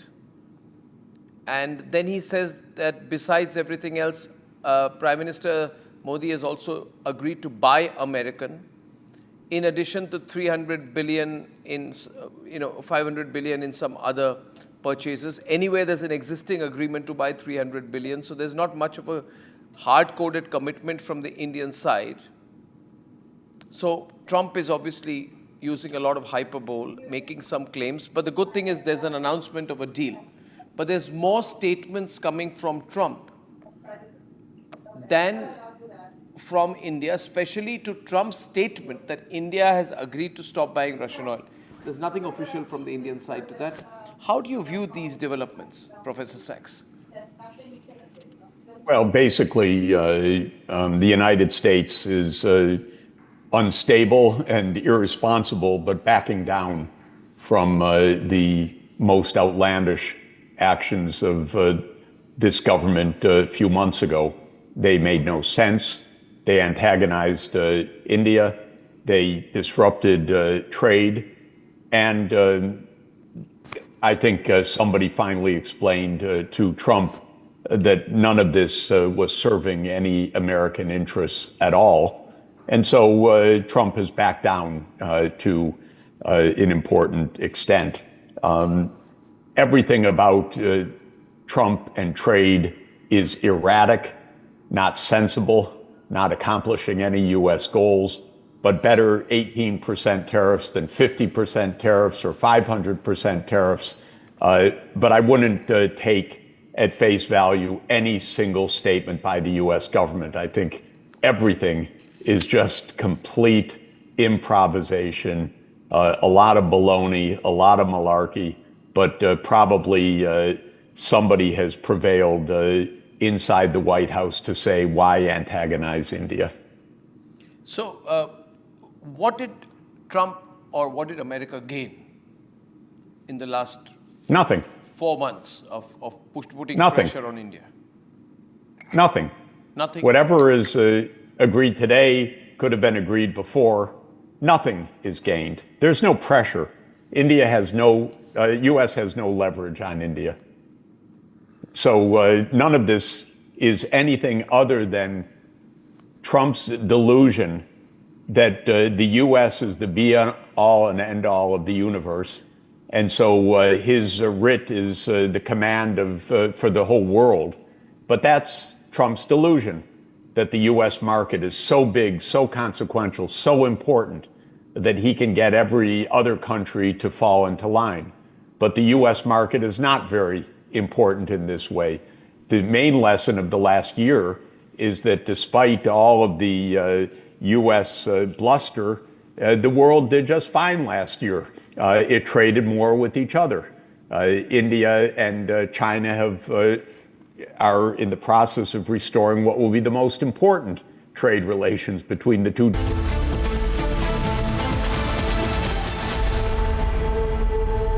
Co-powered by Century Ply Club Prime. रहो बेफिक्र। आधे bowl दही में 4 चम्मच MDH चटनी पुदीना मसाला डाला, stir करो, पुदीना चटनी तैयार। MDH चटनी पुदीना मसाला। 13,000 placements last year. At Amity, we are committed to nurturing passionate, hardworking and proactive professionals. थोड़े में ज्यादा स्वाद ये तो है इसकी खास बात। वाओ मामा क्या स्वाद है? अरे मेरे राजा। राजा और मसाला। केसरिया से मन जोगी हुआ रे, दिल झूमे देखो मतवारा हुआ रे। केसरिया से मन जोगी हुआ। हर पल मनाओ केसरी त्योहार। विमल, बोलो जुबान केसरी। दादी के हाथों का जादू और खुशबू से महकता घर, माँ की मुस्कुराहट और खाने की सुगंध। MDH गरम मसाला, क्योंकि हर रिश्ता है स्वाद से जुड़ा। अरे टेंशन किस बात की? सेंचुरी प्रोवुड का प्रीमियम प्लस है ना, लो एमिशन है, हाई डेंसिटी है, वाटर रेजिस्टेंट भी, टर्माइट एंड बोरो रेजिस्टेंट भी है। यानी ये है जहाँ नो टेंशन वहाँ। Premium Plus by Century ProWood.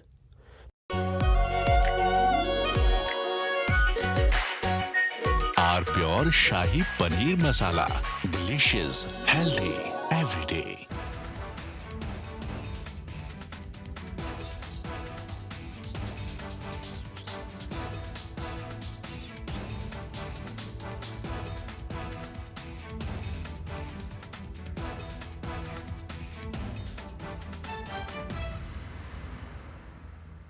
This morning, Rahul Gandhi, leader of the opposition, created a ruckus and furor in the parliament. In response to the president's address, he insisted upon raising what he said were some issues of vital import to our national security. So what was he saying? He was trying to cite an article from the Caravan magazine, which in turn was quoting excerpts from General Narwane, the former army chief's unpublished memoirs. It may be recalled that the government had stopped General Narwane from publishing the book. As such, the authenticity of the excerpts cited in the Caravan magazine itself are open to question. But then let's try and take a deeper look at what is this bravura all about. So I have had a detailed look at the article in the Caravan magazine. I have no access to General Narwane's book or manuscript, but we had a look at the Caravan article in detail. So what does this article say? This article talks of the 2020 Chinese intrusions, which had culminated in the Galwan incident. in which 19 Indian soldiers had lost their lives. No weapons had been used, but the Chinese had laid an ambush with pointed stones, with baseball bats wrapped up with barbed wire and nails and studded with lethal handheld weapons. You see, 19 Indians had been killed, but in response our soldiers had given an excellent account of themselves in hand-to-hand combat, and it is said that 45, some claim up to 100 Chinese soldiers were killed, which they tried to hide by saying they had lost just 5 soldiers. The simple fact is that after this violent incident leading to 19 fatalities on the Indian side, we should have thrown the 1996 Peace and Tranquility Accord into the bloody dustbin. Dustbin. Because that accord says that you can't use your weapons. And then you have to get into unseeming boxing matches, kushti matches, karate, this thing, and then start using sticks and stones and all that primitive Stone Age weapons. But you can't open fire. Why not? Why can't you open fire? Because you are defending your territory. And if the other side has drawn blood, it is not just a matter of dhakka mukki now. Well, I think that any local commander is fully justified in giving his troops the right to open fire in self-defense.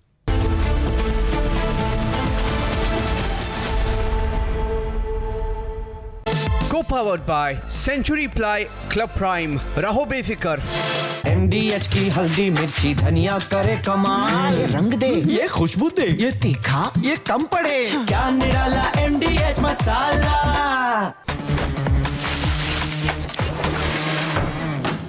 अरे tension किस बात की? Century प्रोवुड का premium plus है ना. Low emission है, high density है, water resistant भी, टर्माइट एंड बोरो रेजिस्टेंट भी है. यानी ये है जहां नो टेंशन वहां. Premium plus by Century Prowood. R pure सूजी पास्ता उबालो, मिलाओ और खाओ. 8 मिनट में तैयार. क्या टेस्ट है सबका राजा R pure masala. Please stop. झुमका तेरा झुमका तेरा झुमका. Not there. मेरा काउंटर टॉप टूट जाएगा. तेरा झुमका.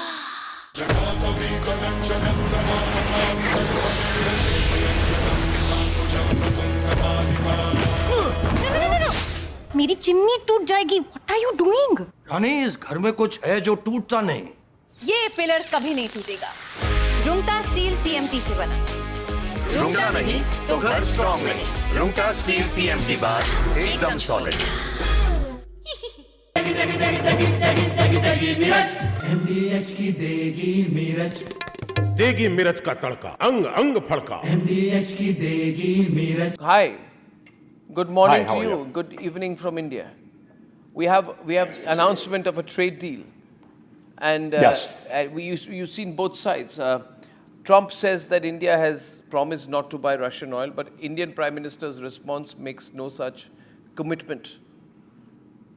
But Trump says I've reduced the tariffs to 18%, and then he says that besides everything else, Prime Minister Modi has also agreed to buy American, in addition to 300 billion in, 500 billion in some other purchases. Anyway, there's an existing agreement to buy 300 billion, so there's not much of a hard-coded commitment from the Indian side.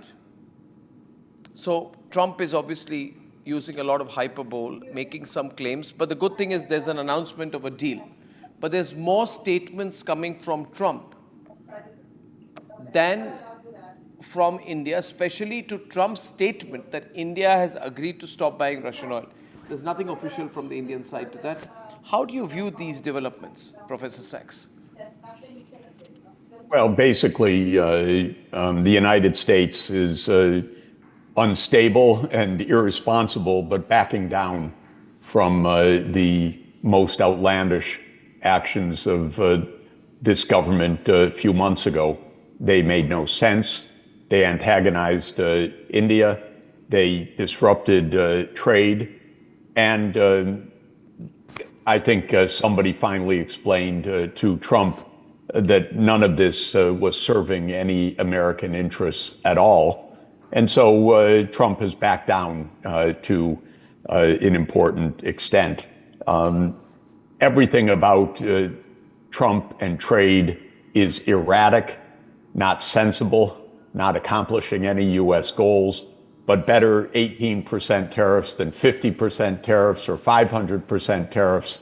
But I wouldn't take at face value any single statement by the U.S. government. I think everything is just complete improvisation, a lot of baloney, a lot of malarkey, but probably somebody has prevailed inside the White House to say, why antagonize India? So, what did Trump or what did London-Bengaluru Air India Flight 132 was grounded after a pilot reported a possible huge defect in the plane's fuel control switch during pre-flight procedures. Air India quietly took the plane out of service as a precautionary measure. Air India knows how big that could be. Go a few months back and remember what happened to Air India Flight 171, which crashed after taking off from the Ahmedabad airport for London. That time also, there were questions over the fuel control switch. Imagine, Air India, you are allowing people to blame your pilots. What makes me livid is the templated and fake reply of Air India. How many more crashes do we want? I want Air India to wake up. I don't want you to let them compromise passenger safety any longer.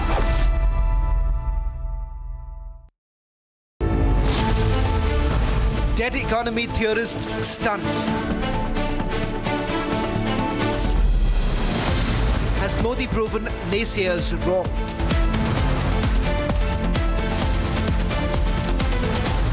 Debating tonight at 9 p.m.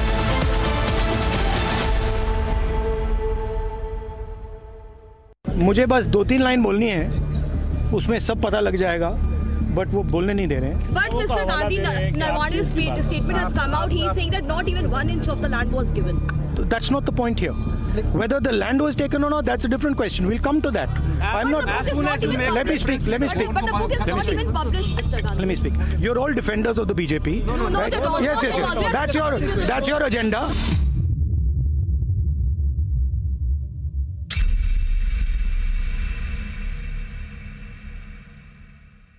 London-Bengaluru Air India Flight 132 was grounded after a pilot reported a possible huge defect in the plane's fuel control switch during pre-flight procedures. Air India quietly took the plane out of service as a precautionary measure. Air India knows how big that could be. Go a few months back and remember what happened to Air India Flight 171, which crashed after taking off from the Ahmedabad airport for London. That time also, there were questions over the fuel control switch. Imagine, Air India, you are allowing people to blame your pilots. What makes me livid is the templated and fake reply of Air India. How many more crashes do we want? I want Air India to wake up. I don't want you to let them compromise passenger safety any longer.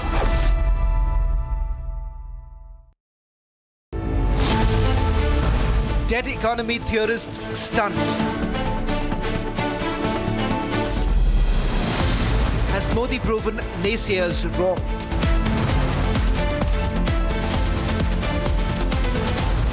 Debating tonight at 9 p.m.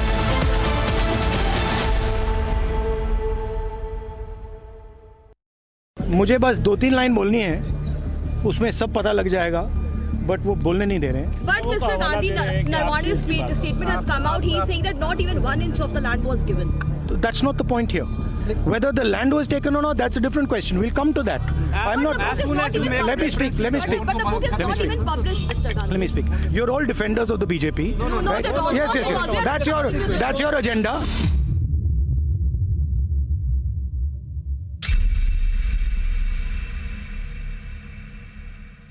London-Bengaluru Air India Flight 132 was grounded after a pilot reported a possible huge defect in the plane's fuel control switch during pre-flight procedures. Air India quietly took the plane out of service as a precautionary measure. Air India knows how big that could be.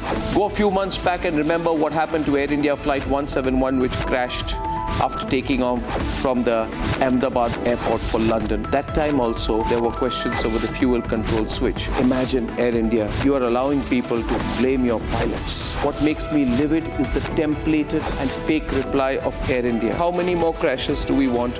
I want Air India to wake up. I don't want you to let them compromise passenger safety any longer.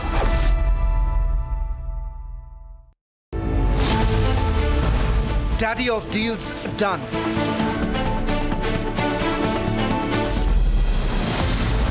Shock and awe. 2 deals, 5 days. Biggest global voices live with or not. Debating tonight at 8 p.m. मुझे बस 2-3 line बोलनी है, उसमें सब पता लग जाएगा, but वो बोलने नहीं दे रहे हैं. But Mr. Gandhi, Narwane's statement has come out. He is saying that not even 1 inch of the land was given. That's not the point here. Whether the land was taken or not, that's a different question. We'll come to that.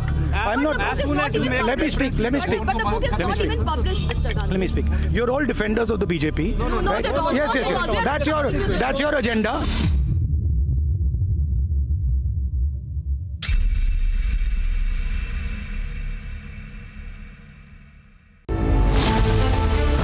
Dead economy theorists stunned. Has Modi proven naysayers wrong?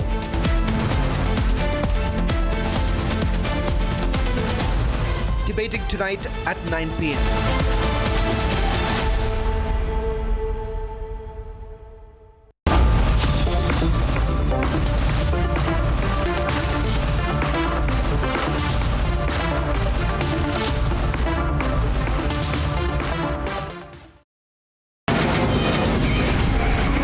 From the Republic Media Network headquarters, it's time for Arnab Goswami on the debate.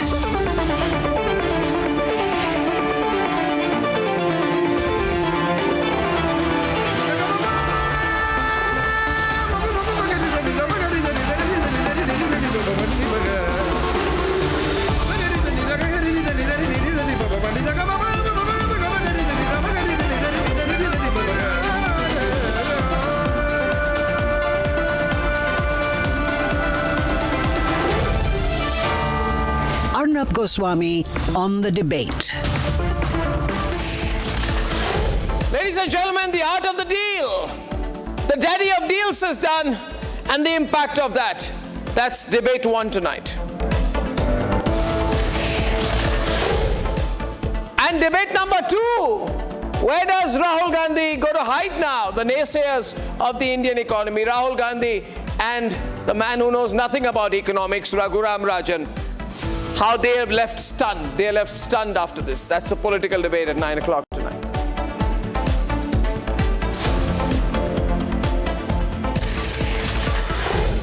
In 1987, when Donald Trump was 41, 42 years old, he wrote a book called The Art of the Deal, proclaiming himself to be the God of deals. Really, I don't think he knows how to do deals, because today, if anyone knows how to do a deal, anyone, it is the Prime Minister of India, Narendra Modi. And why am I saying that? Because on July 21st, when Donald Trump pulled out that sheet saying, I'm going to fine different countries, at that point of time, he said, I'm putting 26% tariff on India. And then they went and abused India, attacked India, swore at India, called the Ukraine war, pulled it out. He said 26%. And then he said this Ukraine war is Modi's war. Then he said that India is Russia's laundromat. Then he said India is the tariff king. After all of that name calling, Modi's war, Russia's laundromat, tariff king, you expect him to get something. What did he get? After 8 months of threats and name calling, the deal is done. And instead of going 8% up from 26 to 34, it goes 8% down from 26 to 18. The question is, what did Trump get? He took it up from 26 to 50%. Now he's brought it down to 18%. What did he get? I know that deals are not a chess match. There is no pure, clear winner or loser. It's give a little and take a little. But what did the man who in 1987 wrote a book called The Art of the Deal, what deal did he get? In fact, let me do the mathematics. In 8 months, it came down the tariffs on India by 8%, which means every month, he brought down his own tariffs by 1% to a notch. Every month we beat Trump down by 1%. This is a reality. I'm not here to, to say we won, you lost. I'm not doing that, but I'm just stating the facts tonight. I'm just stating the facts, and I hope Americans are watching this. Where does this place India? I think in a great position, because the world is competitive. Let me take the BRICS nations, for example. China is today at 34% and we're at 18%. Brazil is at 50%, we're at 18%. South Africa is at 30%, we're at 18%. We have today an 16% margin in tariffs on China. We have a 32% margin on Brazil. And we have a 12% margin on South Africa. Russia, of course, is sanctioned. I'm only mentioning some BRICS nations. So while being leaders of the global south, while holding our own, while not giving in, while not letting the Americans bully us,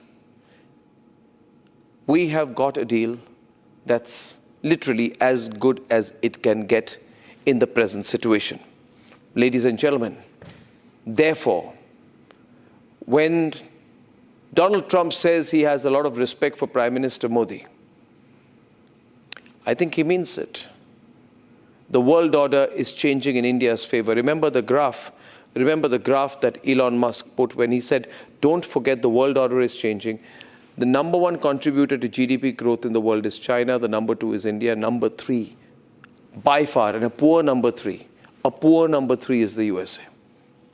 That's going to be the global economic order in 2047. Viksit Bharat. We are almost getting there. Let's debate. Months of negotiations, tariff tension building up. From pressure to praise, Donald Trump has come a long way. India charges us massive tariffs, massive. You can't even sell anything into India. It's almost restrictive. It is restrictive. We do very little business inside. They've agreed, by the way, they want to cut their tariffs way down now because somebody's finally exposing them for what they've done. And as you know, Prime Minister Modi's a friend of mine, but they don't do very much business in terms of business with us.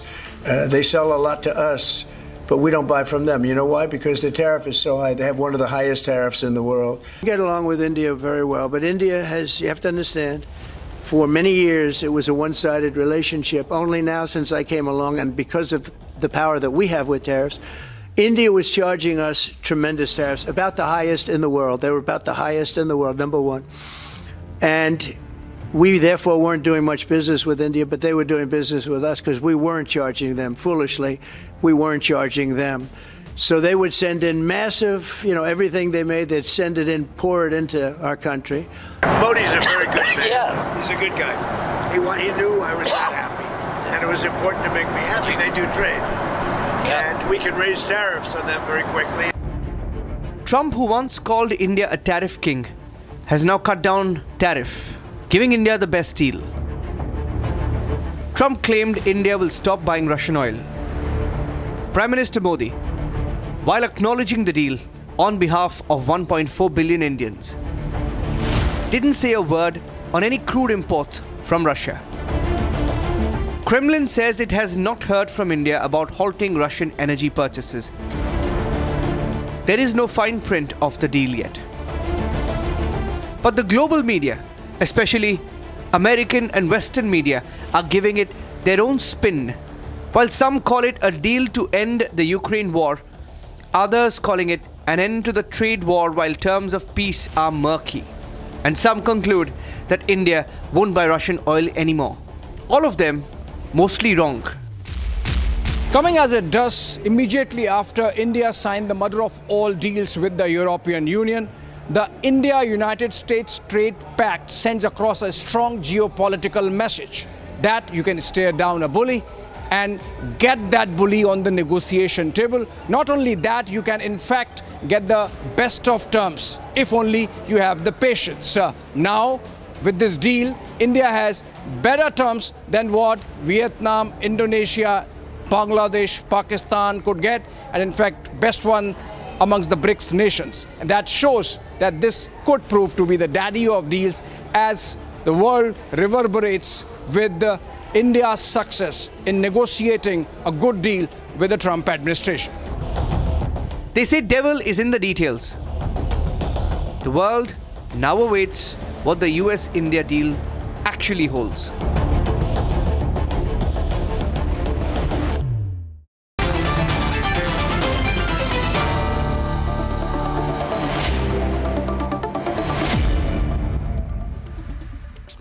I have with me first this evening Ambassador John Bolton. He has been former National Security Advisor to President Trump in his first term.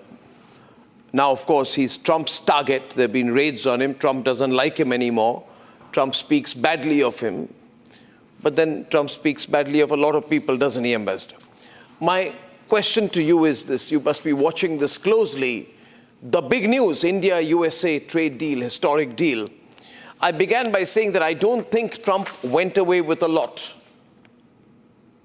What do you make of what he said? I don't think tariffs are good for anybody as a matter of normal economic interchange. It was a mistake for Trump to launch the so-called Liberation Day tariffs. These are hidden taxes on American consumers. We do have problems in the trade world, mostly with China stealing intellectual property and the like. But it's mutually beneficial for the citizens of both countries not to have tariffs in the way. So anything that reduces tariffs by and large is a positive for all the countries involved. And I know that India has been celebrating going from 50% to 18%. I'll celebrate even more when we go to 0%. What did you mean by 0%? Like? Well, in other words, I don't see why there's any upside to having tariffs on Indian goods coming into the U.S. or U.S. goods going into India. In our states, and I think in your states too, there's not a tariff internally between North Carolina and South Carolina. For us, it would be crazy to do it. And I think people overall benefit from free trade. No, 100% they do. My question was that when we saw Trump's statement yesterday, a lot of things are generic. He says that we will have zero tariffs, zero tariff barriers for our goods into America, but I don't see anything on the dotted line on that. He also says that India has promised to buy American, but that seems very generic. It does not seem anything specific there. He says India has promised to buy American. That's a generic promise, isn't it, Mr. Bolton? It's not on the dotted line. It's only a statement of intent. Well, remember, what Trump says is what he wants the world to hear. And the details come later, and obviously the details here are significant. So I'm not buying that we understand fully what the deal is yet. But if anything comes that reduces the tariffs, that'll be good. If the reporting in the United States is that India agreed to buy more oil from the United States, I think that's great, of course. But also to buy more oil from Venezuela and in lieu of buying Russian oil. And all I can say on that part is good luck, because Venezuela's oil production is very, very low, and the odds of that production increasing materially, certainly in a way that could satisfy demand at the level India has, is years down the road. So if the specifics are not clear, why does a person who wrote the book, The Art of the Deal, end up committing 18% from 50% for India without getting anything substantially significant in writing in return? Well, he may or may not have gotten something in return. I mean, I'm certainly not arguing that he did. He frequently announces deals that don't exist. But I think his whole concept of tariffs is wrong. I think his idea that if a country has a trade surplus with another country, that's good, and a trade deficit with a different country, that's bad, is just wrong. He doesn't understand that the surplus and deficits are caused by millions of individual economic transactions. And so the idea that somehow we're better off with higher tariffs to begin with is wrong, and that we're making a concession by lowering the tariffs is wrong as well. People who ought to be happiest about the tariff rate coming down from 50% to 18% should be American consumers, because they and importers generally are the ones who pay the tariffs. The study done by the Kiel Institute of Germany on the effect of the Liberation Day tariffs for the past year is that the exporters pay about 4% of the tariffs, and importers and American consumers pay 96% of the tariffs. So reducing the American tariffs is a big tax cut for the American people, which I applaud. Could it also be that India temporarily agrees to slow down purchasing Russian oil? By the way, I do not think, Ambassador, there's any possibility that India will reduce the purchase of Russian oil to zero. Again, that's a no commitment zone. That's a statement by Donald Trump on Truth Social, but there is no firm commitment that we will stop. But, you know, just to get a deal done, because the war can't go on indefinitely, India could say, okay, we'll slow it down for a while and we'll open the tap again after the war ends. So it's not really a change of position, making me wonder why Trump is seeking a headline here. Is it the pressure of the India-EU trade deal that was beginning to bear on him? No, I don't think so. But I mean, I think Indian consumers and producers, manufacturers are better off with this as well. That and in fact would be even better off if they lowered Indian tariffs. I think the incentive for India not to purchase Russian oil, even at the very low rates that are being paid, well below the global market price, is that Russia is increasingly becoming a subservient state to China in the China-Russia axis that's been forming.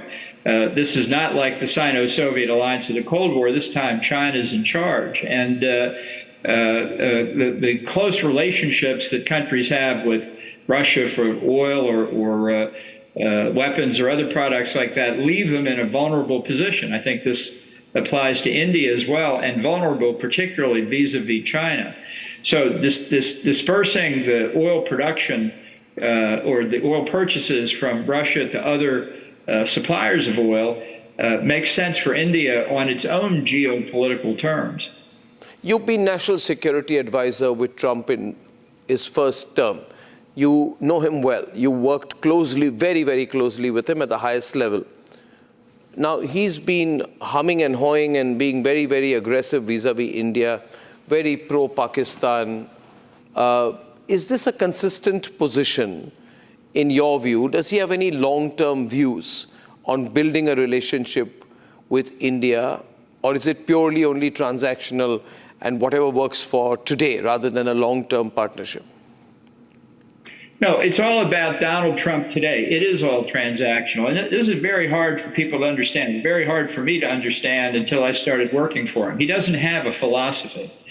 He doesn't have a national security grand strategy. He doesn't even really do policy the way we understand those terms. And when he does deals internationally, he frequently doesn't know the assets that he's dealing with. He doesn't know what he's getting for the deals that he's making.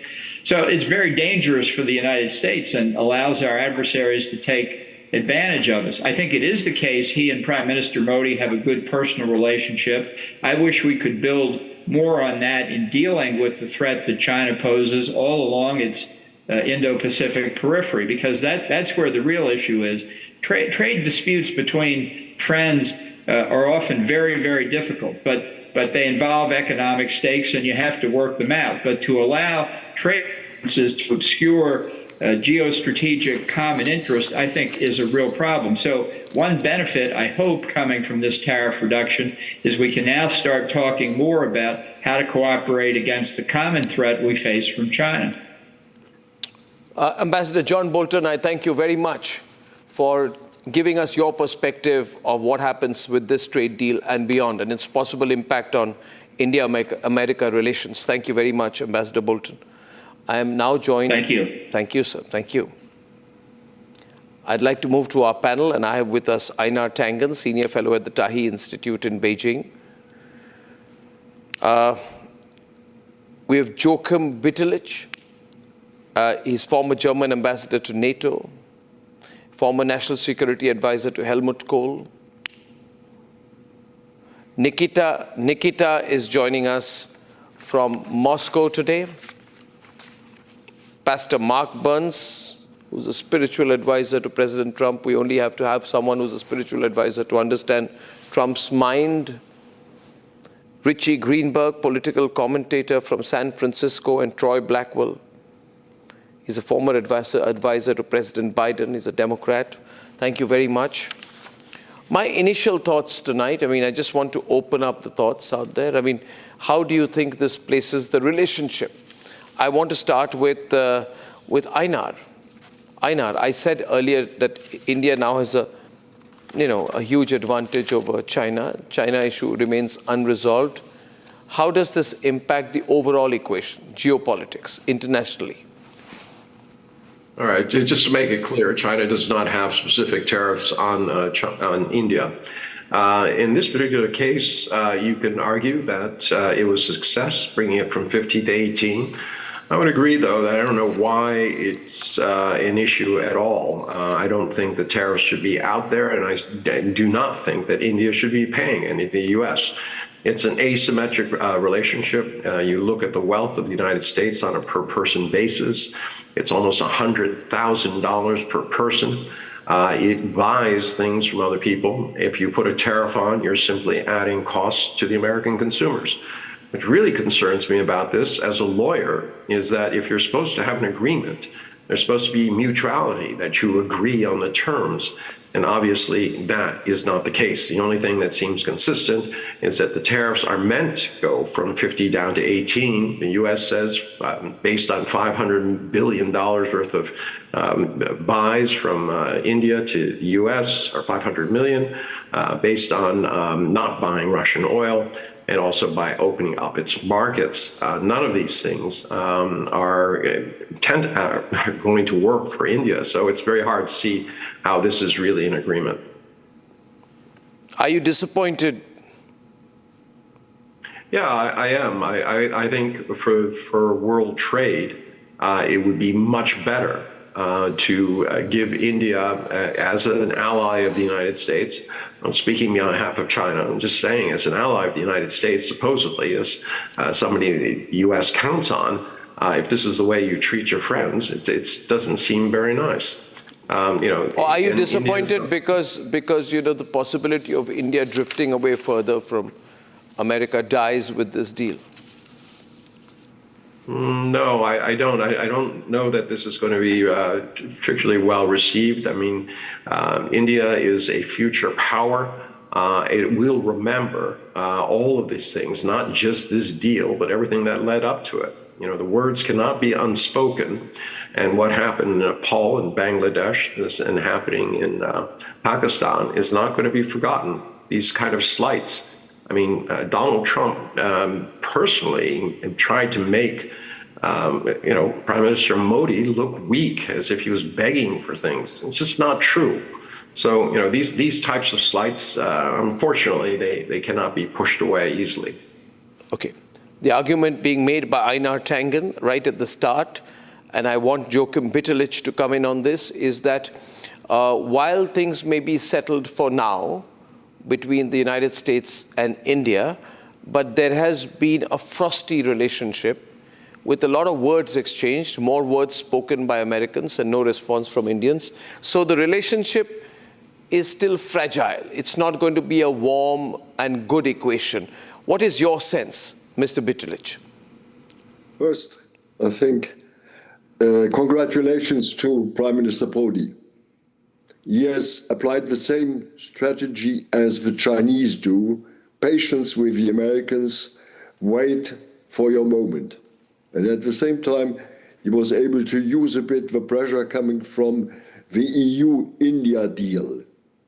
And for me, but I say congrats, yes, but I don't see yet the fine prints, because when I look at the headlines of this deal in Europe, the first headline is India is renouncing to its oil imports from Russia.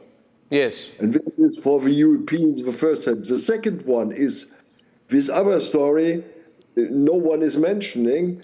Trump has been speaking yesterday about, let's say, this promise of Indian investments, about 500 billion in the US in the fields of energy, tech, and agriculture. Yeah. Is really something serious, or is this, let's say, a vague intention? What's behind? Therefore, I would like a bit to wait, let's say, for the fine print of this agreement. Otherwise, for the rest, I agree entirely what John Bolton has said about these tariff deals. Pastor Mark Burns and Richie, has Trump lost the art of deal making? Somewhere I feel it must be considered very, very closely, because you see, in India and China, old civilizations, the art of strategy, you know, Arthashastra written by Kautilya, Chanakya, is one of the greatest works in strategy. And the art of war by the Chinese is not about the art of war alone, it's the art of strategy. Ancient civilizations are patient and strategic.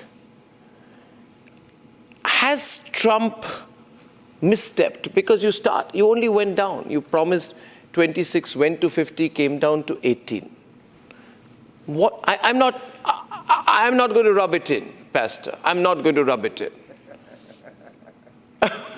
I'm not going to rub it in. But someone's going to ask. If not me, then Einar, then Joachim Bittel, the experience. They will ask you, what was all of this for? What have you got? And why do you need to do this anymore? You know, this was the biggest of them all, by the way. India, apart from US-China, the second largest deal. The biggest deal will be in US-China, I agree. But the second biggest deal will be US-India. And in the US-India deal, I don't really understand what Trump got. Can you explain what he got? I'll try my best. First of all, remember the whole purpose of President Trump's tariff wars serve two purposes. And again, the president has not lost the art of the deal. We're getting exactly what we wanted, which was reciprocal tariffs. You got to remember, at the end of the day, India was charging America massively high tariffs. The president made it very clear. We love India. I've been to India many times. I have many friends in India. The president is very close to Prime Minister Modi. We have a lot of respect for the Indian people and the Indian culture. But the reality is America markets in India were almost non-existent, partly because of the one-sided tariffs that India was charging America. And the president said no, we're no longer are going to be the world's bank. If we're going to do business together, it's going to be done on an equal term. Right now, India, through this latest trade deal, has agreed to lower their tariffs. Not only that, India has agreed, according to the latest reports, that Prime Minister Modi has agreed to stop buying Russian oil. And I like, even though I disagree with some of the things that Ambassador John Bolton is saying, he is also speaking that the more you buy Russian oil, the more you help China. And China are not friends to India. And so they're right there in your back door. So you're funding even those that desire to. No, but the thing is that, see, Pastor, may I? Last point is this. Last point, I'm going to be quiet. The last point is this. You asked, what do we get? Not only that, India has agreed to buy $500 billion worth of defense equipment, petroleum from America. That's money coming from India to the economy of America. And so we're getting India to the table. We're getting more coming back to America. And reciprocal tariffs so that we can do business in India, India can continue to do business in America, and we continue to move forward as great allies. But the time of one-sided tariffs, those days are over under Trump. No, I still haven't got an answer to my question. Because U.S. Trade Representative Jamieson Greer has said, I'm told, to CNBC International that India is maintaining its protections around agriculture. So you see, we are not telling you, please bring all your corn flour, all your soya bean, all your almonds, all your apples, and dump it in India. We're not going to let you do that. We've been patient, and I don't know what you got. See, if you're not able to answer a simple question, this is what we got in writing. You see, now you're going to look left and right, Richie, but you're going to ask, someone's going to ask you. Someone's going to ask, if not me, someone else will ask you tomorrow, Richie, good fireworks, but what did Trump actually get? Well, you brought this up before. You said that, the details, the devil's in the details, right? And I'm actually having a very positive look here. And you've had a couple of guests here, and you had Jeffrey Sachs on yesterday, I believe. Yeah. And I hear just nothing but criticism and nothing but negative. And I'm myself and others on this panel and around America are getting a little tired of hearing all this negativity. A lot of this is just confidence building, right? We're looking towards the future, the very near future. You yourself and others have said, we're waiting for the details. There's no details. Okay, so please be patient. We've been waiting for months. Trump has been in office for a little over a year. And it's been a strained relationship. We know that, strained relationship. And the commitments from India to buy $500 billion worth of energy, coal, technology, and agricultural goods, and had that barrier, the trade barrier, either tariff or no tariff barriers. We just look forward, I look forward to seeing what is going to come out of this. I don't expect something immediately right now. But if I can please just 1 minute, yesterday, when the trade deal was announced, you had Prime Minister, you had Modi. He said, he actually put on Twitter, I still call it Twitter, I know it's X. He said, it was wonderful to speak with my dear friend, President Trump, today. Yeah. Reducing the tariff to 18%. Big thanks to President Trump on behalf of the 1.4 billion people of India.